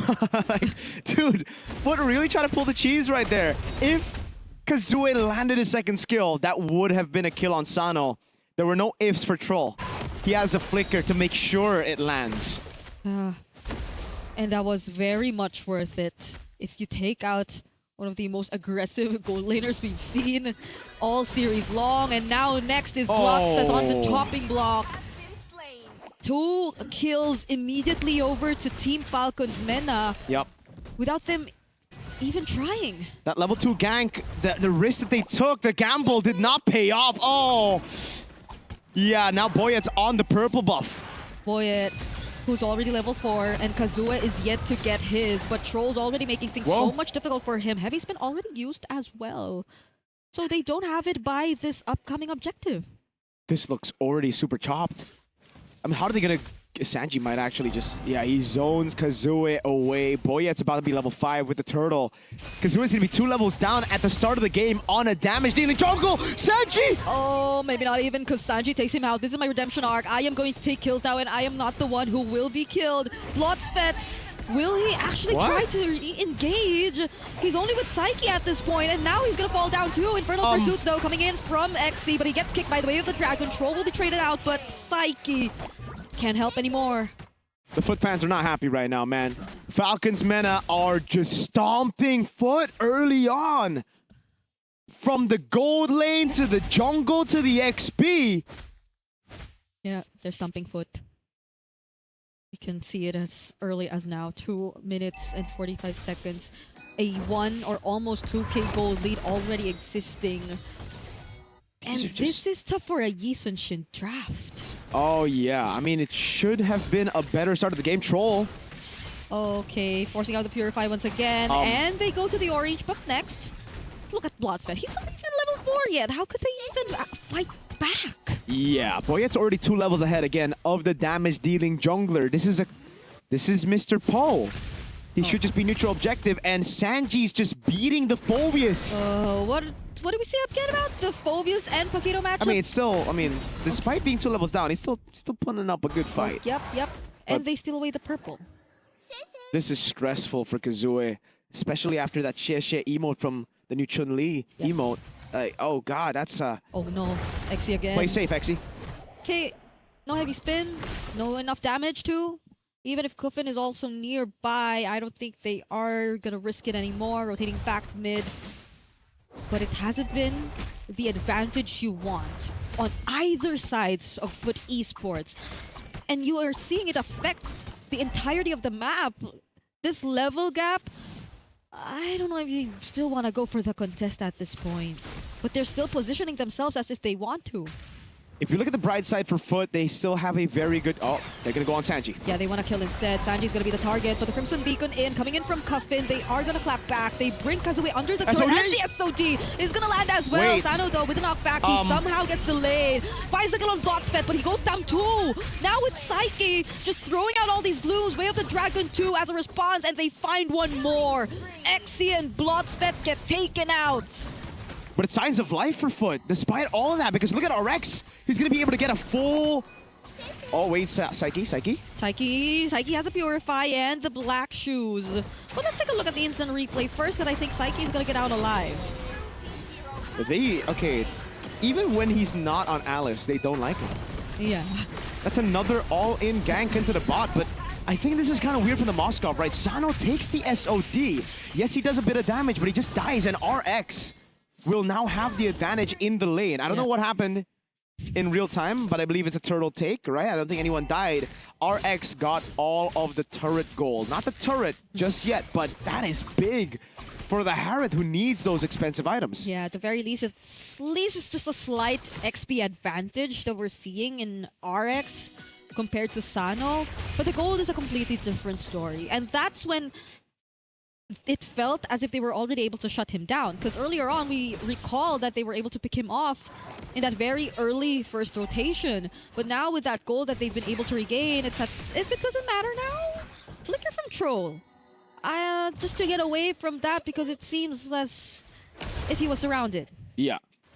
XE just gotta pile up on these defensive stats, man, because right now he can still be such an oppressive force around these team fights as long as he gets like those massive dark waves. Like a certain someone in the Philippines who got 5-man dark wave. That could happen. It could. Anything can happen at this point. The Black Shoes gets used just now, though. But slowly, Falcons Mena, the map is being taken care of. They're just really trying to make their presence be felt, even towards Kazue, who just at that dream come, you know? Sweet, sweet revenge for Sanji, man. He knows now. He wants to make Kazue know how it feels to be an Alice in game number 2. Except he's a Eastern Shin and a jungler, so he's not in charge. It's infinitely worse, yes, exactly. So it's gonna be tough right now. Falcons Mena, 3,000 goal lead. Cuffin with the lock. Oh, kick! Twice the knockups onto Blotsfet. No way he's getting out of that, especially as he's pinned down. Another pickup for Team Falcons Mena before they go to this turtle. And if this keeps happening, oh my goodness, Foot Esports, when was the last time we saw them get an objective in their hands? Game 1. It was a long time ago. A very, very long time ago. Another 3 neutral objectives. All the 3 turtles have gone to Falcons Mena. At this point, it's not even about neutral objectives. When's the last time you saw Kazue get purple? Right? Like, everything's been taken away from him all the way from level 3. It was Boyet who took it, who got level 4 first. Kazue tried to go for that level 2 gank, and instead RX got taken out by Troll. And look, the 304 Cuffin has a Sky Piercer. Okay, now he finally gets his purple buff. It took him a while before he gets it comfortably, because they're always surrounded, but even though he does get it, what does Falcons get in return? More maps, more map control, more turrets. That they do. And with more map control, they get the advantage that Foot's been playing with the entire 2 games prior. It's the Paquito and Moskov with control in the side lane. Foot, this is a bad spot to be in. They got to rely on a team fight, and against a team with a 5,000 goal lead and a Sky Piercer on the juice in, that's 3-0-4. I don't even know. That's a free tier 2 down below. There's absolutely no way for Foot to get a trade on the map. Everything's still perfect. Like, even with RX hitting the turret up top, it didn't go down. Yeah. Foot are reacting right now to what Team Falcons Men are doing. Both waves, they had to respond to it. Okay, Flicker used by Blotsfet, the off-angle way of the dragon, to actually favor them just a bit, but now it's an orange buff that they'll be fighting over. Blotsfet using the Fatal Links, but it's just Boyet that they catch, not even using the heavy spin just yet. They just flush him out of the orange buff. There's only one thing in Foot's minds. Is it geekable? Can they come back? They've got good late game. They can scale. But how likely is it for Falcons Mena to throw this lead? I don't think it's likely. They are very good at closing out games. And look at that piercing damage from Sound of Blotsfet. No Fatal Links, but he's still showing up. Now it's going to be Falcons Mena once again on the objectives. Foot will have a very tough time trying to just get near. Not even with XC, not even with Blotsfet, especially without the Fatal Link. So this is looking like another free objective. And what, the 11th or 12th consecutive one for Falcons this entire series long. And it's Falcons Mena who are just playing it so disciplined, not giving Foot a chance at coming back. Not a single bad play from them after a certain point, after that lead. They know they have some bounties. They know they can just play it safe. It's all on Cuffin right now. No Sky Piercer stacks, no problem. As long as he just doesn't give out those bounties towards Foot. Yeah, just look at this. It's a level 9 Phobius versus a 14. Oh, the Paquito, but then here we go. Final or Fatal Links used by Blotsvet. But he's the one who actually falls. Very unfortunate for Foot Esports in this scenario. XC using the Dark Wave. They just gotta clear that minion. But the Lord is still approaching bottom lane. Good clear in the bottom lane right now. Kazuya is doing a good job trying to deal with him. Oh no, RX! RX, Zaman Force trying to clear it out, but he's all alone. Maybe shouldn't risk it. Gets knocked up by the Lantern Flare, but the damages from Sano, a bit too much. The Lord gets the last Trident swing to take the base turret down, and it's the far lane. Massive win again for Falcons Mena. They're taking everything. RX finally gets the Holy Crystal. Still a bit of cope for Foot. Still a bit of hope for Foot. With the Holy Crystal built up, with Kazuya still scaling and Psyche as well. Deathless. There's still a chance, but it's low, sir. Very low. Yeah, and that's a 10k gold lead. Does Cuffin have a Sky Piercer even? Because if so, this KDA, it's looking real good for him and the rest of Falcons Mena. If Foot decide to risk a fight and it does not go their way. And that's happened quite a few times. Gotta take a look at the items right now. Damage dealt rankings, Cuffin. Oh my god. Equipment, there you go. Oh, almost another 3,000 gold lead in the XP lane. Yep. Deja vu to that first series where Nats was 3,000 gold down against Bankai, even in the jungle. Dude, I wouldn't even be surprised if Boyet pulls a Carl Teasy and starts building Endless Battle and Melfic Roar, right? That's true, that's true. Hey, look at that lead. It's 2.2k. It's 3 to 4 levels between the junglers and EXP. Yo, that's an Endless Battle if I've ever seen one, Boyet. Do it. They can afford to. At this point, they just can afford to. You can go for the bit of damage considering how Foot maybe not have enough ways to deal with Team Falcons Mena yet too. It's another example of a squishy Atlas, I'd say, and that's exactly why they go for him first. Way of the Dragon onto Blotsvet, and it's gonna be an easy pickup for Team Falcons Mena. Purify already committed, but RX still gets pushed back towards the other members of Team Falcons Mena. Cuffin finds another kill and stack on his Sky Piercer, and it's only Kazuya and Psyche left, but Sanji goes for the dive! They find Psyche too! And it's all Falcons Mena across the map. Kazuya, what can you do? It's Team Falcons Mena walking their way to the grand finals as they take this series 2-1. Falcons Mena fly past Foot Esports and they make it to the grand finals. Boyet with the spice! With the taunt straight into the eyes of a losing Foot Esports. He knows it. He feels it. The heat on stage is... Hey, it's on fire right now, brother. Oh, God, that's cold. Well, Boyet. I actually thought it would come from Sanji, but maybe Boyet's like, hey, you hit my boy like that. Wow. Right, now we come back, and here's the thing. Congratulations, the Falcons Mena one step away from joining the main stage. And I gotta say, looking at the first two best of threes, it looks like game number 3 should be enough time for each team to understand each other to the point where that will be the biggest lead. In the first match, 13,000 gold difference. This one, 10,000 gold difference. I gotta say, Hans going up against Falcons Mena, this is the grand finals. I feel like not a lot of people thought would happen. No. Yep. There were so many fans. This wild card is brutal. Did anyone think it was going to be Falcons Mena and the Huns? Sanford didn't think it was going to be them. Yeah, even Sanford thought it would be Alpha 7 Foot. Yeah, I agree. I mean, they gained so many fans yesterday too. Their one-day miracle run. But the adjustments, like this feels like a very different Team Falcons Mena overall. They used to be like best of 1 specialists, but the in-game adjustment in this best of 3, I can't forget about the Sanji thing. Thank goodness it's not best of 1 because they did lose the first one. And then game 2, it was a tough one, but game 3, they figured out what they needed to do. I gotta say, like, no puns intended, but this is definitely a wild card, man. Like, I did not thought that Hans as well as Falcons. Okay, Falcons Mena, sure, because one of the best teams coming in from Mena, but this is an amazing development coming in from both teams. After this, the final best of 3. Now that's gonna be a nail biter. Oh, he was Let's see about that. to stand up. Oh yeah, bro. Can we see a replay on Boyet just taunting, dude? Dude, now I wonder what is between Foot and Falcons Mena. Like, clearly there's a story behind that. Yeah, feels bad. You can see the thrill and the agony, though, straight up.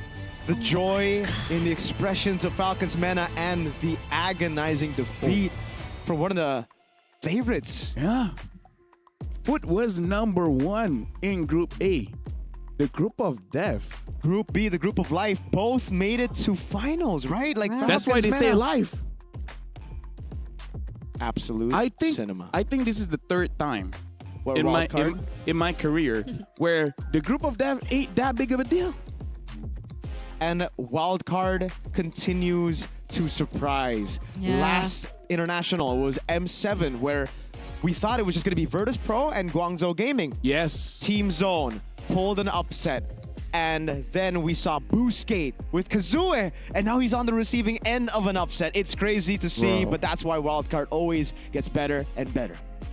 I still think EXP is the name of the game. Whoever dominates that lane, it just takes over everything, right? This next one is going to be pretty tough. We see Yuzongs get banned out, so maybe that's something that Hans Esports has to consider. Like, it's going to be a hard game to call, no? Yeah, It is, definitely, it man. is. We're not calling that game. We can enjoy watching it from the side. Nice Gideon. Gideon. Aren't you guys happy that you guys get a Desus that never asked for your predictions? Never once have I asked anyone, because I know how it goes, which, by the way, thank you very much, Mirko, as well as Brigida. You guys casted the first 2 games, and after this, we'll be calling on Naisu as well as Gideon to call the grand finals. It will be a best of 3. By the way, let me remind everyone again, once we know who makes it to the main stage, we will be having a group draw for both MWI as well as MSC to see how the groups would be playing out on both main stages. So again, just to let you guys know. And judging from the games, I feel like it will be 3 games. It's just that game number 2, that's going to be the crucial one. Should be. And we hope there are no stompy stomps at all. For the entire series long. Yeah, no more 13,000 gold lead, 10,000 gold lead. Hopefully it's just going to be a close matchup all the way to the end. Knowing how good both teams are at adapting, man. Yeah. Like, I'm really excited. Yeah, and now I believe I see Eterna. I think that's Troll. So let's throw it over to Eterna for an interview with Falcons Mena.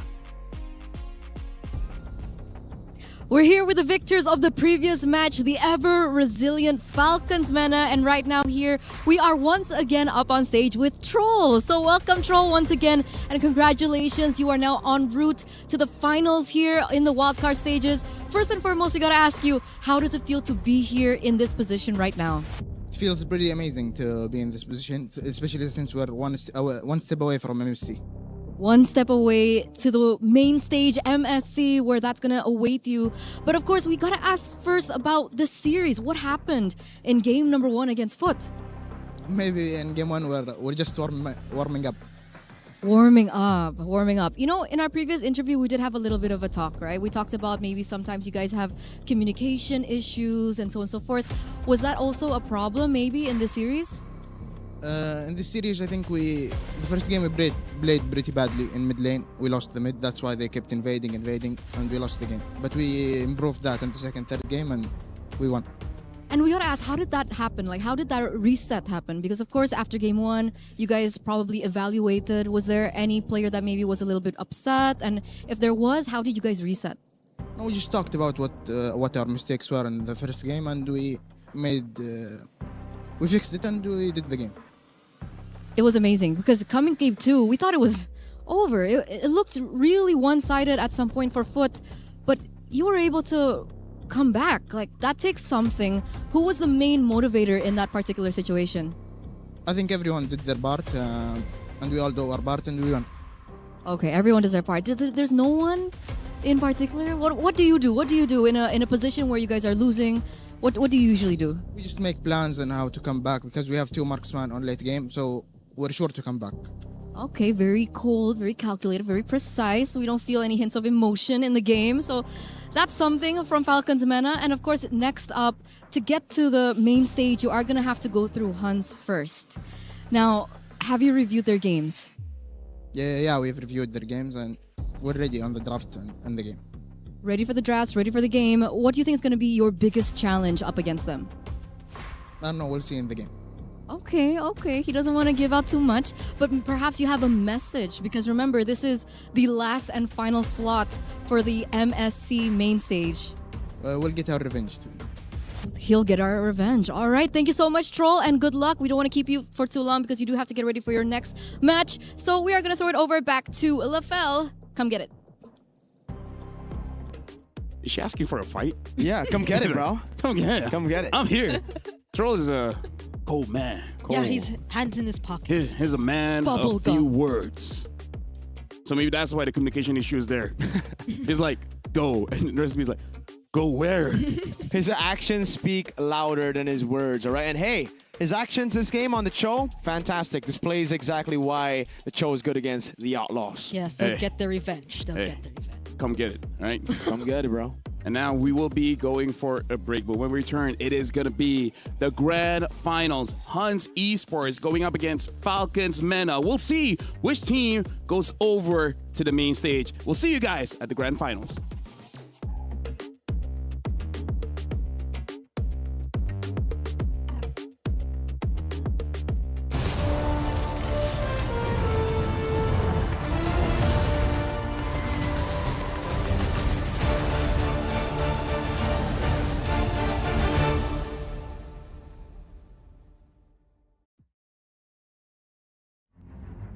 Hello, we are Team Falcon from MENA.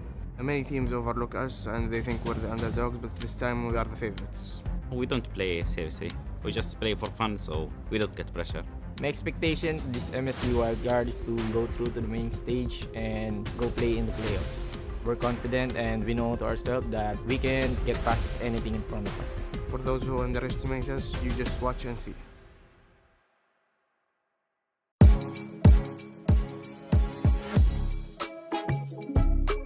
За Монгол улсад л 2 баг EWC-нд оролцож байхад бол надад их гоё байгаа. Манай Монголын хувьд ч гэсэн илүү их боломж нэгдсэн болов гэж бодож байна. Бид нар яг хамгийн том санд нь бид нар өөрсдөө хаа. Хэрвээ бид нар ингэ хичээгээд байх юм бол ердөө миний стейжтэй гарчин гэж бодож байна.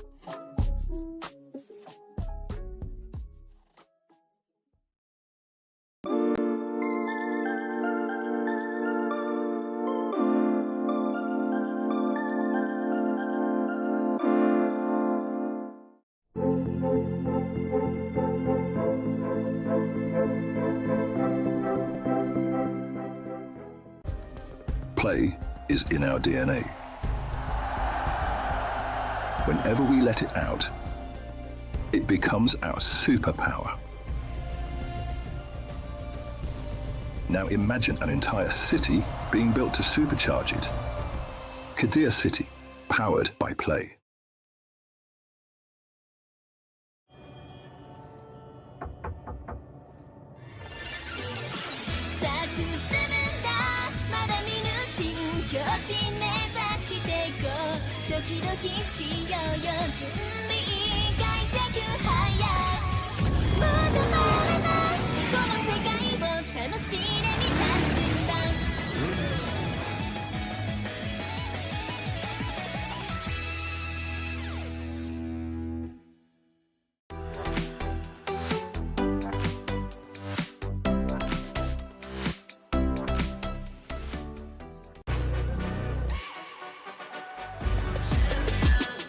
This ain't no regular thing. I came for the ring, you know what I mean.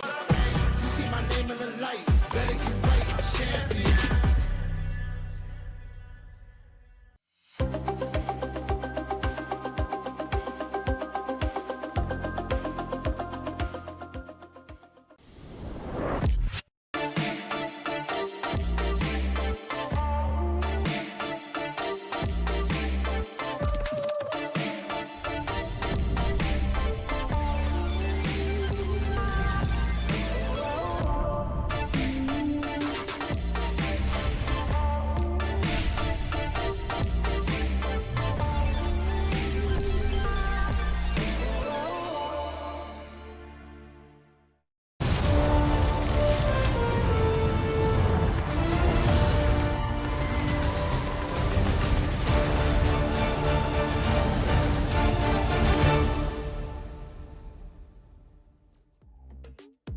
We are at the grand finals of the MLBB wildcard, where right now there's only two teams.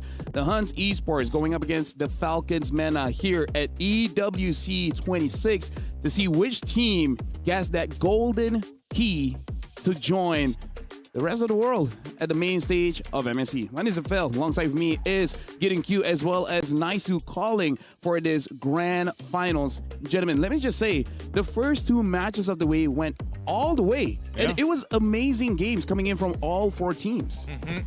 I think they were great, but also it showed a really big showcase that, hey, best of the threes, not the same as best of the ones anymore. People are figuring each other quick, and honestly, I will give it to the teams here at Wildcard. Their adaptations have been great. I've liked to see the nature of how the drafts have changed. There's already the mind games that come into it now, too, that we're seeing between the coaches, of course, for each team, the teams themselves. The execution, I think, too, has been something that's developed over the time. We talked about how the meta for Wildcard has shifted a bit, but hey, man, there's only one literal golden key, by the way, to get to the main stage, and it comes down to this best of three. Yeah, that golden key is going to be very special because that is the ticket for you to join one of the biggest tournaments in Mobile Legends Bang Bang. But here's the thing, you lose and you have to watch your key get crushed. But before we even get there, we got to talk about this matchup here because the entire day, the EXP lane is make it and break it for most of the teams here. Like Sanji, even on that Alice game, in terms of the KDA is not great, but he is one of the reasons why a lot of the objectives was pretty free for Falcons MENA. And we saw if the EXP lose, suddenly, especially if you're using a damaged jungle, your jungler is not going to have a great time. I think it's a really tight rope for the EXP lane to play that balancing of still being able to contribute to the team while putting down your opponent, right? Yeah. We've seen too many times that even if you have a winning matchup, it doesn't necessarily mean it's going to go your way when you have reinforcements constantly coming up to your lane to disrupt you. Yeah, I think XP has just found itself in a really, I would say, healthy position, though. I think for a lot of people, a lot of teams, a lot of the players out there are happy with where XP is. You got a lot of good variability. I think also with Alpha 7, again, bringing out that kind of fighter composition around the YSS. Now we've seen teams even have, what, three fighters on one team composition. So this is what I was expecting for Wildcard, this kind of adaptability or like versatile style of play from our teams. And I don't know if that's going to be the same case when we get to the main stage. I almost want to, I don't want it to be the like what you said, LaFell, where it's going to be like copy and paste. You know, they're going to see what these top teams are doing because I like the mix-ups that we've seen so far. And I agree with you. EXP is in a very healthy spot. That's not a hot take. Everyone agrees with that. It just shows that in terms of, let's say a team wants to acquire a new EXP. Yeah. Their prices can kind of go up now. Like, it's like, if you want me on your team, you got to put down the moolah, right? So this one, between Sanji as well as Bankai, both has shown that they can control the lane and then extend their reach over to everyone else. Yeah, you know what's crazy is when we were casting in the qualifier MCT East Asia leading up to this, and we saw Bankai, one of his best performances then was the Yu Zhang. Now, if for a lot of people watching the wildcards, what are they going to think about Sanji? Maybe one of his best performances was the Yu Zhang as well, right? So I think those are not only power picks, maybe we see it potentially banned out in the draft or just kind of prioritized I think so. Throughout this first game. I think so too. But more importantly, I think the big difference between both Sanjin as well as Bankai is the fact that I think that Bankai is more in tuned with how he wants to extend that lead. I feel like it's a little slow from Falcons MENA. Time and time again, in the best of ones, we've seen, yes, you're winning your lane. You've conquered the entire top quadrant of the map, but you're not winning by like 10K, 8K gold. It's always a 2.5, at most 3.6, and even then, you don't want to get to the late game, which somehow Falcons always seem to push into. Something I feel like for the Hans to really consider is that Troll performed the best game 3 with that Cho, right? Yeah. Ganking early in the gold, gets a kill. Gank in the jungle, gets another kill. And then just snowball off of that. So, again, like, this is the meta where the front lines is very, very valuable. One of the reasons why we see tank jungles returning back. Yeah, I think it's the nature of things right now. You know, having those roams be such big parts of your game plan. And that's why you see the Atlas banned out, for example, right now, too. Even the Matilda and the Marcel, obviously big power picks in the roam. First pick's going to be the Freya here for MENA. I was really surprised, honestly, in that game 3 for the Huns versus Alpha 7, just how strong they started that game. I mean, it was so one-sided up to that point, and you know, they really have figured something out that works the best for them, and I think we'll already see that in their answer with the first 2 picks over here on the red side. Yeah, Yuzong Arlet is kind of unfair for Arlet. Not an easy matchup to win. Definitely needs a little bit of help, and I think the only time that can happen is at level 1, right? Yeah. You help the Arlet at level 1, get into level 4 quick, and then then maybe it gets better. But for now, Paquito is going to be the first lock-in for the side of the Huns. Not a bad option here since Phoveus is gone, and Akai, a quick follow-up. Okay, Bunkai getting the Paquito.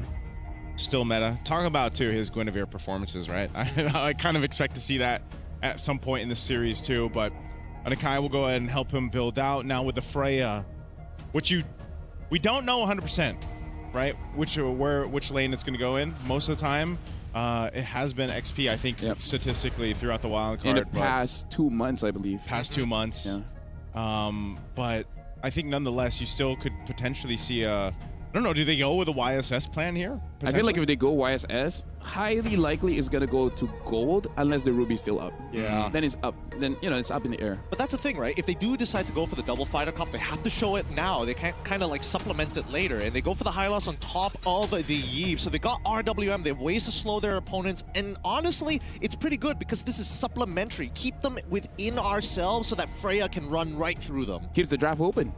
Right? You still don't know. This can be a utility jungle. This can be a damage jungle. Either or works very well with the first 3 cores that they got for themselves. Yeah, there's the Gord. Wasn't it? Was it Falcons Mena that brought the Hayabusa? It was Yes, Boyet, right? yes, yes, Yeah, Boyet. Boyet played it yesterday. He said that was the 3rd choice after That was their 3rd choice. after Yi Sun Shin as well as Suyo was banned. Yeah. So we might see something else come up again. Maybe they lean on that 3rd pick. Maybe not. Harith is going to be banned out here. Both teams are looking to see what they pick up in the gold lane. One thing too is so far there's been a whole lot of what Moskov carry. Yep. You know, obviously Claude and the Harith, but when those are kind of banned out, I think that's where you start to see some teams. Are they willing to actually dig into that hero pool in the gold lane? I feel like we're in this place where it's like you don't have to. Yeah. Just because the gold lane is so passive for right now until eventually, even if you get to the late game. We've had some long games. What was our longest recorded game before was 25 minutes-ish? The game just now was 25 minutes, 25 minutes. Did it break that one, though? Honestly, I can't remember. Anything above Pretty 20 close. minutes It's pretty long. I don't want to think about it. It's a good way of putting it because now we start to see finally the Claude gets banned out, Harith as well. On the opposite side, we do see the Fredrin as well as the Harley. So jungle and marksmans for either side. So now in terms of the gold lane, there's still the carry as well as the Obsidia. Even we see some wild Brunos, wild Grangers, maybe the Huns doesn't have to pick it up just yet. Maybe just pick up a roamer here. The only question is, what roamer do they want? Joe is okay. I think the glue isn't too bad. I was going to say, is this Gatakacha time? It could. Revitalize with a Revitalize, you know? Ooh, we talked about him quite extensively yesterday. Up until the grand finals, we haven't seen it just yet. Yeah. Oh, look at this. Look at this. They decided to go very, very traditional. Dude, this is... So it is a gold lane Freya. Dude, Falcons Mana, they got a good draft for game 1, but that's what I said in game 1 just now, and then it didn't work out. Yeah. So I don't know whether I should or should not trust. And this is why I was saying earlier on in the draft, the Freya it's in a weird place because yes, statistically you go XP, but now it's still flexible. YSS in the late, pick 4, and then you also get the Yu Zhang. This is a power pick that we talked about for Sanji. You know what I say? What do you say? She's a strong, independent buy laner.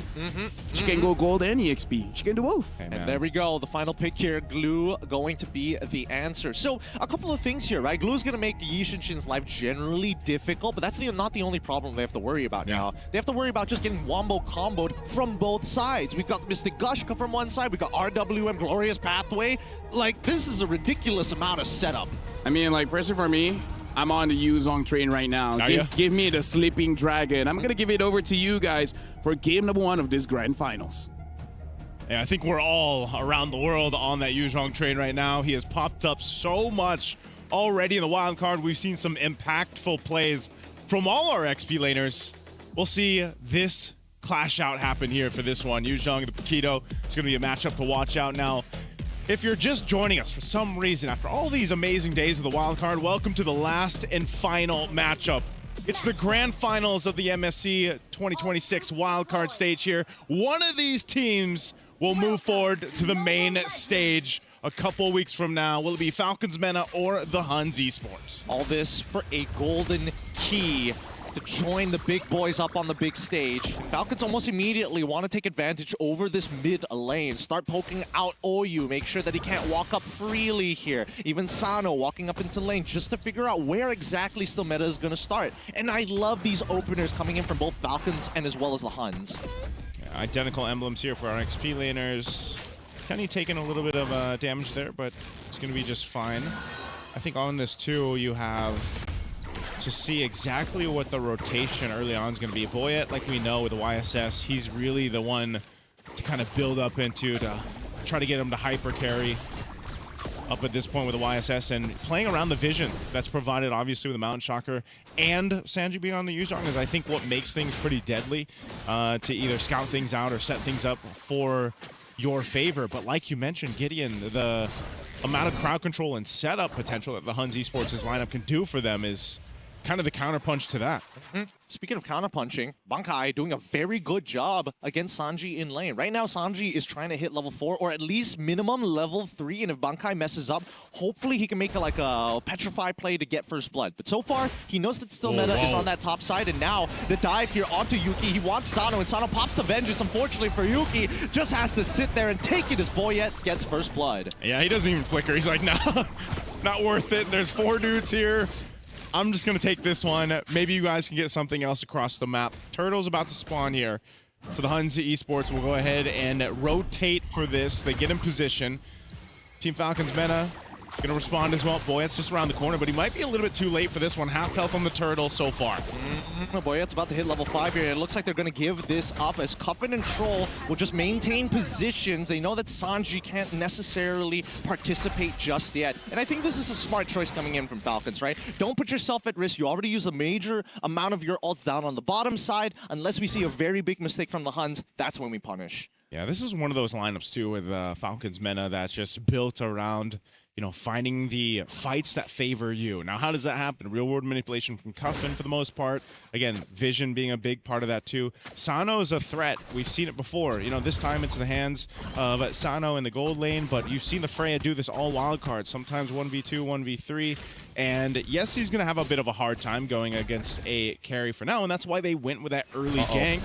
Oh, boy, it's fine. Dangerous, dangerous stuff here. Bankai, he could have forced a little bit more out of Boyet, but again, doesn't want to risk it knowing that Sanji at any point of time could look for the trade. However, Bankai's doing a very good job, and now down by the bottom side, we see that OU has found the catch of a lifetime with the help of Still Meta, but they don't have the damage to take out Troll just yet. The Mystic Gush coming in from Kenny, just not there. That's such good use of the Glorious Pathway and the Revitalize, man. You know you don't have anywhere to go, and you're literally just a walking mystical horse, so you might as well just post up in your Glorious Pathway and heal through that damage. So he's fine. Revitalize will be back up in about a minute and a half or so here. He's going to have his Glorious Pathway too. But this is, again, one of those games where it's like, you can't expect too much yet in the early game. Both these lineups on this side are a little more passive, a little bit slower to build up, I feel like, in comparison to the compositions we've seen run, even in our last matchups here. So you're going to be fighting a lot around objectives, right? Turtles for now until eventually you scale up. Now, Yuki is a big part of that for the Huns Esports. Obviously, Bankai provides a lot of damage. Kenny is well on the gourd, but it's essentially just kind of waiting for that time to come, that power spike, if you will. Yeah, I think mostly there's only going to be a few heroes that actually participate in the earlier stages, right? And that one of them happens to be this Glue, which is getting attacked right now. Not much of an answer here as the Glorious Pathway is out. Mystic Gush already through, and Bankai takes out Sano. Still Meta secures the turtle as the RWM is trying to look for trades. Sanji, he's got to get something here. Petrify onto 2, still has his gap closer, can still make it happen. Still Meta finally dies, and I think that should be it. Bankai can't get Troll. Wow, I'm actually surprised. I mean, they do get the turtle there for the Huns, but I almost expected them to at least fight a little bit more there, or maybe they just got the call, you know what, So Meta's going to go down, that's fine, they don't want to lose more, but I just felt like they had some more firepower with Bankai and Yuki a part of that fight. They chose to be a little more disciplined than passive for now.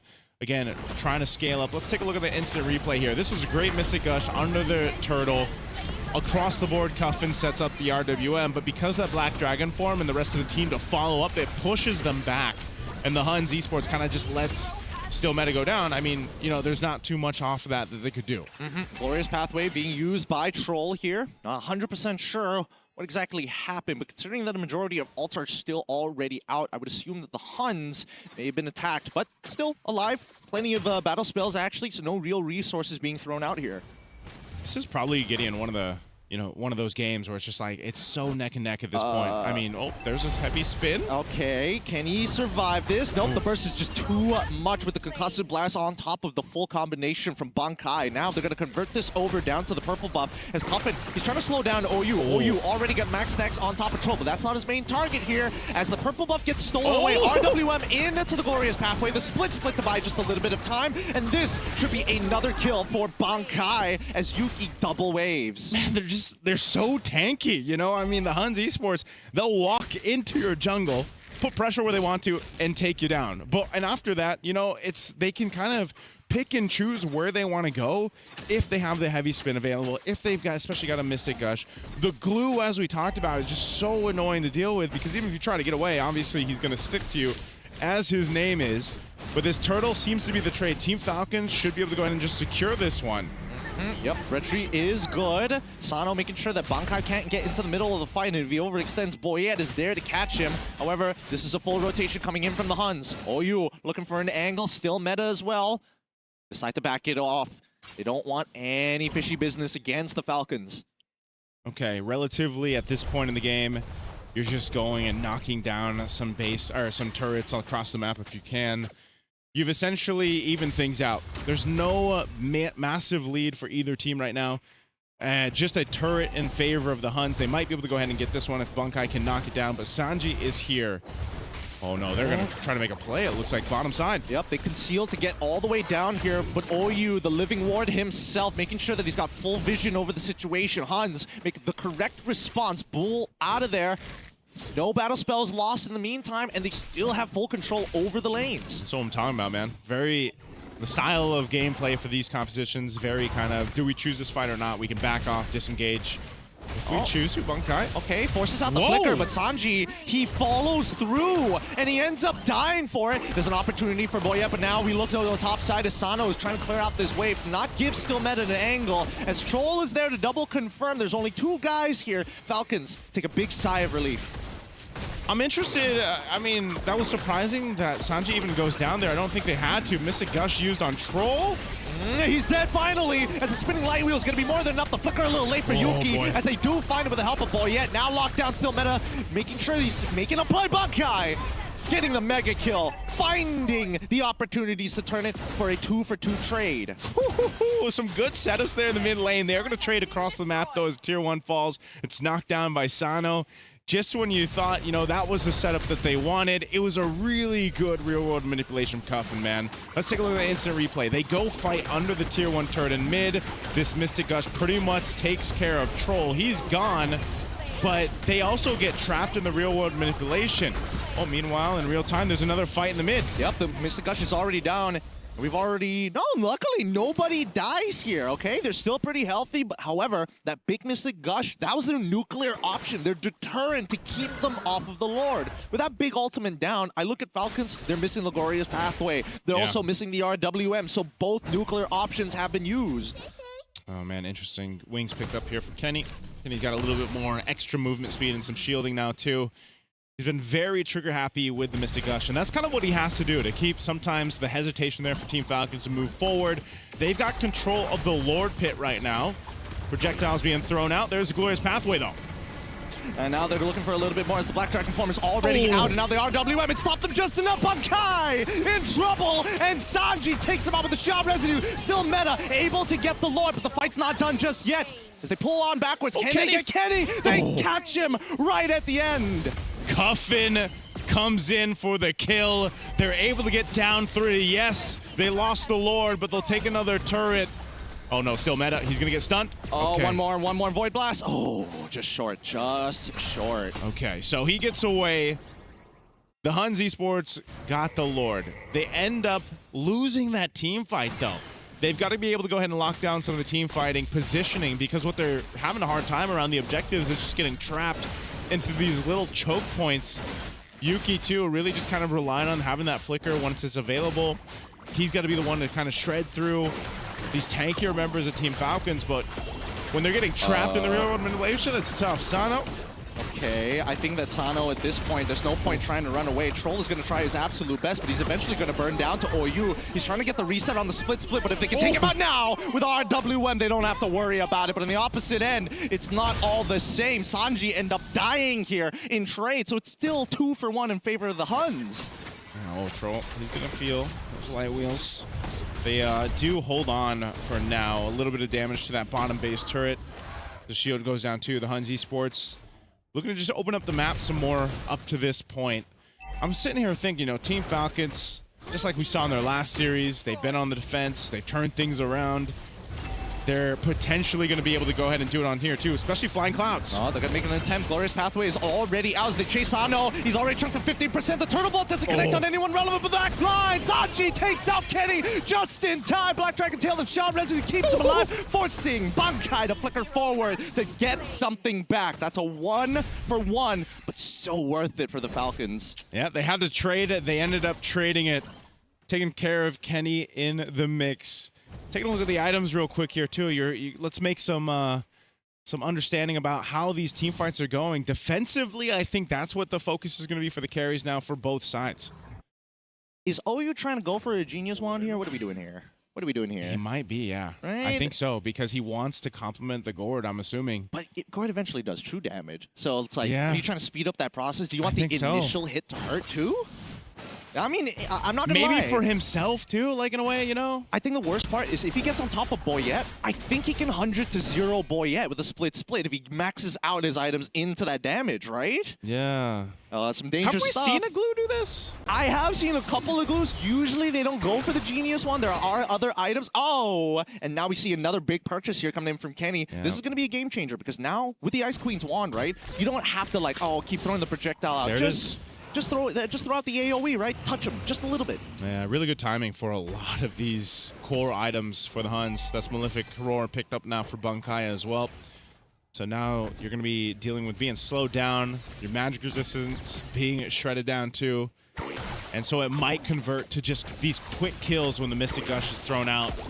Lord's going to be started up by the Huns Esports, sitting on a 2,000 gold lead. We saw big items picked up now. They're going to have to win the fight. Oh no, Sano, he's not there. And Huns, they realize it. They're forcing the fight hard. OU, a little too deep for comfort. Couldn't get the split, and now they're forced to back off as Sano is here. It's a 5v4 scenario, but they're not going to stop. Oh my goodness, Boyette, he gets it. The RWM keeps everybody else in check. 11-10 so far, and Boyette turns it into 12. Sano keeping them in place. Good plays from the Falcons, but they want a little bit more, but the Huns refuses to give it to them. Take our turrets, but you won't take our lives. Man, that was a really good fight. And again, you can see why the Yu Zhang pick is so good. Once OU kind of overextended and died, Sanji is enough of a threat to push everyone essentially off the Lord Pit. Still meta tried, utilizing the heavy spin, try to get the retribution off, did not happen. And so now they're going to lose the tier 2 turret in the mid. Lord is up top. It's being worked on by Yuki. So they still have a defense capability here with this kind of lineup. Lord's taken care of, but they do lose some turrets, and that's what Team Falcons meta needed to happen because, again, playing behind, they needed to go ahead and get some equilibrium on the map. I love the plays coming out from the Huns, though. The small little micro mechanics to pull. Wait, hold on, Kenny. He's in trouble. They're sending the Black Dragon form, forcing the flicker out early on just to get the T2. But no matter what, Falcons were not able to get an inhibitor, so really, it's just an economic advantage. When a crown picked up here for Boyette. Might need that for these next team fights, or essentially the next Lord in about a minute and a half here. But right now, Team Falcons, I would say they're really showing their team fighting capabilities, that decision making. They know that sometimes, Troll's probably concealed. They're going to counter conceal as well. So that has been the nature of the game, right, Gideon? It's been either initiate or disengage. It's been back and forth, both sides. But essentially, the main thing for Team Falcons is I feel like they're just showing us more of this kind of team fighting presence that's working for them right now. They know that OU, for the majority of the time, is going to be trying to stick to someone, right? He's going to be trying to, even if it's Boyette, if he can. Boyette's been really good at kind of staying away from that happening. And then if they can cut off OU from the team and take him out, then re-engage. And this is why this usage of Troll's Glorious Pathway is so important, because it's either he's using it to engage or disengage for the team, and that's such a simple ultimate, but it's so powerful in this context. Let's also talk about some of the trigger fingers here, right? What are the big things that we're looking for to connect? And I think number one, it has to be the RWM. It's caught multiple people before, but it doesn't have enough damage yet to 100-0 somebody. Not like Kenny on the opposite side, right? Whoever gets hit by that projectile, everybody's kind of dumping themselves on it. I think... Oh, Divine Glaive too. Yeah, some really big damage. I mean, considering everything, like, Bankai was winning the lane hard. They've reset a couple of times, and now that we're 12-10, Sanji is actually caught back up despite the horrendous early game. Yeah, this is one of those things now too. Now the Divine Glaive is online, the burst damage can be even more devastating for whoever gets caught. That's why you see too some magic resist items being built up. Athena's shield now for Sanji, as he's a lot of the times up at the front, flying around, doing his thing, trying to set things up to allow that YSS or the Freya here to get in range. So the Lord is up now. They're going to go ahead and just get in position. No one will fully commit to it just yet, as they want to fight for this space here. The Huns might take a different approach. Conceal was used. Things were spawning out, though. This is good. This is actually really, really good for the Huns. Now, they don't have access to global vision. With that turtle boat no longer, and Sano, he clears open the tri-brush, and OU is taking space on that top side. The push and pull is looking very good. As Sano wants to correct that wave down on that bottom side, top side is currently at a 50-50. Both sides have not prepared well enough for this Lord to stick on it for that long. Yeah, I don't know if they're going to actually be able to go ahead and pull this off, but it looks like the Huns Esports wants to blitz it down. Oh, Troll, he's going to get the first initial stun onto Kenny. The Black Dragon form is already out. And Cuffin already dead. Oh, you catches him with the split. Sano now in the middle of the fight, but he's losing all of his health because of the heavy spin. Boyet able to take one. Still meta. Gets another. Kenny takes out Sanji, turning it into a 3 for absolutely nothing. But at least Boyet got the Lord. Boyet got the Lord, but with a carry and the rest of the team here, it's going to get shredded down very quickly. You see him, he wanted to cut the wave in the mid, but not there in time, so now Boyet has to get back to base as the Huns Esports looking to go further. They still have that cannon minion in the wave here. They're going to push it in. Oh, glorious pathway to slow down that one minion. It's a good idea. However, they need to pull the minions away. Boyet, he's got the turtle boat. He's going to get rid of one more. There's still the cannon there as Yuki takes the tower shot. He's got retribution. He hits it. Unfortunately, he has a sliver of health left. Breaks it just in time. And now the RWM to try and punish as Boyet gets back into the fight. However, it is not enough. 2 inhibitors end up falling. Flying Clouds. He's going for it. Flickers forward. Not done just yet. The Valkyrie, where is he calling the Black Dragon form? Now just said, you know what? We're just going to get still meta and call it a day. Okay, they got something. The Huns Esports wanted to end the game there, but it was great defense from Team Falcon's Mena. Really good usage of the Winter Crown too, to kind of clear things out and stay alive for long enough for the rest of the team to come back up. So the game isn't over just yet, but the Huns Esports really showing that they have that grit to end this game. Think about it, Gideon. I mean, we haven't seen a game go this long, up into that 18+ minute mark, almost a 20-minute mark. So close, right? I mean, economically, it's pretty much just evens across the board. Maybe not so much between the XP laners, but again, Sanji's value on the Yuzhong isn't so much just the items, it's just the ability to go ahead and push forward and make the Huns disengage a bit with the Black Dragon form. And sometimes if you catch them being overextended, then you're able to go ahead and make something happen for them. But still, the Huns Esports finds themselves knocking down 2 base turrets of Team Falcons. That Black Dragon form can force fights, but it doesn't necessarily mean it's good, right? They got to be very, very careful with the way that they approach these. They're looking to get some of the bigger targets. Man, Kenny is really well protected right now, and I think that's the big issue. Huns, they've got some incredible defense, especially when they're making sure that both Yuki and Kenny stay alive in relevant points. And yes, they do sacrifice a little bit of people to make sure they do so, and that's why we're in 19 minutes, but hey, it's better than losing the game outright. Okay, at this point, you're just fighting for this positioning because in 30 seconds that Lord will be up, and this is a big one for the Huns Esports, especially if they can go ahead and lock it in. Boy, it's been really good, though. This is one of the things about a YSS, you know, that Yisun Chin, you're able to go ahead and get vision, but also just kind of swoop on in, get the retribution out. And so sometimes that might just be the winning condition. You know, go get that Lord, secure it, disengage, and then get ready. But the Huns Esports. I don't know if they're going to let that happen this time. They are set up, ready to go ahead and start up this Lord, blitz it down. It's an evolved Lord. Sanji picking up the pauldrons. He's got vision. Troll as well. He has an immortality, so they're showing face, and that leaves the Huns Esports a little hesitant to go with that Lord take. Yep, I think this is a reset angle, right? Huns, they need to correct that top wave. If they correct that top wave, then they can force Falcons to send a member up there. Sano right now has to manage the mid wave. Bottom is naturally going to be pushing, so Huns, there's no onus on them, really. No pressure at all. Whoa, boy, yeah. Traceless forward, gets hit by the projectile, but no punish just yet. Bankai thinking about it. Sano's in the back line. OU in trouble. Flickers away. Turtlebolt's already down, and nobody is able to find a kill. Oh, it's good! Kenny hits two. Bankai flickers forward and secures the kill onto Cuff inside. He gets on top of Sanji. Petrify's already down. Troll in some trouble as the split comes through. Heavy spin as well. Black Dragon form on towards Kenny. Sideno taking out his Boya, takes out Bankai. Yuki onto Troll, and now the immortality item swaps come through, and they are good. The Huns find the wipeout.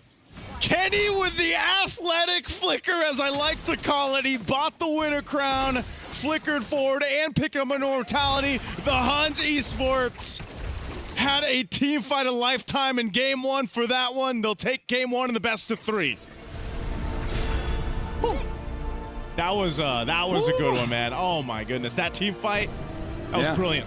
I gotta say, that's the best way to start a grand finals. Considering it's a best of three, not a lot of opportunities for both teams to really show their stuff. And I feel like in game number one, both successfully did. I like that you guys brought it out. Like, we have some long games before, but those long games weren't as close as this. It literally can go either way. But yeah, Kenny on that gourd, man. That mystic projectile, the last one around the Lord, hitting two, able to take down Coffin. Bro, like, game-winning plays from many different members from both teams, but that last play, man. Hey, that last play was so good, too, because you saw Sano.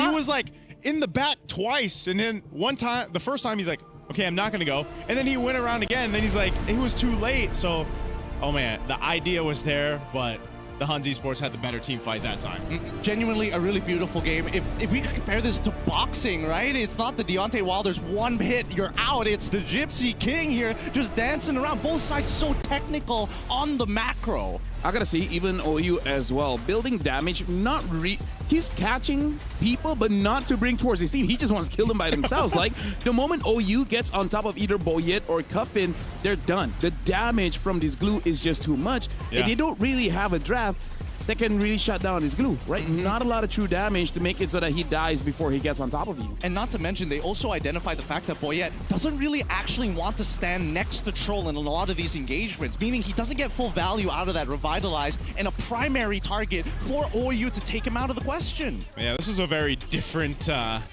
play style of glue that we saw from OU. You know, you don't see too many interactions like that, but it was great to see, and I think, you know, they had a game plan. Sometimes he might have gotten cut off for the team, but he also was pressure enough because of the way that he was built, because of the way that damage was coming through, and it actually complemented Kenny, that it just kept Team Falcon's meta kind of hesitant, a little guessing on these team fights. And sometimes they did come out on top of the team fight. There was also some really good moments here from Team Falcons throughout this game, and that's why, again, this one was really close. You know, up until the end was just how things unfolded. This is a game where it's not really pointing out the mistakes, but really just the outplay, right? I mean, like, yes, there were missed positions and etc., but it's really look at this on each individual player to take advantage of that. Yep. Look at that. That's that was what I was talking about with Sano. There's Kenny. He's gonna win a crown here. He goes and gets the immortality, and then he's gonna flicker over and get the projectile. Like, this is just such good usage of the kit and the team across the board to make that win for the team fight. I also love the insurance policy. Like, there were a couple of moments where all of them thought, wait a minute, there's a chance they could turn this around. Let's do the item swap thing, right? It might not be necessary, but as long as we have the insurance, we can guarantee this fight. A good show of mechanics coming in from both teams, and I don't really see a big flaw in terms of the drafts. I mean, like, sure, they don't have a way to deal with the glue, but that's not the biggest deal. You can still play around it. So honestly, shout out to both teams. At this point, with that game, whoever makes it through, they definitely deserve it, man. And both coming in from Group B, the Group of Life. The Group of Life. The group of Because life. Group A was a group of death. Yeah. It's Group A, am I right? Nah, I'm just kidding. I'm just kidding. We're having fun here. But yeah, that was amazing. Later on, we would be going for a break just to give some breathing room to both teams. Because again, that was a long game. And it was a game that their focus had to be on, like, basically till the end of the game. The draft is going to be something that even I wouldn't know how to figure out. This is actually a big test for Team Falcons meta, man. Yeah. Think about the series that they just went Yes. through and how long that game 3 was for them too. And then now they just went through another one. So if you're talking about a true mental test, I feel like this is definite for Team Falcons. Well, we are going for a break here. So I don't know what adjustments will be done. But again, this is for the golden key to get to the main stage of MSC. We'll see you guys right after the break.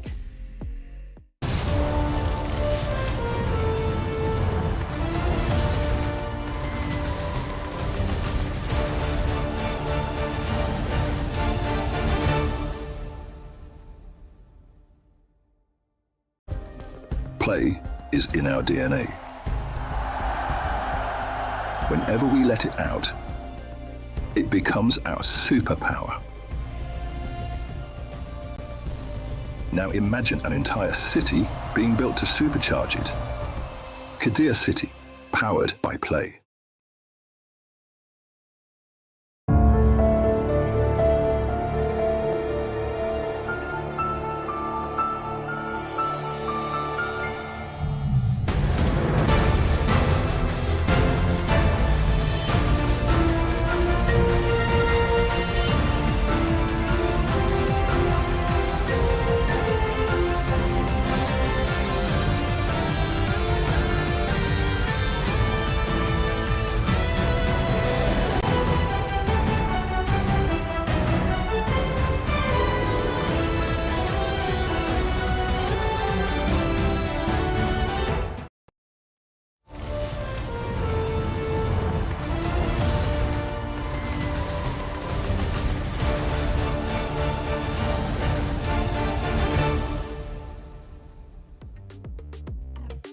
Welcome back right now. Hans Esports is one game away from going to the main stage. This is the Fel, getting you as well as Naisu. That was an amazing game one. And in terms of adjustments, is there really any adjustments that both teams have to make or just run it again? Well, I was thinking about this during the break, right? If I was their coaches, where would I start attacking? And I think as of right now, I think it's got to be that mid lane, right? I think we want to continue with the traditional tank-style junglers and still playing around high mobile supports. Maybe if you're lucky, you get the Matilda, but I don't know how far you can go getting rid of the Zushin alongside with the Gord. Because then Yeeve's up, and then maybe you have punishment. So it's up in the air. This is tough because I like that you mentioned this, Lafel. Like, it's not really pointing out the mistakes of that last game. I think both teams really knew their assignments, like their compositions. They tried to make it work. It's just the better team won that one. And so I think you almost, maybe you don't have to change too much. Maybe the small things like Gideon mentioned. Obviously, even XP lane, I think, is still the kind of contest that we're going to see because those are two powerful hero picks that we just saw. Bunkai with the Paquito, Yu Zhong in the hands of Sanji. Maybe that ends up swapping or anything. But yeah, maybe mid lane might be the biggest factor because even the jungle, man, on a Kai and a YSS, I feel like they did their jobs well. Execution-wise, is that really all you can chalk game one to? We got to remind ourselves the story behind both teams here because the Huns right now bringing in the dream of Mongolia, where even the Mongols, as sad as they are, they're passing the baton to them to continue the legacy. And Falcons Mena, this is where they want to redeem themselves. How many times have they entered the wild card and never once survived all the way through? They always came close, but never enough. For both teams, bringing pride, bringing story, redemption. This is going to be a tough one. I do hope Falcons is able to bounce back so that at least both teams can go home without regrets. They got to put everything on the table here. This is match point technically for the Huns. I would love to see this go all 3 games, but I know the rest of Mongolia is like, no, this ends here right now. I would be happy as well for 9 games on the final day. Because, right, 3-3. Yep. Maybe we get another 3. Maybe. Yeah. Best way to end wildcards, I'd say, because so far this has been a very fun wildcards to get through, and whichever team moves forward to the main stage definitely deserves it going through this own gauntlet, man. And yeah, I think the Huns, they've been playing out of their minds. They did in their qualifiers leading up to this. We saw that in game 1. They're really good at adjusting on the fly. So I almost expect the same thing for Team Falcons Meta, though. They should be able to do that. They have the synergy. They're going to be on the blue side priority. I'm so happy they're getting Sano off of that Freya. Like, he finds the angles, but I think, again, there wasn't enough... I don't want to say impact, because his impact was definitely felt in that game, and the rest of the Huns had to play around him, but he wasn't getting the profit, right? That's what we need to see. Now that we're looking at the processes, the profit needs to be there. And that's why I'm wondering how much of that first draft was just... Maybe the Freya would have went XP, and then they switched it at the end, and the decider was, okay, just put it in the hands of Sano. Because what if it was a traditional marksman against that carry, and not the Freya? Here's the thing. I think the idea of the Freya and Yuzong is to take down Kenny, but Kenny, man, that guy is just too good. He's athletic, man. How can you catch a gourd? He's got some moves. He's definitely got some moves, and I think he figured it out pretty quickly, like why they were getting onto it. So it's a fast, early Winter Crown at that point. But again, we still have 10 seconds left, and I think they need to take into consideration everything. Thank God, yes. Dude, they're opening up the draft here. Yeah, they are. Right? A lot of quote-unquote OP picks are open. Matilda is up as well. So now, whoa, a lot of things. Akai is a first pick, though. Is that where you're expecting? No. The Tilda is already banned out at the very least, right? I would have imagined Fredrin here, but then Akai is generally the safest bet when the Boxia and the Fredrins are around. There's the Paquito. Oh, yeah, the Paquito There's the as well. Claudes. There's quite a lot of very good openers here. Okay, Marcel, but Atlas. There you go. I almost expected the Atlas to be that first blue side pick, but I think Troll also likes to go ahead and see kind of what's being picked up before they lock in Troll's pick. And so the Akai might just be one of the safer options for them. Now, the Paquito was open, like you mentioned. They'll grab that once again for Bunkai. Oh my goodness, they figured it out. Yes. What they figure out? They've got Phoveus available. This is a free lane. They've got one free lane at the bare minimum. The question is, what's the second question they're going to propose over to the Huns, right? Just be careful of the gourd then. Because I got to say, I think they take gourd here, right? Yeah, because Phoveus is great, but is not without his counters, especially in mid, man. A lot of mid heroes just have ways to deal with the Phoveus. Lear, Gord, Lilia, Eve. There's the Eve. Eve Alice. Oh, they want Alice more. Okay, so instead of saying, you know what, I want you to win the lane, disrupt their combinations, how about you just engage for us? How about we just keep playing to our identity? We're strong at team fighting. Let's double down on it. And I think it's also important to note, just because you know with an Atlas being picked up, more often than not, they're going to be making the aggressive play, right? That's always pretty much what we see with the Atlas. You're either flickering forward or you're trying to get the Fatal Links combo off. Well, at least the Atlas, you have another option to kind of catch them off guard too, follow through after the Fatal Links is used. You're fighting around the real manipulation. Like, there's a lot of tools here for the first 3 picks already. A lot of AoE. For Team Falcons. Honestly, a lot of AoE coming in from both teams. So it kind of feels like they want to, quote-unquote, run it back in terms of the fights, because, like, I don't know, they want to do that. So now Valentina picked up. Good Valentina pick. Eve as well as Akai there should have a lot of value. What does this leave us with? I feel like for Falcons, they got to ban out the Claude. Yep. Because not only does it counter them, but they don't have anyone to catch, really. Do you also want to get rid of the carry as well, or would you prefer getting rid of the Moskov? Because I think there's 2 different problems that we have here. Alice can technically sit in front of you for a little bit, but you're eventually going to blow up, but then it's harder to catch the Moskov overall. Yeah, well, I almost feel like the carry, because for Alice, the worst thing you can experience going up against Moskov pushes away, but against the carry, you just die. Right? Yeah. So it's kind of good for Falcons that the carry is out of the picture, so they don't have to think about that. Yeah, take that out of the picture. Baksho is going to be the man here for Team Falcons. Jungle pick is... I'm wondering where still Meta is going to go. Is this a... Is it Fredrin? Fredrin should get banned, I would say though. Fred Gwyn. I don't know, because he had an amazing performance on the Guinevere. Yeah, both are good, back to back. So he has those couple options. So I'm wondering if that last ban will be one of those. Maybe it is the Guinevere. Gwyn.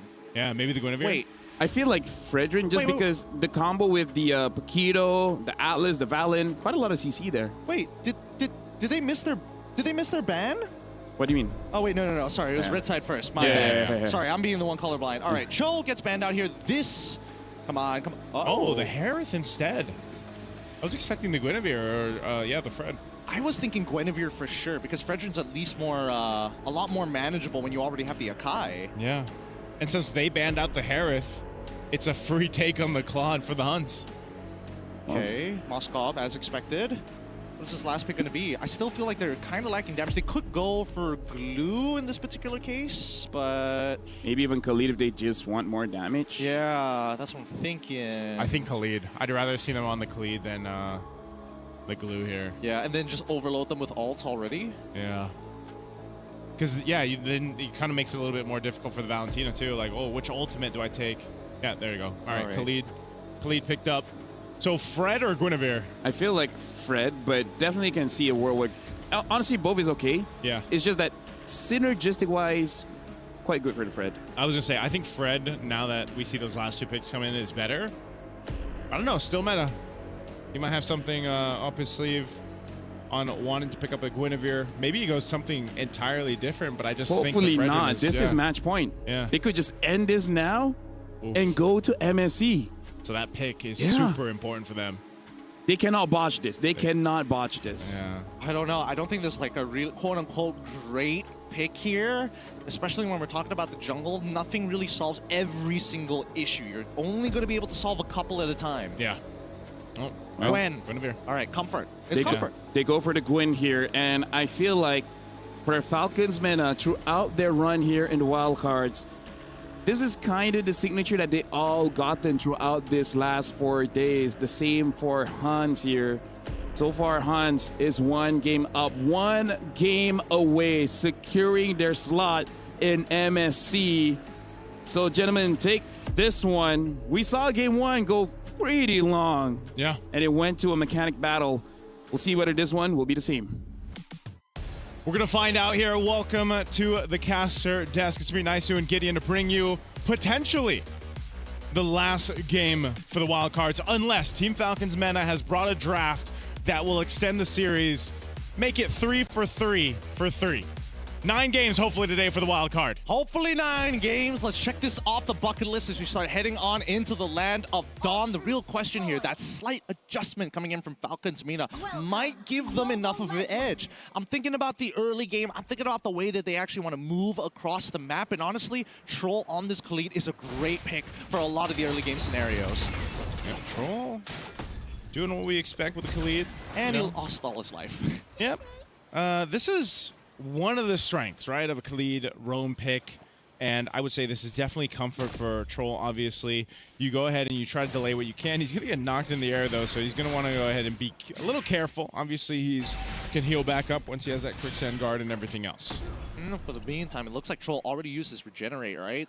Wanted to go back, but Boyette's actually saying, no, let's actually contest for this, right? Kenny's a little low. He just hits level 2, and Cuffin, he's trying to freeze out this wave as long as possible, and Boyette will take the Litho Wander. Ooh. Oh, the flicker coming in from Troll to get Kenny. Forces out the battle spells from either or. Oyu now also forced underneath turret. Oh, yeah. Sano really low, too. Losing that lane up to Yuki for now, but I was expecting, I was like, Kenny, you're really low on HP. Do you want to take the risk of being that close up? Well, he burned the flicker. Troll also used his, so at least no one goes down in that exchange. They go pretty much reset for now. And now, leading into what essentially will be the first big team finder skirmish that we see is that first turtle. You see both teams just kind of duking it out in the mid. Still Meta's around the corner. Is he going to go for the spatial migration, or does he wait? Yep, really good call here. Yeah, really, really good call, especially since Boyette has already made the movement down. He doesn't see the Guinevere, so it's only assumed that he's going to be towards that laning side. Now, we see that Boyette gets the initial knockdown. Oh, still able to buffer the spatial migration to get on out of there. Good stuff. And also, got the Violet Requiem out of still meta. So great mechanics. And he knows that Boyette doesn't have the ultimate or the retribution. There's no heavy spin for this turtle. They might actually just go ahead and decide to go, but there is a lot of Team Falcons around this pit. Again, this dangerous grass, using that extra brush to get a favored position. They're going to go down for the fight.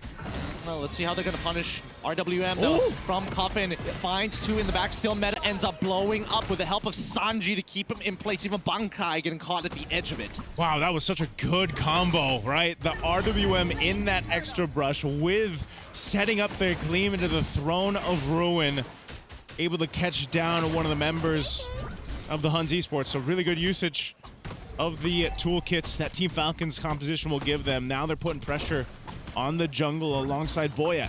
What a beautiful game this is. Falcons, like, they knew straight away, we got to win this mid trio here. If we put Kenny behind, they get that freeze, and now he's a full level behind. That first turtle was so free because both the supports and the mid laner didn't even have their ult. So now, let's see how much they convert that. It's a 1K lead, but I'm not seeing too many steals other than the small camps. Yeah, this is one of the things though, right? This is an advantage of having a lead, like I was mentioning. You can be a lot more aggressive. Your damage throughput, obviously, early on is a lot better than, say, an Atlas, where you're just kind of like hovering around, you know, slowing people down. Like, Khalid's a lot more deadly. So, but now, once you have that level 4 for OU, which he should be pretty close to, or he just got it, now that's where he's threatening, right? So now Team Falcons might have to be a little bit more crucial on how they approach some of these fights, but they've been just being very patient, I'd say, waiting for those moments. And, you know, sometimes that kind of passiveness might be better to not get caught out by Still Meta on this Guinevere. Oh, look at, man, I think Boyet, he's got the timers down, right? He is confirming, double checking, and also making sure that he is watching the mid lane movement to know for sure whether Still Meta is around the area. Again, really great communication so far for the early stages of the game. It gets a little scary towards the mid game. We have yet to see Falcons make that awkward call of, hey, Boyet goes forward and Troll says, we're all going backwards. Yeah, this is a lot like our previous game, right? Or it's kind of like a slow cooking type of game. You got to let it kind of build up, and you might see that more so towards even the last turtle here. The second one's going to come up towards that gold lane side, though. So both gold laners being there, that might be more deadly. Having Yuki up there with that blazing duo at this time. We'll see how they manage it. OU's going to go ahead and get flushed down to the brush here. He's pushed back by Troll.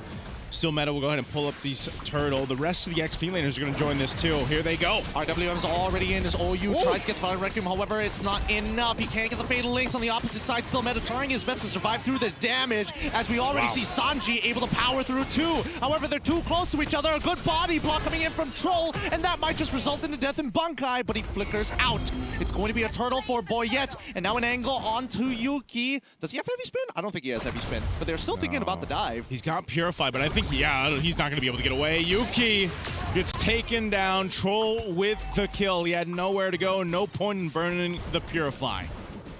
Good plays across the board, and Falcons with a confident 2.1k lead. But Huns are not down and out for the count just yet. They trade tier 1 down on the bottom side, and Bankai, last game he was doing like phenomenally well. Not only was he beating up Sanji, he was still able to attack Sano with backlight. Now, it just feels like he's been so sandbagged, right? Like he joins his fight super late, and even when he wants to peel, he's actually just making Sanji stronger. Yeah, it's one of those things too where just the kind of power spike with the Alice is just you feel it a lot more.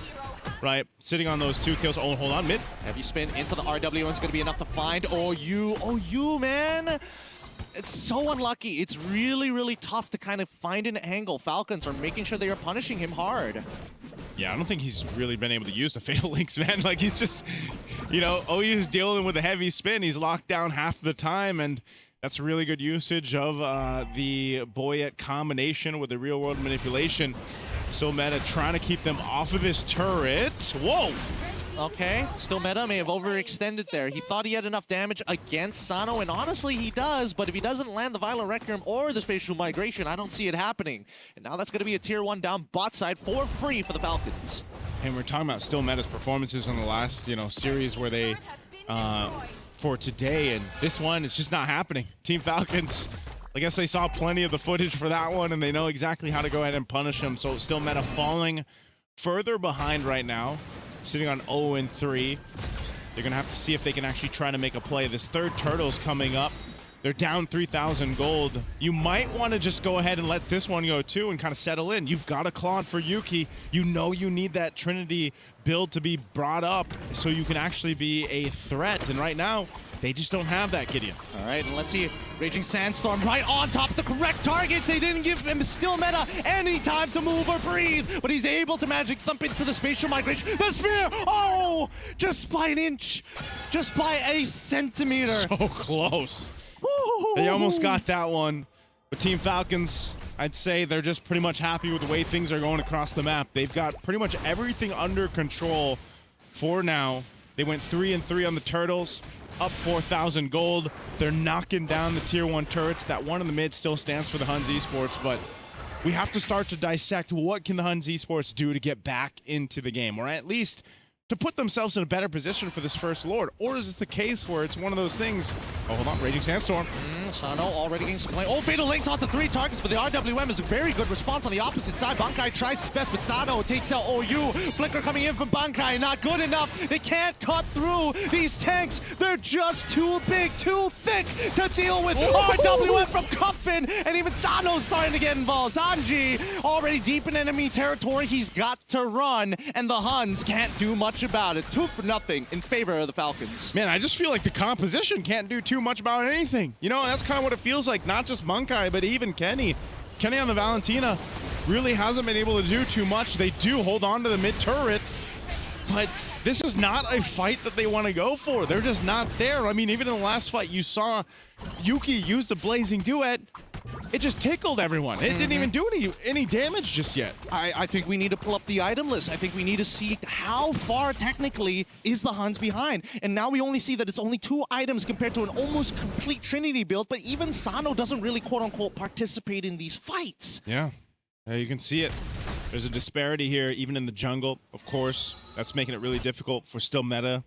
The mid lane, we were wondering, you know, with Valentina, I mean, this has been a discussion throughout wildcards. Raging Sandstorm. On to Yuki, forcing him to take the BMI backwards. Troll can keep on going as RWN is here. The heavy spin is great. Troll can take the damage. Fatal Links into 2 as the Blazing Web finally comes out. Troll will give everything. Flicks away. Sano able to get the BMI. Oh my goodness. The counter RWN from Kenny as Bankai covers him from Boyette. Now Troll, he's done everything. He tried his best and still a 3-for-1 trade in favor of the Huns. What just happened to Team Falcons? That one was not in their favor.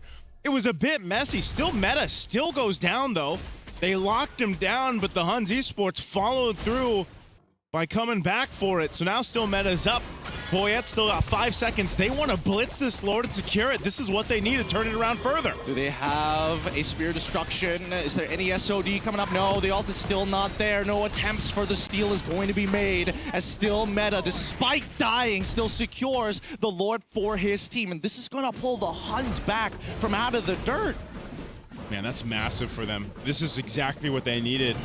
You know, before that, I was just saying, you know, what can they do? It just felt like they weren't exactly online, and these small wins will help. Here's a conceal. They want a sandwich. Oh, they want to get on top of Yuki, and now the heavy spin is already out, but now here comes OU, who's able to slow them just enough to terrify into the Fatal Links.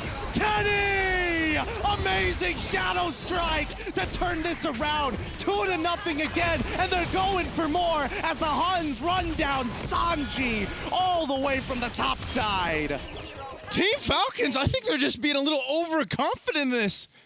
They knew that Cuffin and Sano were on the other side of the map. They went for it. And the Huns Esports will just punish Team Falcons. At that, I mean, that was essentially clipping the wings right now. The lead has been gone. I mean, look at this. They go in with Sanji. Cuffin was there, but he just kind of disengages because this is not a fight he wants to be a part of. Yeah, it's crazy stuff, man. It's crazy stuff. Now, this is still part of the replay. As we saw, a lot of it just comes down to, can we actually hit Yuki with the right ability, right? And unfortunately, they weren't able to find that. But now let's jump right into the action here, right? They've already managed to defend themselves from the Lord. A lot of holy shielding gone, but at least Cuffin was able to get an Ice Queen's wand. So maybe those situations won't happen again. I don't know, maybe he just doesn't want to give the shutdown, or, you know, just decided that wouldn't be best if he was there, part of that fight. But either way, that one's done, and the Huns Esports now swinging the pendulum in their favor. They've got plenty of time to go ahead and wait for things to get even more established, so it doesn't really matter that Still Meta died multiple times for the rest of the game. His team has essentially gotten to where they are a big threat as a whole. Now that we've seen the Fatal Links combination, we've seen Yuki being able to actually pump out the damage. He's done time on the clock to go and get to where he needs to be. If you're Team Falcons, this is where you need to see Cuffin and Sino come together and pull through for the team to get to a Game 3, because right now, the Huns Esports seems to have them figured out. Yeah, I think right now we just need to see an outstanding performance coming out from Sano, right? Coffee can only do so much, and I think that the ideas from Boyet and Troll are genuinely good. It's just that everybody needs to be on the same page about this. Huns, they're great at team fighting, they're great on that defense, but at the same time, if they stick too close to each other, that RWM will punish them once again. Okay, let's see. Team Falcons just kind of scouting out their side of the jungle. They've got to be so cautious on not getting overstep, not being overzealous. Boyet's heavy spin has been such a cornerstone with trying to set things up around the RWM of Cuffin. And now that the Lord is up, we'll see what they decide to do. They're going to still put pressure on the bottom side. The Huns working on that wave to keep some pressure. They spotted out, so Team Falcons, they don't actually go with the Lord just yet. They're going to delay it a little bit further, and we could just see a full-on team fight for this one. Team Falcons knows how crucial it is. They don't slip further behind. Earlier on with a 4,000 gold lead nearly has been dissipated, now in favor of 2,000 for the Huns. They wait patiently. OU has a flicker, Fatal Links available for him. It depends who he catches out. You have Sano on the other side. He's gonna have to rely on the SOD. No, please, Sano. He's got to. Every time he shows up, it's going to be a movement from the Huns and even from Falcon M. He wants to clear that bottom. He needs to hit the SOD here. There's no choice. He has to clear this wave, and now the Huns are on the attack. OU tries, but now the RWM stopped him in his tracks. However, we see Guinevere on the opposite side on top of Boyet. Bankai takes out Sanji as this entire sequence is going to be played one more time just for your entertainment. Okay, who got the Lord? Okay, thank goodness. Okay. Thank goodness. Let's get right into this, right? Because now with the Lord already in their hands, this means that this game, it's gonna drag out a little bit longer than we would have liked. Okay, that may be a preview for the future here. Divine Glaive, though, locked in for Cuffin. They got the Lord off of that. Now they're the ones turning things around, ready to knock on the base turrets of the Huns Esports. They're working on the bottom base turret without Still Meta and Yuki. This is not a defense that they can take. So bottom base turret goes, mid Lord pushing up to the tier 2. By that time, everyone from the Huns Esports is ready for this defense.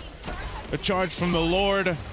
Does Team Falcons look to end it here? They're going to make the attempt, but first OU, he's going to look towards Boyet. He's trying to force out the heavy spin. Oh, Yoki gets blown up by the RWM. Mr. Sanji's engagement. And this game should be done for. 2-0 as Falcons go straight for the crystal. Oh, you're going to make the attempt here, but he already used his Fatal Links. He's just there for an extra body as Bankai tries. The spell vap is good, but not good enough. The stolen heavy spin to clear out the rest of these minions. But it's just one man. We go over to a potential game. Hey, hit the base, man. Hit the base. I'm trying to set this up for you. There we go. A Game 3 for Falcons. Don't know why they hesitated there at the end.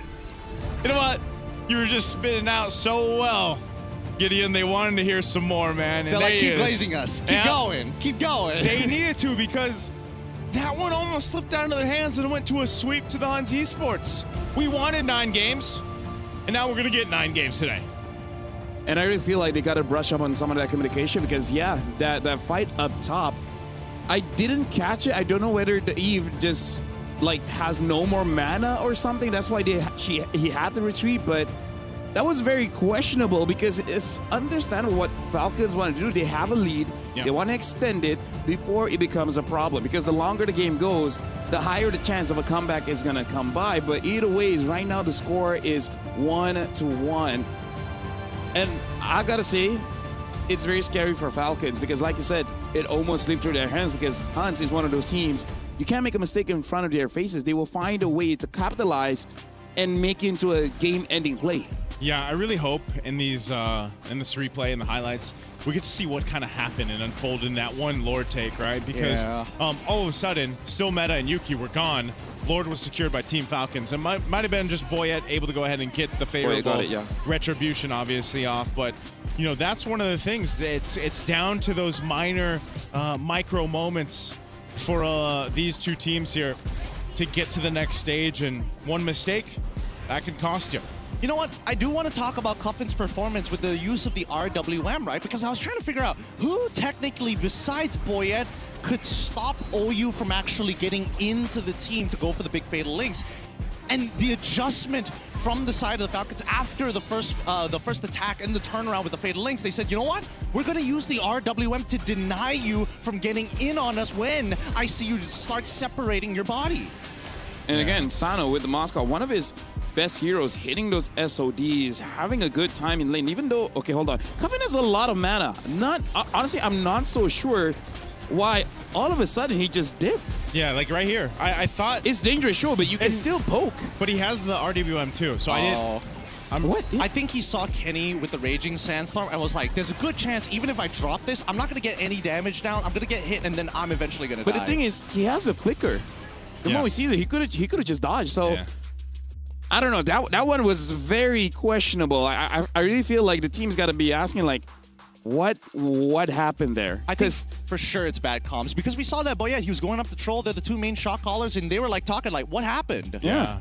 And that's why I think even at the end there, that hopefully they can go ahead and sort out some of those comm issues, because if it's them or if it's the Honey Esports going up to the main stage, they're going to have to go ahead and kind of alleviate some of that those problems. Because that is not something you want to see in the grand finals, which we are going for a break. When we return, we'll finally know who goes over to the main stage. We'll see you guys right after this.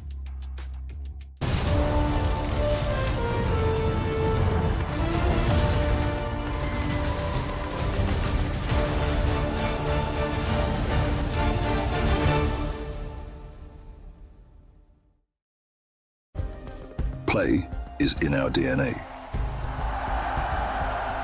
Whenever we let it out, it becomes our superpower. Now imagine an entire city being built to supercharge it.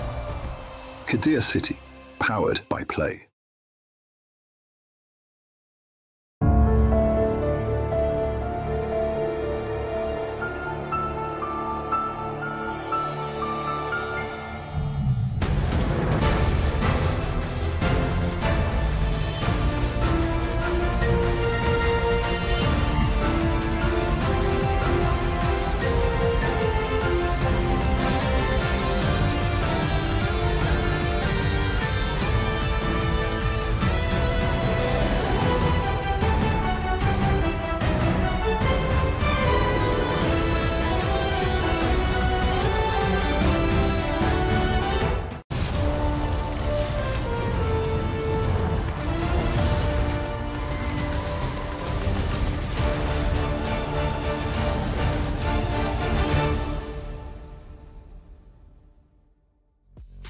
This will officially be the final game of the MLBB wildcard. And again, it's for that golden key to go to the main stage. Both Huns as well as Falcons Mena are 1-1. Where first game, it was Huns. And the second one, it was Falcon Mena. And I got to say, both games, it became tighter than we expected. Game number 2, we thought that Falcons could have ended it quite cleanly.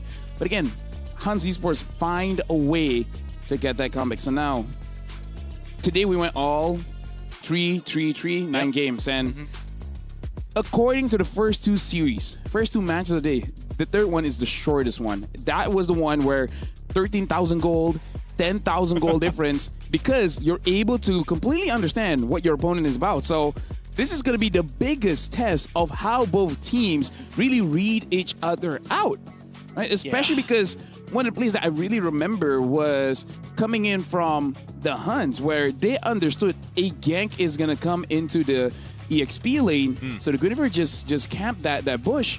And then from that play, just snowball out of control. Yeah, I think that is going to be pretty similar in this upcoming game. My one adjustment that I'm hoping to see actually is that Huns actually taking the blue side, because so far it's been back to back that we've seen that the Falcons, they've done well on the blue side. They've adjusted. They've had their chance underneath the sun, but I really think the Huns should take advantage of it. All the picks are out in the open.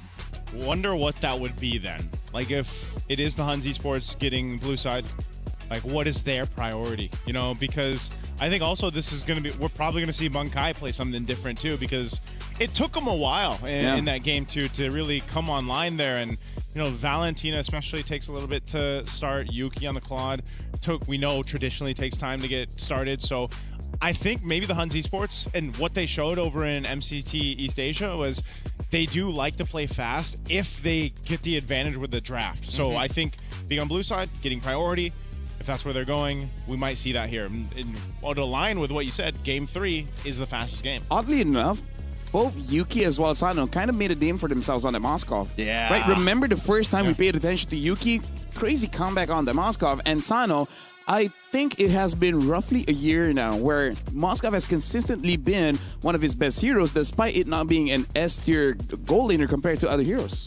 Yep, I think it's interesting because, again, it does show that, yes, there is a little bit of limitations, but the ceiling is really, really high, and I think that just might be enough to kind of tip them over the edge for this final match. Yeah, the ceiling has been lifted, I feel like, higher and higher throughout the wild card. From the very first day, if you think back on the quality of some of the games that we saw, we took some time for the teams to go ahead and warm up in their game ones. Well, now, today alone shows us that they figured each other out. They know how their drafting patterns are. So maybe this is a time for not so much experimentation, but just to kind of lean in on the comfort, but also just knowing what you guys, as 5 guys on a team, can execute on the Land of Dawn. All the theory, all the experimentation, everything is for this one. Like, it's to the point where I feel like as long as you have no regrets. Yeah. Right? Don't be like, late on the line. I wish I got that hero. Yes. Because I know there's a lot in history where, especially the first pick, between the player and the coach, they will argue what will be that first pick. I mean, like for us, Malaysia, we still remember MSC 24, where they were considering either the Ling or the Roger. You know, Innocent call out that Roger pick, and then a lot of grand finals, people are like, we just need that one hero, and I promise you we'll win. The question is, what's that hero? What's that hero? I think right now, what is it for wild card? Would it be it's not...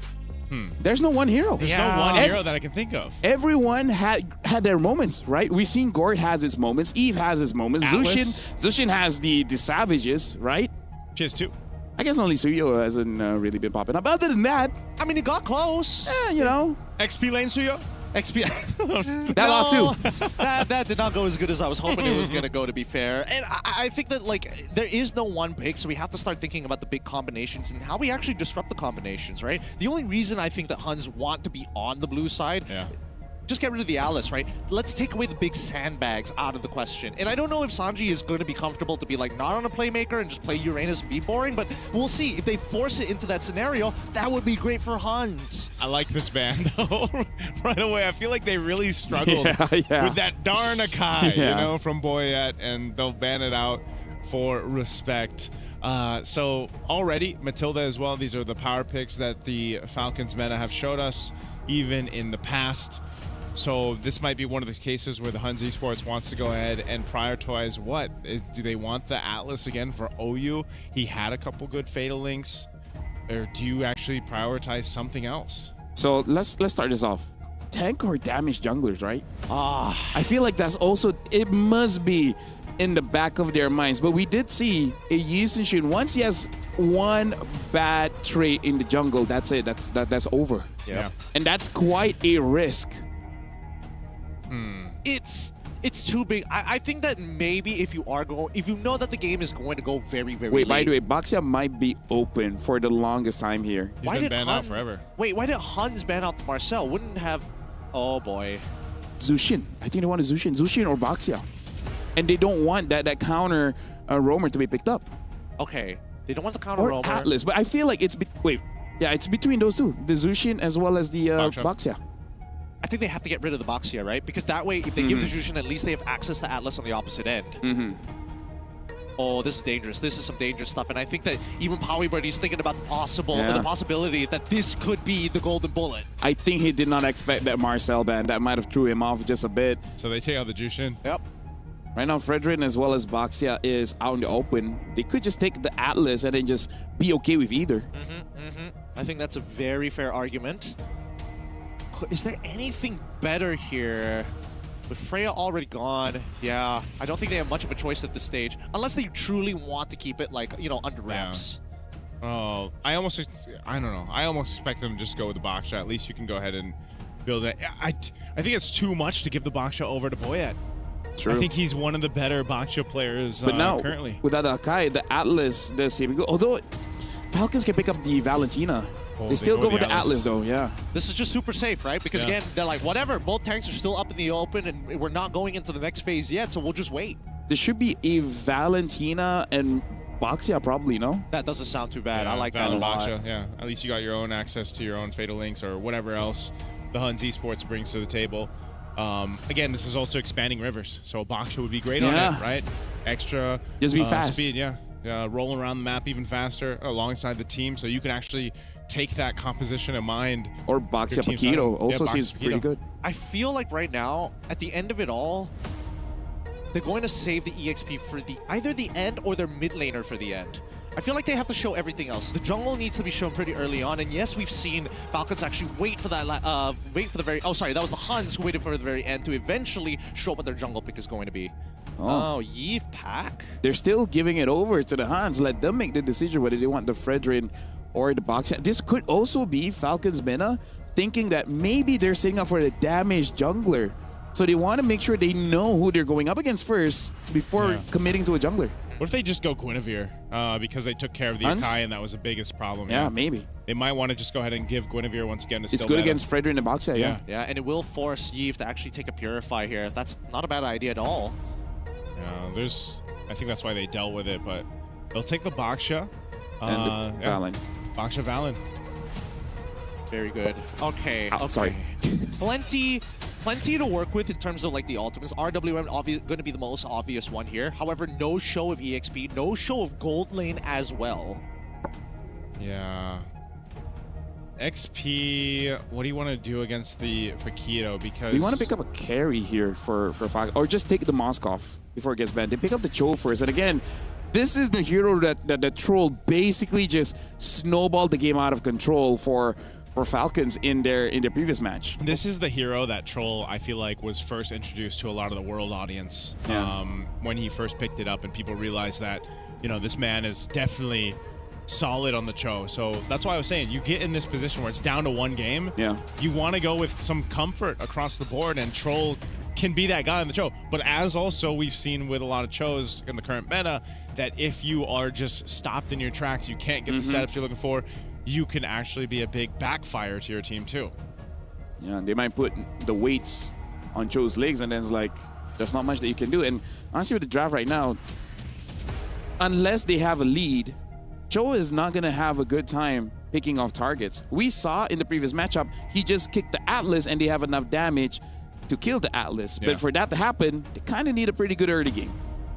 Okay, Arlet, Yusong bans. I think they might be setting up for Hayabusa. I don't know 100%, but this is based off of what we saw in their previous games during the group stages when they got nothing left.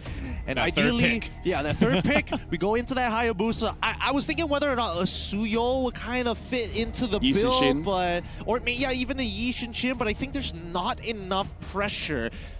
They gotta make sure that they at least win out that mid trio. So take a gold laner first, perhaps. Which I guess the Claude is still open. Carry is also pretty good to do with the Boxy as well as the Atlas. Yeah, I think they go carry here just for that. Oh, they have a Cho too, so that'd be great. Go with the carry. They're gonna go Moskov instead. Okay. Comfort. And a lot of crowd control. Look at the lineup from Falcons Meta here. Basically every single hero there has some form of crowd control, and now the Lapu gets picked up as well as the Harif. Surprised that they didn't actually want to. It looks like they just want to go for early game, and I think Yuki was one of the Hive players in the wildcard where he basically skips the Feather of Heaven. He just creates the Swift Crossbow, and the rest just go on pure damage. Yep, and I think it's pretty good. It's a good adjustment considering that now, Harith, it takes a little bit longer to get the infinite dashes with the Xamarin Force. You still have to wait that 0.5 seconds between each of those dashes, so it makes a lot of sense. Honestly, I am looking forward to it because I tried Balman. The clear speed is hella good, and now they switch up for the physical down on his second skill. You can deal with the box out. You can deal with the Atlas. The shred from this Balman is something we got to look out for. It's interesting, right? The shred, you got a Paquito, you got the Moskov, and the Cho. Like there's a lot of physical down, right? Shred through that armor that is going to highlight here. And Balman, you only need one thing, your team to have a lot of crowd control, and then he smashes. With that, this is going to be the final game. And what a turnaround, the final pick, Balman here. So I'm going to give it over to Naisu as well as Gideon. This is the final game of the wildcards. It comes down to this one game for both these teams here to move forward, get that golden ticket, that golden key to get to the main stage of MSC here. And talk about wild, a Ballman in this pickup for Team Falcons. We'll see if that's going to go ahead and carry the Falcons forward, or will the Huns Esports make it through with a lineup we've seen similar before, but the box are now in the hands of Still Meta. It's interesting. I would have imagined that Boyette would have started on the opposite side to play for the strong lane, but right now, early trades forcing Kenny out again. Mistakes being thrown early, but Still Meta coming to compensate. Oh, man. Oh, concussive blast already getting him. Nicely done from the side of Still Meta. I thought he was going to flicker just a little bit sooner there, but either or, this is still a very good start for the Huns. Yeah, man, it's like when you see the Baksha mid-air, you're flickering already. You know, it's like you want to be a little early on that one. So unfortunate that also the flickers burn and you die. So with the Huns Esports, they're going to go ahead and get things going. Boyette, this is... I mean, we talked about this, I feel like, on day 2 of the wildcards, we were like, oh, maybe Ballman comes through. And now that you essentially are going to see in the hands of Boyette, this could end up working really well because your early damage is already pretty good in the mid lane, but also having Troll, for example, on this Cho, there's potential for you to get some good pickoffs even before the Way of the Dragon comes through, or once you have it, even more so. We also talk about the response from Boyette after seeing the Boxia show up into the mid lane, notice quickly, hey, he doesn't actually have his purple buff, instantly goes for the invade after. So just really on the ball here for Boyette. Yeah, good usage there, good game sense. So Meta, obviously level 4 anyway, just going to be able to go ahead and do what he needs to do. The Turtle's coming up here in about 8 seconds as they get in position up on that top side. And look at the adjustment, right? After stealing, immediately running to his own purple buff, and then going to the top side to fight for strong side. And look, now it's a 2v1 scenario where Sanji has already beaten up Balkai to a pulp, and now Still Meta is here to compensate. But even so, Tortoise Poisson's already down. This should be pretty free for the Falcons. Oh, man. Okay, Turtle up. Boyette's going to go ahead and do that. Rest of Team Falcons will go ahead and zone out the Huns. Whoa, Sanji. RWM also going to get called down here. They probably should have gotten the RWM down first before they call Sanji to flicker forward. But hey, that's fine. They still get the Turtle. They got everything that they were looking for. Yeah. Troll nearly there on level 4. Good decision there for them not to kind of get overstepped and go for too much. Again, they want to go ahead and build up, get things going. Now that Troll's level 4, they'll look for the picks. He might run into the rest of the Huns. Oh, and he gets... Oh, the flicker just in time. Nicely played by Troll. And he also had the third hit of G could know, just in case. Boyette doesn't get the steal, unfortunately, but he did have to commit his ult. Even so, he still has an EXP lead over Still Meta. Yeah, it's just a bit. Nothing too crazy. Still Meta again on this box show. There's a reason why he's banned so much. He's able to go ahead and go around the map quite quickly. Taking some camps too from Team Falcons if he can. So there's not too much for them to actually go. If sometimes they want to utilize their flickers or not to set up, if it's not available, you kind of just don't have much that you can do if you're Team Falcons with this lineup. You know, it's not like Ballman's going to come out and surprise anyone. You're going to have to kind of wait for the kick to be there. Assassin Balmon, back at it again. Just jump scaring you over walls when you're 1 HP. Now, as we see this game continue to progress, despite it first blood going over to the Huns, the gold is actually dead even, right? Like the amount the side laners from Falcons is actually winning their lanes and actually absorbing a lot of these crabs is honestly keeping the Huns in check. Yeah, keeping them in check right now. Retribution used. Still meta. He's catching up slowly, man. As said, you kind of expect this with Baksha to be on your side of the jungle. Boyette's going to go for him. They've got the kick available. There's no flicker here for Troll, but they might want to try to collapse down on Bunkai if they can, or at least burn a battle spell. Turtles coming up. They can make their way there for that. It looks like we're going to just see the next team fight for this. Sanji, though. Okay, Sanji fortunately has to get on out of there. The stolen RWM was used, and now the counter RWM from Comfort only catches onto OU's side. Boyette doesn't find the execute, unfortunately. That's going to be 3 really big ults compared to 2. The ult economy looking just a little bit better for Falcons. And kind of weaving through these fights with ultimates. Battle spells too. Fight for the turtle though, second one of the game. Here comes the attempt. There is no Fatal Links, but now the Zaman Force as well, as Yuki able to try and make things happen. Still Meta finds one as Troll gets the way of the dragon onto Kenny's side. However, the Zaman Force has not ended, and Boyette finally collapses. Yeah, that's too bad. Again, there's not much to do as a Ballman, but now still Meta. Doesn't have the kick, so they can't really follow through on this. However, they do have the bravest fighter. And that does mean that at least purple buff Steel coming in from Still Meta. Now he overtakes it. Okay. That's what as you saw in that turtle fight, man, that's one of the things about Boya. It's like, you really only have a dash. If you get trapped into a choke point, you're not going anywhere. That's one of the weaknesses, obviously, in comparison to a Baksha who, you can jump over walls. And yeah, you have enough time to send your postcards off to loved ones as you're just taking the damage. I mean, really, it's a tough position to be in here, and you can see the lead from the Huns really being distributed well amongst their members. Even for someone like Bunkai, who is having a bit of a rough time in the lane, but these team fights have pulled them back into equal footing. Yeah, this is one of those things where, again, battle across the map. Troll's going to be forced out of that brush.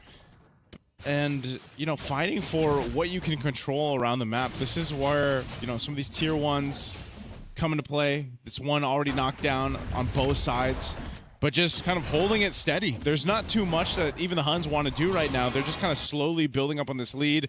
Kenny's been holding on to that RWM against Cuffin, and he's getting pretty good usage out of it. And as this builds up, you can even play it into the final slash.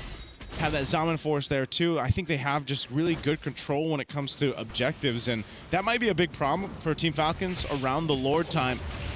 Troll once again really looking for one of these members that he can kick, but that's the thing. Who is it? Who is going to be the one that you can kick? Yeah, I mean, look at the amount of space that Huns are, again, not only trying to take away from the side of the Falcons, but Falcons are trying to clear out their sides of the jungles before Huns can even take any gold. And now the Way of the Dragon from Troll into the Fatal Links coming in from OU. Kenny, he's down low, but he's also got to counter RWM. He won't be able to participate. Wait, Kenny, he actually wants to be a part of this.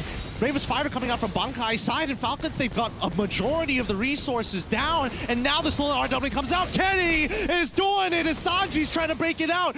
Bankai, again, with his Bravest Fighter, has already zoned out too, but that's going to be Still Meta who finds the kill onto Troll. Man, that's just how, I guess, the game plan of Huns Esports, I actually thought they would just completely disengage off that, knowing Bankai was low, Kenny was low, and I expected Team Falcons just to get the turtle, but instead they end up getting caught in a fight against the Huns, and they lose it. And they could potentially lose more. Yo, Sano in trouble. Here he comes, the Atlas, right on top of Sano. Oh, regenerate before you flickers forward with a Fatal Link to secure that kill. And Boyette takes out Bankai. 2 members left, and OU just has to say goodbye to Still Meta as he takes it from behind. Okay, I don't know if that's exactly necessary for the Huns Esports. I get, in theory, they wanted to get more. But in between 2 turrets at that point, the tier 1 and tier 2, this early on, 8 minutes in, it's not going to go too well, right? But essentially, they still hold on to a bit of a lead against Team Falcons. Boyette's going to go ahead and take his purple buff after Still Meta gets taken down. Let's take a look at the instant replay for this one. Again, they initiate this. They don't even have that many ultimates really available. Yuki was on Cuffin, but he's just too low to be a part of this. So it just seems like, again, what was the fight there for? Really a bit of an ego challenge, and most importantly, just to put Sano behind even further, because now Sano, Yuki already had a slight lead against Sano, but the EXP is still in Sano's favor. So really, it's trying to even that score just a little bit at the cost of their EXP laner, which is a little sad, and not to mention also Oyu, but at the very least, they haven't dropped the lead just yet. 400 gold. It's small, but it's something. It's something right now. Looking at Boyet's build, too. He's got a Radiant Armor. He's building into his next, so a little bit of a Molten Essence there, too, to help him even further farm against this Baksha. But, you know, he's eventually going to be tanky enough, too. Yeah, there's the build. Look at the difference for Yuki. Dude, I love the fact that Yuki is like, man, I'm showing off this new tech, but I gotta make sure I buy my leather armor. I need the leather Durkin. Boys, the leather Durkin is the difference maker right now, even though my boots are complete. Don't worry about it. Don't worry, I just need just a little bit more armor for those concussive blasts, even though it does magic. But 4 seconds left. The Lord's about to spawn. Yep. At least they're setting up the waves. Setting up the waves right now with this Lord up here. Yuki just picked up his Holy Crystal. There's 2 Chastised Pauldrons for Team Falcons picked up, too, so defensiveness in tow. Nearly half health on this Lord here. They're fighting for that space. Still Meta will go ahead and jump forward. Bankai already using the Bravest Fighter. He's trying to look for an angle to zone out. Gets the stun onto Boya, but he can still get into the pit. He gets in and secures the Lord, no problem. RWN gets canceled out early on as Kenny still holding on to his. Ends up dying regardless. With that, Sano able to clear the rest. Falcons try. Yuki gets Sanji and Sano. He needs to get back in there, get in the fight as they're trying to disengage. Huns finally out of there. 3 for 2 trade in favor of the Falcons. Oh man, 3 for 2, but this Ballman just dancing around the jungle. Still Meta will be able to get his buff. But with Sano still alive and Boyet, that is just too much heat to handle. Now they have a Lord marching up top side. Team Falcons has been through the gauntlet, man. Even today alone, they got themselves the objective.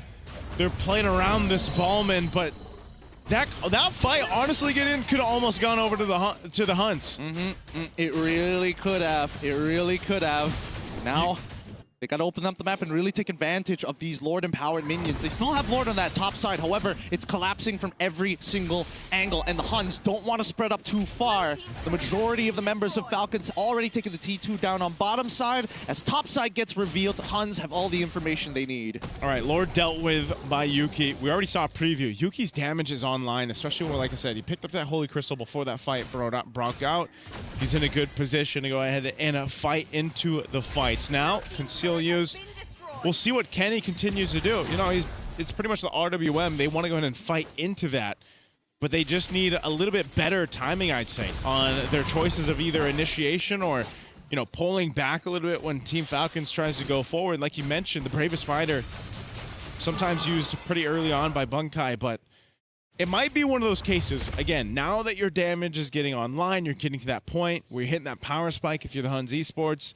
You're relying on OU to get this setup going, because looking at even the damage charts, there's quite a difference there across the board. Oh, okay, an SOD to double check the position on this purple buff. Did he get that? He did get it. Oh no, Yuki got it. Wait, did Yuki get it? Wait, Yuki got it. all right. Yeah, yo, Sano doesn't have it. So. Yeah, that's a little unfortunate. But hey, he still checks it, right? 44 seconds until we see the next Lord actually spawn, and at this point, I don't know. I'm a little nervous, right? Because Troll has been doing phenomenally. He's been getting some really good kicks in. He's been delaying the opponent so many different times. But what they really need is to not show Cuffin. They need to deny Kenny from getting the RWM. See if Kenny ends up getting it or not. But yeah, Troll was asking who is he going to be kicking through this game, and I feel like he's been able to find the targets, find the marks. The game, as it goes on, though, it's a little bit more difficult to be able to do that. OU as well, and so Yuki, you know, so crucial. You know, we saw this in the last game where sometimes Yuki getting blown up so quickly. Once you lose that firepower, I feel like the Huns Esports lineup is just, you're lacking a lot. And so with this, Lord is up. Team Falcons will go ahead and blitz down the Lord. Half health already. Bunkai's given the information, but Boyet quickly secures it. Still Meta getting a bit distracted, and now they're forcing the Fatal Links onto one. The stolen RW as an attempt as the kick comes through, and the Salmon Force. Yuki's dead! Cuffin finds him, and now the rest of the team's in some trouble as Bankai, already in all 5, tries his best to take out Sano, but it's a little too late. He gets pushed on backwards, and Sano going to have to recall 2 for nothing, but every battle spell under the sun being exposed. Man, again, Lord secured. The Huns Esports a little hesitant to be in range to contest the Lord, ends up biting them in the behind.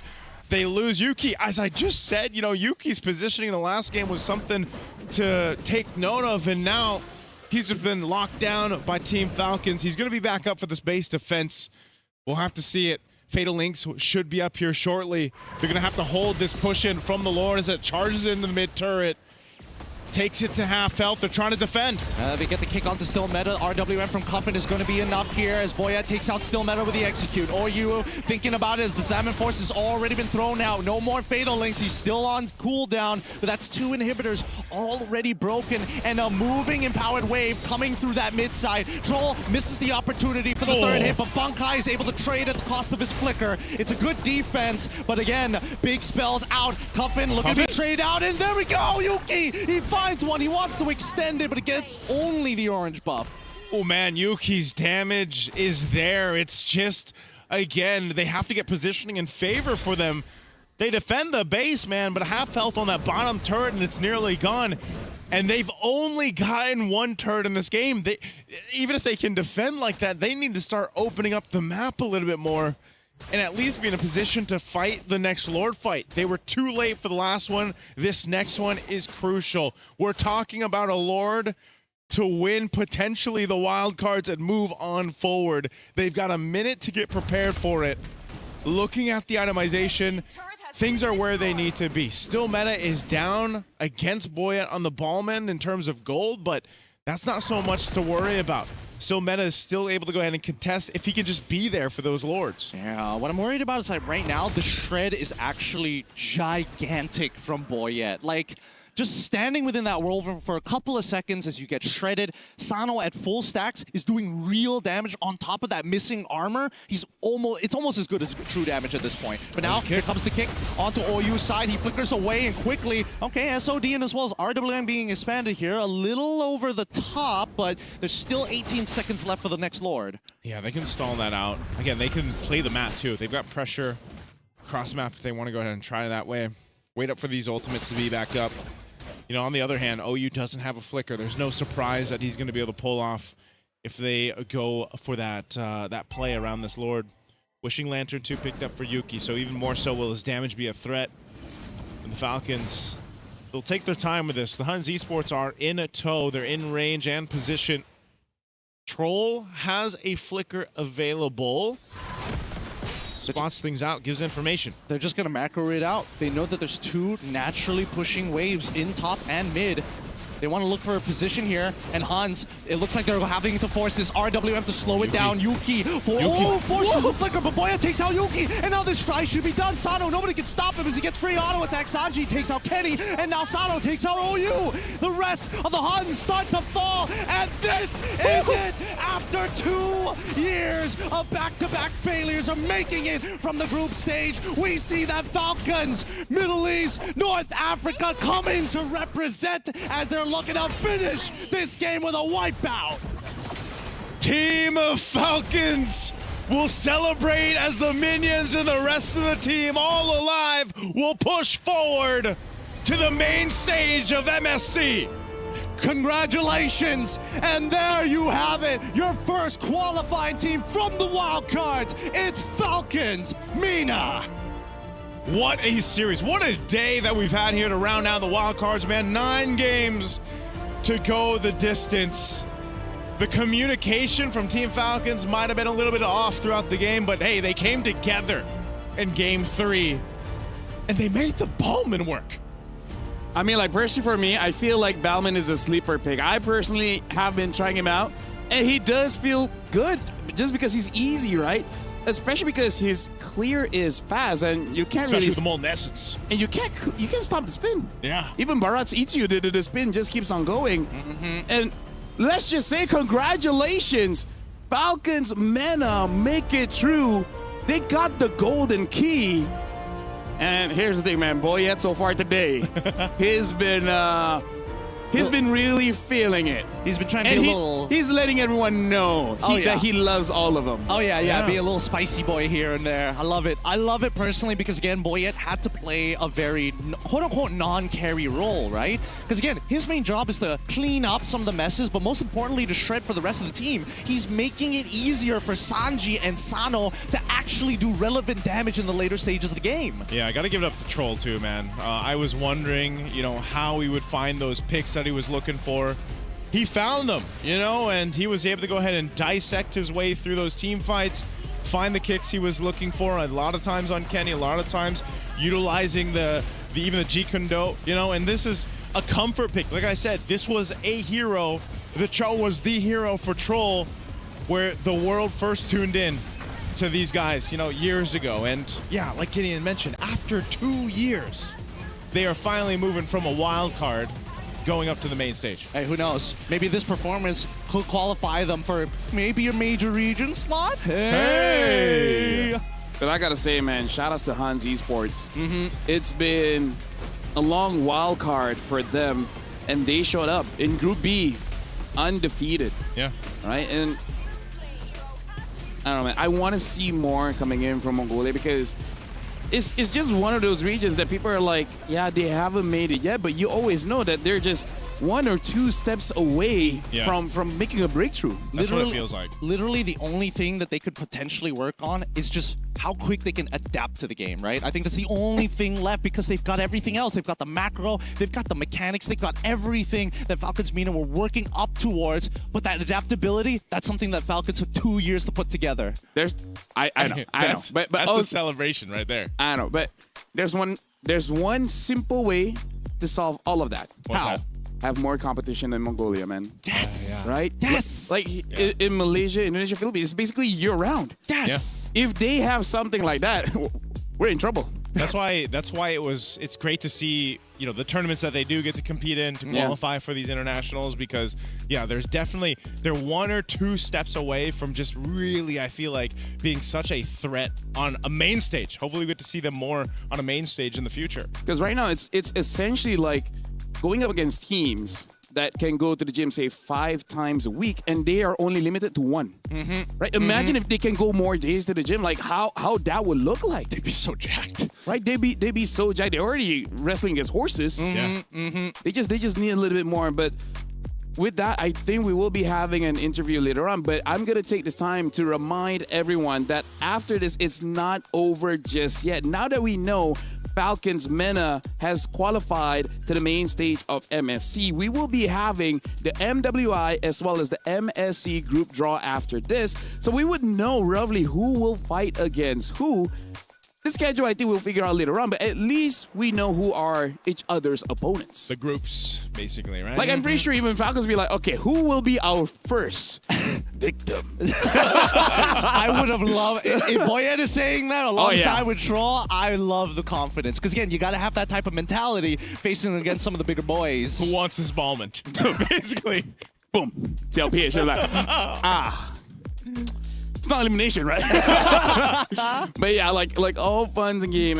Shout out to all the teams that competed throughout the wild card, and this is something that a lot of people didn't expect, having Hansa Esports as well as Falcons MENA. I mean, Falcons MENA highest likely to be in the grand finals, but still, it's an amazing 9-game day, and we wish them the best of luck for Falcons to go on the main stage, because again, those 15 teams that's already waiting are no joke. Boys, hot take here. Yes, I think, sir. I know we joke about this every single year, but I think this time round, I know I don't personally say it, but I think this has to be one of the best wild cards ever.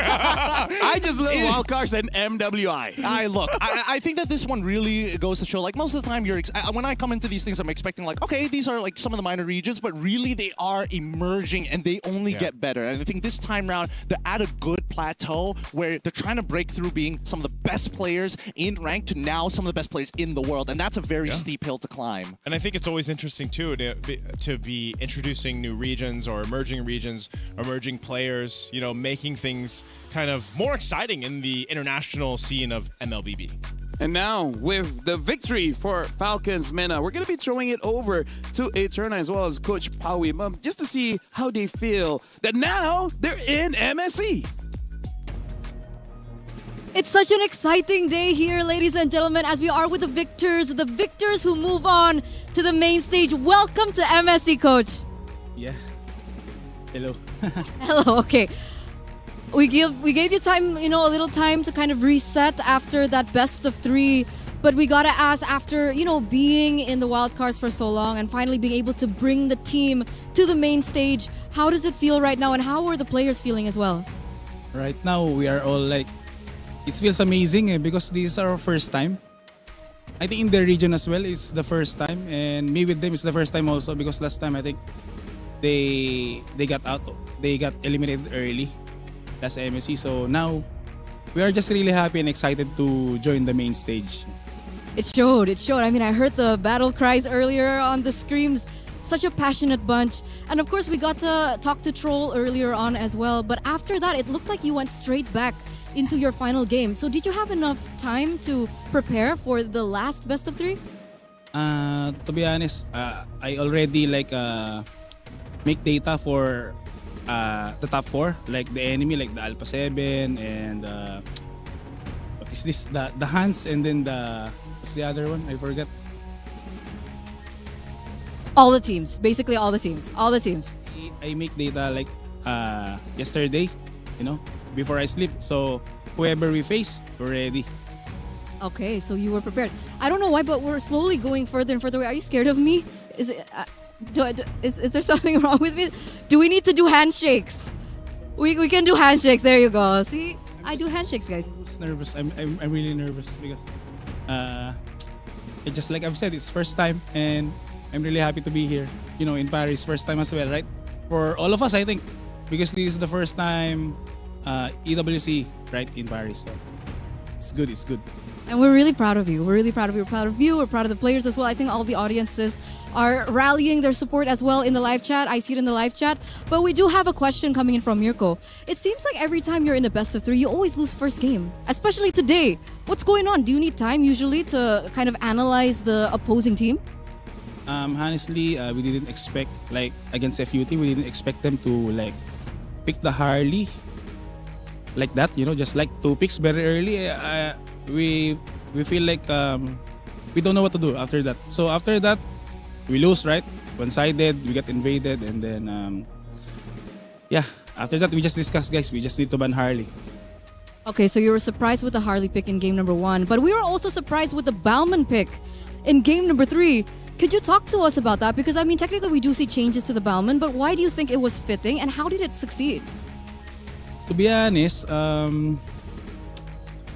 that's like super alternative pick because our picks got banned, our mostly like first and second and third picks. So it's like 4th or 5th pick, something like that, because Balmond is really hard to play against, a lot of CC. There's Atlas, there is YZ, I think.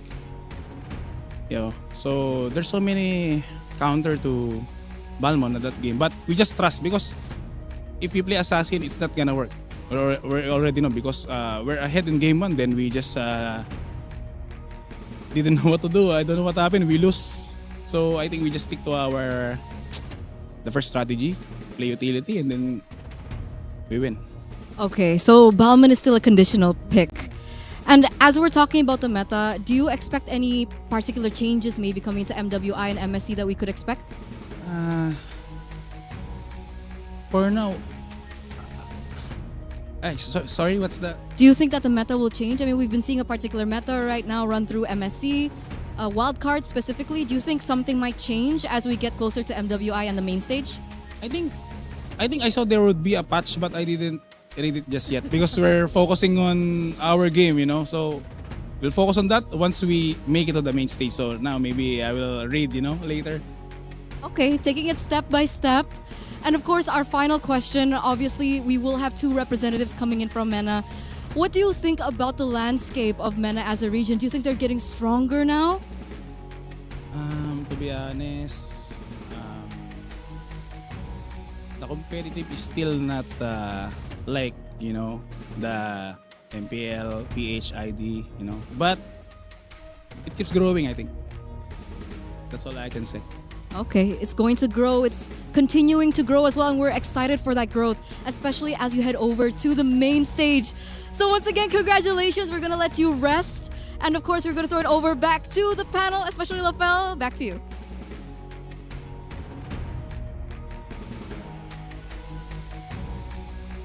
Whoa, hello. All right, there you go. Yeah, because Swiss Harley from Foot Esports is so strong. The moment they batted out, then they start winning, Yep. Crazy. Either ways, full best of 3 this entire day. Congratulations to Team Falcons, MENA, and Foot.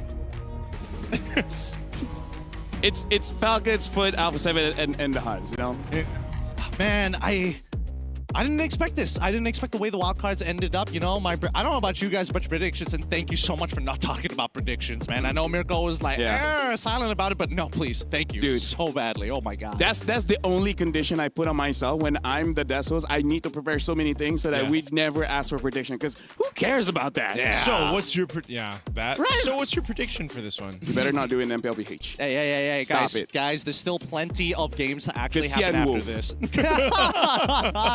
Hey, big shout outs to Wolf out there. Great guy. Anyways, thank you very much, Gideon, as well as Naisu. You guys have done an amazing job casting that grand finals. And now, ladies and gentlemen, we do know who is going to the main stage, and the wild card is over, but we still have one more agenda for today. We will be having the group draw for both MWI as well as MSC. So make sure you guys don't go anywhere, and then we'll see who Falco will go up against. We'll see you guys during the group draw.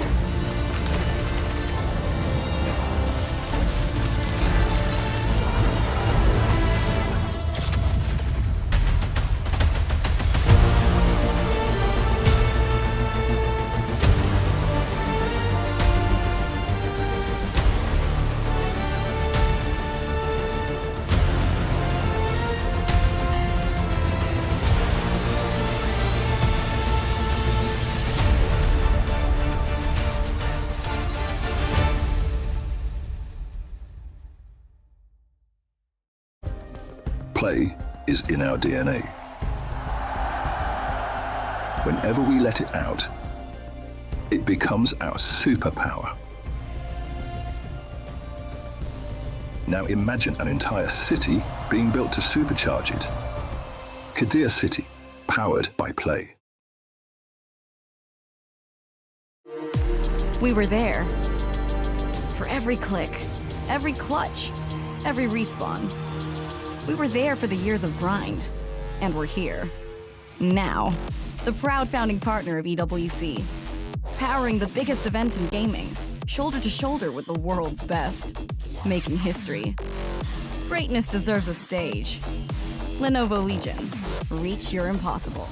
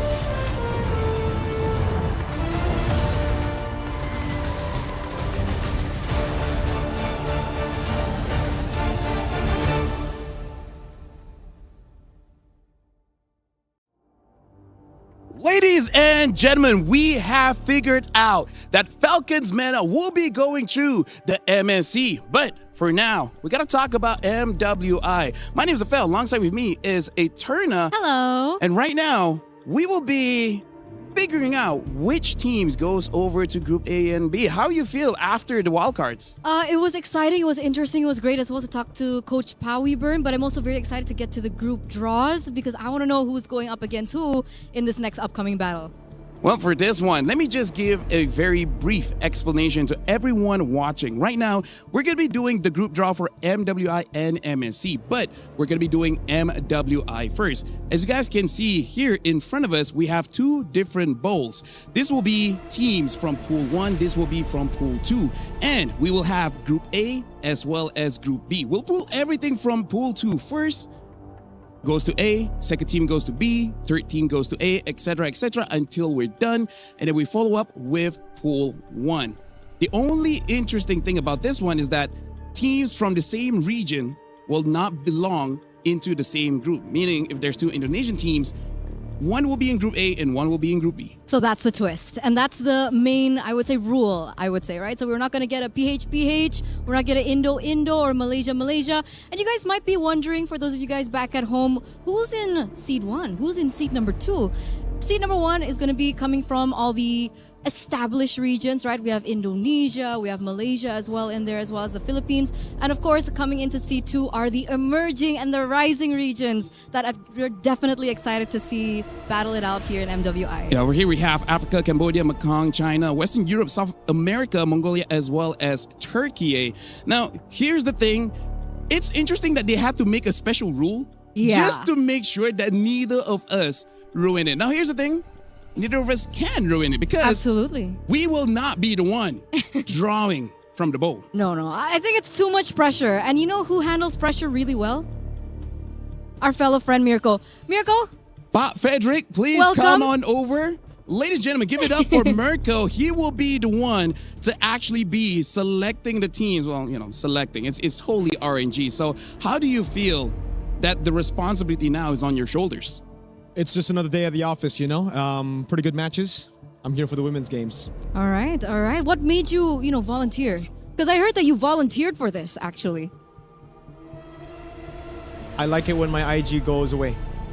Hey, you know what? I've been trying to do that for a while. But now, let's actually continue. This is Pool 2. You will be drawing every single team here first and eventually go to Pool 1. It will be A, B, A, B, A, B. So I hope that you're ready because you got to start selecting team now.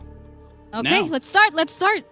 I think everyone out there is anticipating this first matchup, but we aren't going to see the matchups just yet because we're going to draw out the first team. Don't forget to show it on camera once you get visuals of it. It's okay. Yeah, that's what she said. We have all the time. And the first team is Seita. All right, our representative from the Chinese region. Yeah, so right now it looks like Seita will be the first team from the second seed moving over to Group A. Now the next team you will choose will be going over to Group B. So this one, we're going to be finishing everything from here. Yep. Let's go. Let's go again. So right now we still have Africa, Cambodia, Mekong, Western Europe, South America, Mongolia, as well as Turkey. And let's look at the second team here. Okay. And the next team is Foot Esports from Turkey. All right, so at least for now, looks like Seita as well as Foot Esports, they will not be in the same group. It will be different groups, Group A and B. Now going for Group A again. We'll see the second team entering Group A.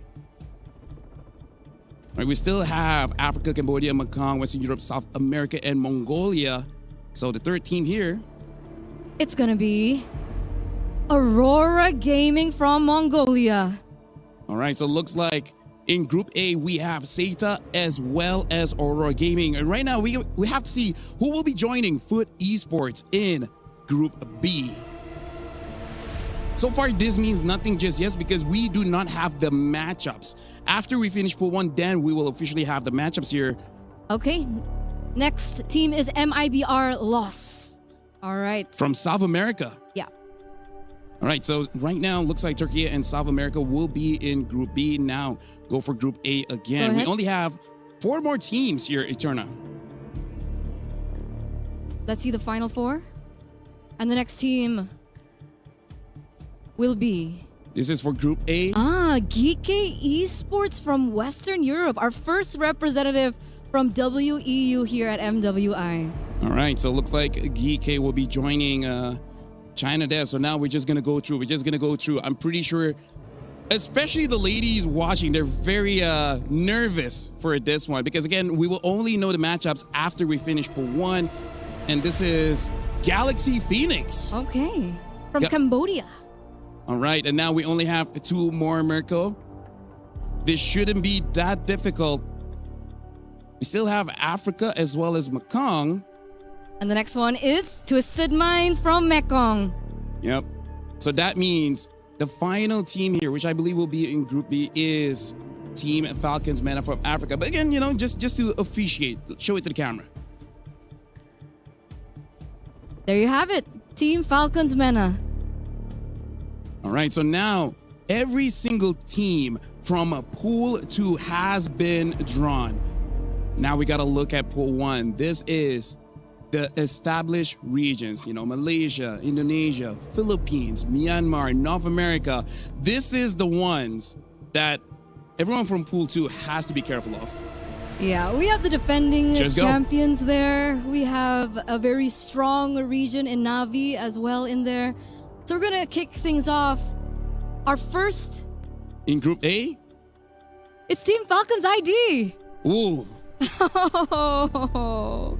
Team Falcons ID with a revamped roster, but of course we still have Violet and Agatha. So if you guys are familiar with those players, they're still gonna remain with some new players as well to kick things off. Yep, and for you guys at home, make sure you guys keep in mind we're gonna be showing the tournament bracket here. Give me a sec while I take a look at this. And looks like I will not be able to look at it because my eyesight is pretty poor. So hopefully you guys at home are paying attention because I cannot. Yeah, I didn't bring my glasses. Well, He has Mirko has glasses. Wait, let's try it. Mirko, can you see it? I can see things. All right, there you have it, guys. He can see things. Well, with that being said, you guys at home are seeing the tournament bracket, and those are the second seed teams. And now I believe we will be seeing, but either way, I feel like we will still count that first one. Team Falcons ID is the first team drawn from Pool 1. Okay, so let's move on to our second team. And with that, I'm just letting you know, Mirko, is that we got Team Falcons ID in Group A. So if we do get Team Vitality in Group A, we will have to push it to Group B because Indonesia and Indonesia cannot be in the same group. So please.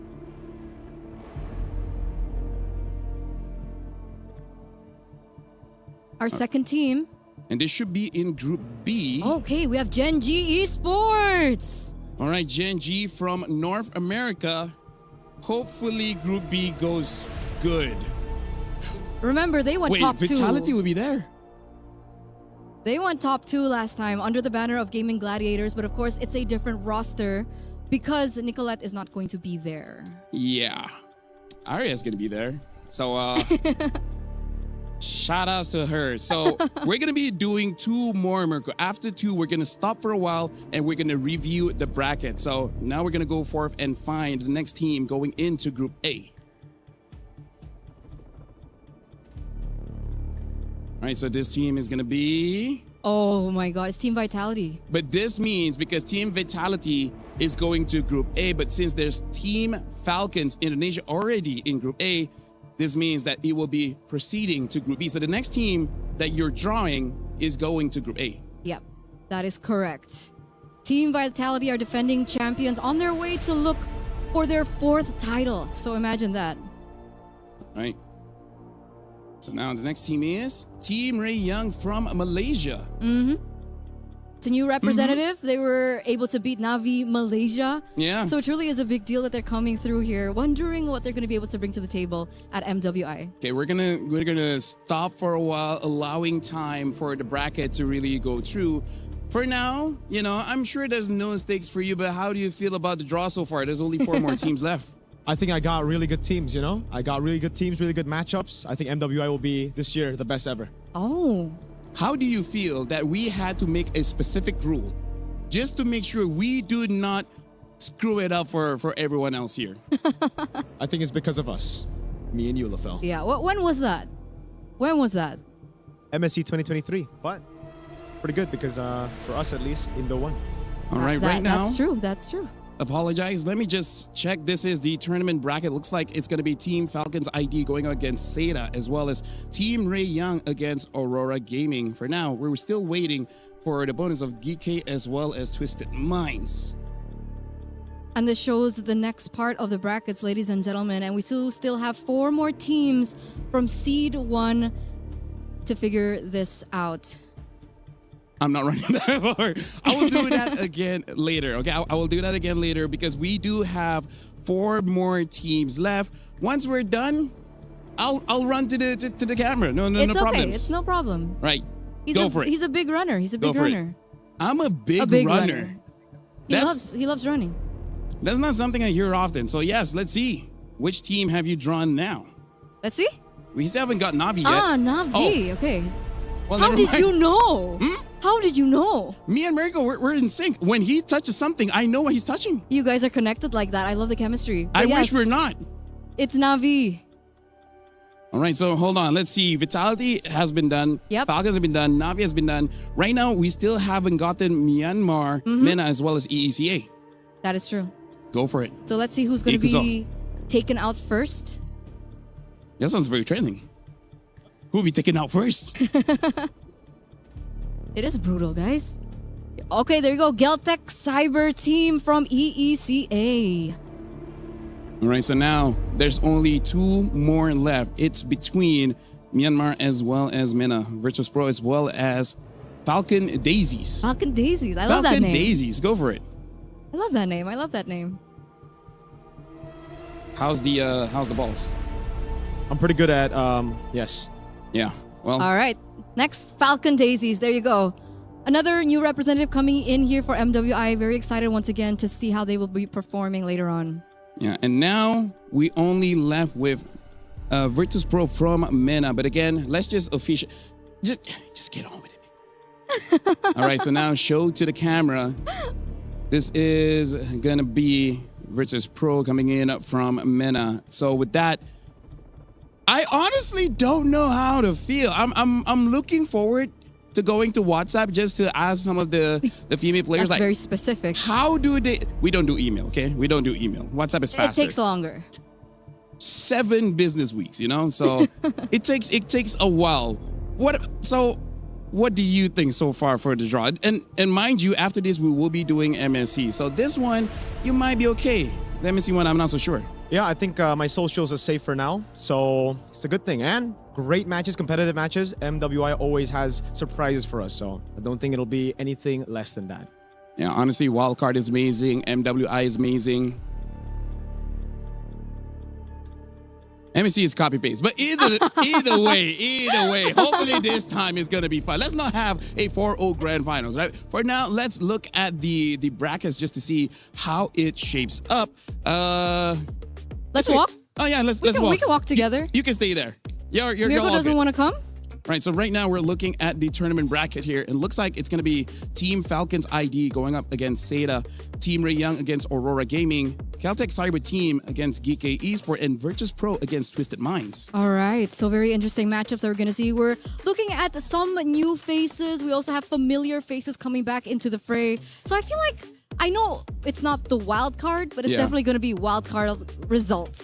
So just now it was Group A. Now we're looking at Group B. It's going to be Gen G going up against Foot Esports. Later on, it's going to be Team Vitality against MIBR Lost. And then now V going up against Galaxy Phoenix, as well as Falcon Daisies against Team Falcons MENA. Let me just tell you, Eterna, Arya specifically asked me just to make sure that they're not going to get into this kind of group, not with Team Vitality, not with Navi, not with Falcon Daisies. So as much as Mirko said is okay, I feel like some people might be slightly upset with how you've drawn specifically for Group B. Is that the right mentality to have, though? If you want to be the best, you got to beat the best. No excuses, no easy matches. So prove you're the best. Honestly, I agree with Mirko. To be the best, you got to beat the best. That's why I keep beating myself. Yeah, because, you know, greatness is earned, right? There you go. Nothing is granted, everything is earned. Now, here's the thing. Eterna, Mirko, thank you very much. We're done with MWI. You're welcome. But we still have one more group draw for MSC. So, not sure whether we're going to get you again or not. But for you guys at home, make sure you guys stick around. Because when we return, we're going to see the MSC Group A and Group B. See whether we get the good groups or not. See you guys then. See you after, guys.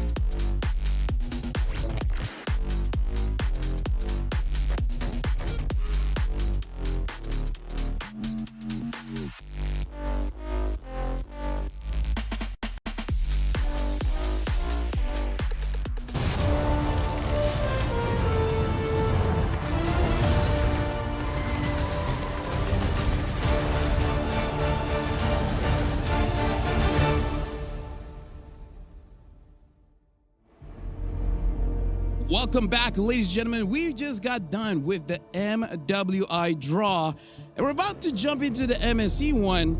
And let me just tell you, Eterna, I just checked my phone just for a little bit. Got some pretty nasty messages in the family group. Whoa, what happened? What's wrong? Here's the thing. We called on Mirko to do the draw. Okay, Group okay. Group A looks okay. Group B, not so much. And it just so happened to be my sister being Group B. So, can you do me a favor? Okay. What's the favor? Let's not I call think it Mirko depends. for this one. Okay. I think we can call on someone new. Yeah, because here's the thing. Good on me. I decided not to bring Mirko in. So, I found this guy on the street. So, we got a Okay. Frenchman here where I was like, hey, bro, you want some diamonds? And he said yes. He wants some diamonds to do the draw. So, What did let's you call bring? on. What's the guy's name Is again? that okay? Monsieur, please come here. Bonjour. How? Bonjour. Bonjour. Bonjour. Bonjour. C'est moi. Je m'appelle mes baguettes. Oui. I hope the diamonds will be worth it. Comment ça va? Dude, I don't know how many more words. Dude, let me just He tell tried, you, he tried. the other guy, he drew Group B. Like my family group, I'm not gonna entertain that for now. Do you feel you're gonna do a okay job with the MSC draw? Je peux aller aux toilettes. You can go after. Well, for you guys that just came in case you guys missed the previous draw, I'm gonna tell you guys the rules just very, very quickly. This is gonna be Pool 1, and this is gonna be Pool 2. Yep. Mr. Mir Baguette here will be collecting every team from Pool 2 first, and then they'll be alternating from Group A and Group B and A and B until the very end. Now, here's where it gets a bit complicated because the same region cannot be in the same group, and there's only Group A as well as Group B. Yes. And we have 4. We have 4. We have 4 doubles. Yeah. Here at MSC. Tell us all the doubles here. We have MENA, we have Indonesia, we have the Malaysia. Philippines, and Malaysia. Yeah, so I feel like for this one, let's play it safe.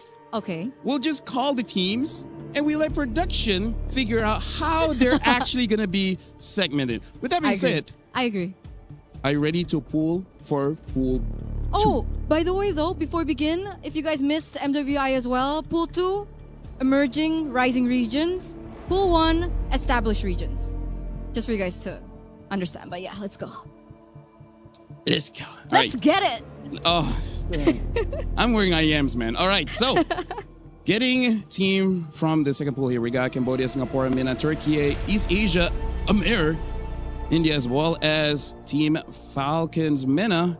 And it's going to be True Rippers from India being the first one into Group A. Yeah, the pride of India there, right? The first representative from India as well. So it's going to be very exciting come MC. All right, so now we're going to be proceeding forward. Yes. Bro, do you know how many... This one.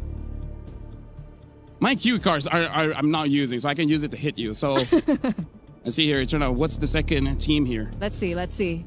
Oh, it looks like, okay, it's going to be GK Esports. Right, GK coming in from MENA. So we already have one MENA team in Group B. So we'll figure out, because the thing is, Falcons MENA is in this group as well. So we will be looking forward to that. So you will be keep drawing because we will only stop once we're done with Pool 2. So what's going to be the third team that makes it out of the draws here in C2? And it looks like that third team is going to be Guangzhou Gaming. Coming in from East Asia. And again, East Asia has been creeping up in terms of strength. So we'll see how they perform in Group A. So now continue forward. Again, in this one, we still have Cambodia, Singapore, Turkey, Amir, as well as the wildcard team, which is Falcons MENA. Is that Falcons MENA? Yeah. Oh, well, there you go. How do you always do that? Again, everything he touches goes into my brain. It's amazing. Our wildcard team, our victors of the wildcards, our survivors of the wildcards will be moving forward there. You know what? Singapore. All right, we'll see. Will Ignite it be Gaming. Singapore?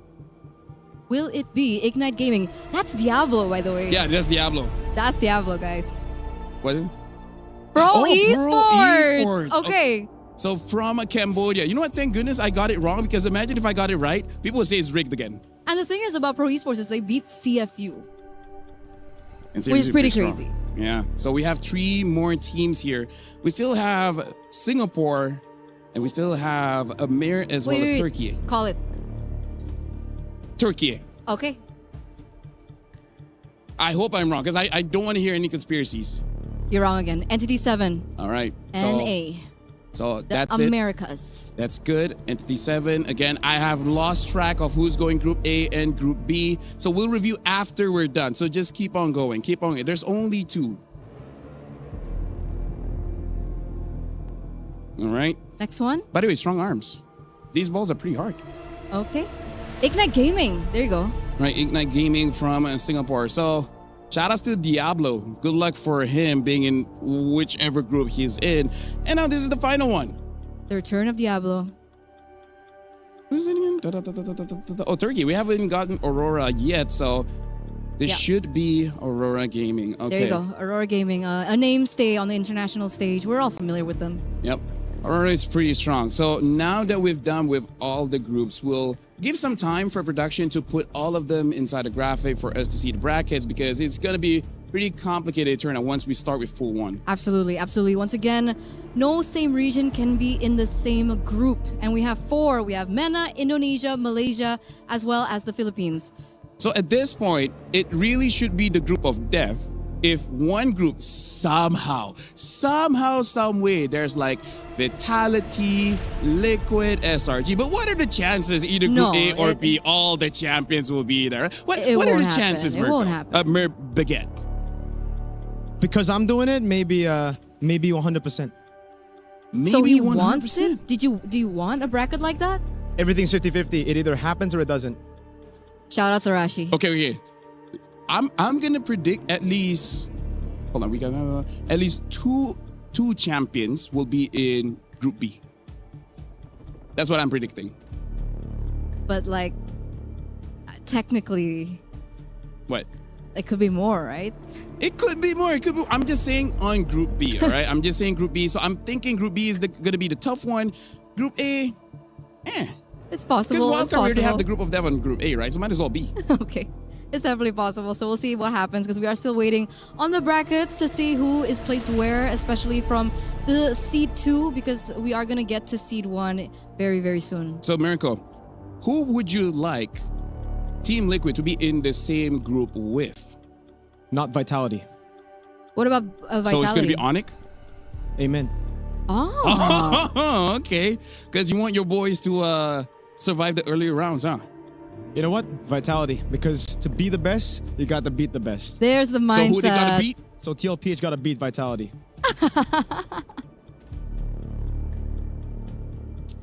Right. Hey, that's what you get for picking a random person on the street, you know? Hey, I was desperate, okay? Plus, this guy will do anything for diamonds. They're going to give me 200 diamonds, right? 200. That is correct. That is correct. That could get you the That's a lot. new King of Fighters skin, you know? That's a lot. That's a lot of Nice. diamonds. That's a lot of diamonds. Which one you want? The Street Fighter skins? Brigida wants the Guinevere one, so it kind of hurt if you got it first before her. For no specific reason? Same. Chun-Li skin looking fire. It's pretty bad. Bad Bad in in a terms good of way. good. Yeah. Like Michael Jackson bad, you know? It's a miracle thing. When he says it's bad, that means it's good. So let's just check. Have we done with the brackets? Because again, we've just done with just pool 2. We haven't got to pool 1 yet, and this is gonna be the difficult one. Speaking of, let's just check out for pool 1. We got Vitality, Onyx, Team Liquid, Team Falcons, PH, SRG, Team Vamos, Yangon Galacticos, as well as Team Spirit. You know what? We're just gonna cross that for now. Mirko, I want to see what's going on in pool 1. So Mir Baguette, we're gonna just do 4 teams first. All right, 4 teams first so that we have a rough idea, and then we'll finish it up. So I'm nervous for this. Bismillah. The last time I did M7, it was kind of How bad can junky. it be? How bad can it be? I guess we'll How find bad out can later it when we be? get to the brackets, because our first team is going to be your team, Team Vitality from MPL ID. So that's Group A, I believe. So Team Vitality first. So hey, at least Onyx will not be in Group A. Assuming that they are going to Group A. So which one do you want to be in Group A? We're not sure yet. SRG or TL? All right, so go on for the second one. Okay. After this is two more, and then we're gonna stop for a while just to see how the bracket shapes up. And it looks like it's Yangon Galacticos from will Myanmar. be in a Group B. So for now, no complications just yet. Again, let's just remember, in Group A, we already have an Indonesian team. So as long as you don't draw Indo next, we should be okay. It should be straightforward. So we want to recap first, or you want to go straight to third? We're going to do two more, and then we're Two going to recap. more? Yep, two more. Are you sure? Yes, we're going to do 4 and 4, because that's the best my Lizard Brain can do. Okay. We'll do two more. And that third team from seed number 1, it's going to be Team Falcons from the Philippines. At least it's not Liquid. Right? I mean... They're... So Team Liquid can't prove they're the best in the world yet. Eventually, right? Eventually. So, we're going to go for the last one here. The final 4. Any hopes which one this will be? Not Vamos? Maybe Vamos. Because As long last time you said a team, As long it's as it's actually not the Vamos, team. I should be okay. Is it Vamos? Oh. It's Selangor Red Giants. Oh. So TL and SRG will probably in the same group. We gotta ask Prod. Zipperman, do we have the brackets ready for us to review the matchups yet? I don't think it's Zipper. It's Aisha this time. Aisha. Yeah, Aisha is our producer. Fun fact, Aisha is my grandmother's name. Well, she died, but either ways, it's okay. How do you feel you put SRG and possibly TL in the same group, which will eventually have Onyx as well? Finally, SRG get to meet good competition. Makes sense. You didn't want it to be up against Vitality? I thought you wanted Vitality there. No, my. You're like, hey, you know what? If the easy rounds are done through first, that's good. Because like video games, right, you want to escalate into the challenge. Yes. Exactly. See, you know ball. I know these. These are pretty tough, by the way. Have you been working on your forearms? Yeah. It's my favorite workout. You don't do anything else other than that? Maybe a bit of the shoulders. Yeah. Yeah, we can tell. You've gotten pretty jacked since the last time we saw you back in 2022. That is also random true. French guy in the street, by the way. Yeah. Yeah. That you met, apparently. Yeah, so Okay. right now, looks like we'll be looking at the brackets after everything is done. So might as well finish this one out. We still haven't gotten Onyx, Vamos, TL. TLPH, Team Spirit as I well. believe this will be Group A, supposedly. I call Team Spirit. Oh, it's Onyx. It's Onyx from MPL ID. Which I think will be moved, because I think it's still Group A, and Vitality is Group A just now. You know what? I don't care. We'll let production figure it out, okay? Yeah. I've been working 4 days straight. I had long days. C'est difficile. Continue. Yes, so 3 more teams. TLPH, Team Spirit.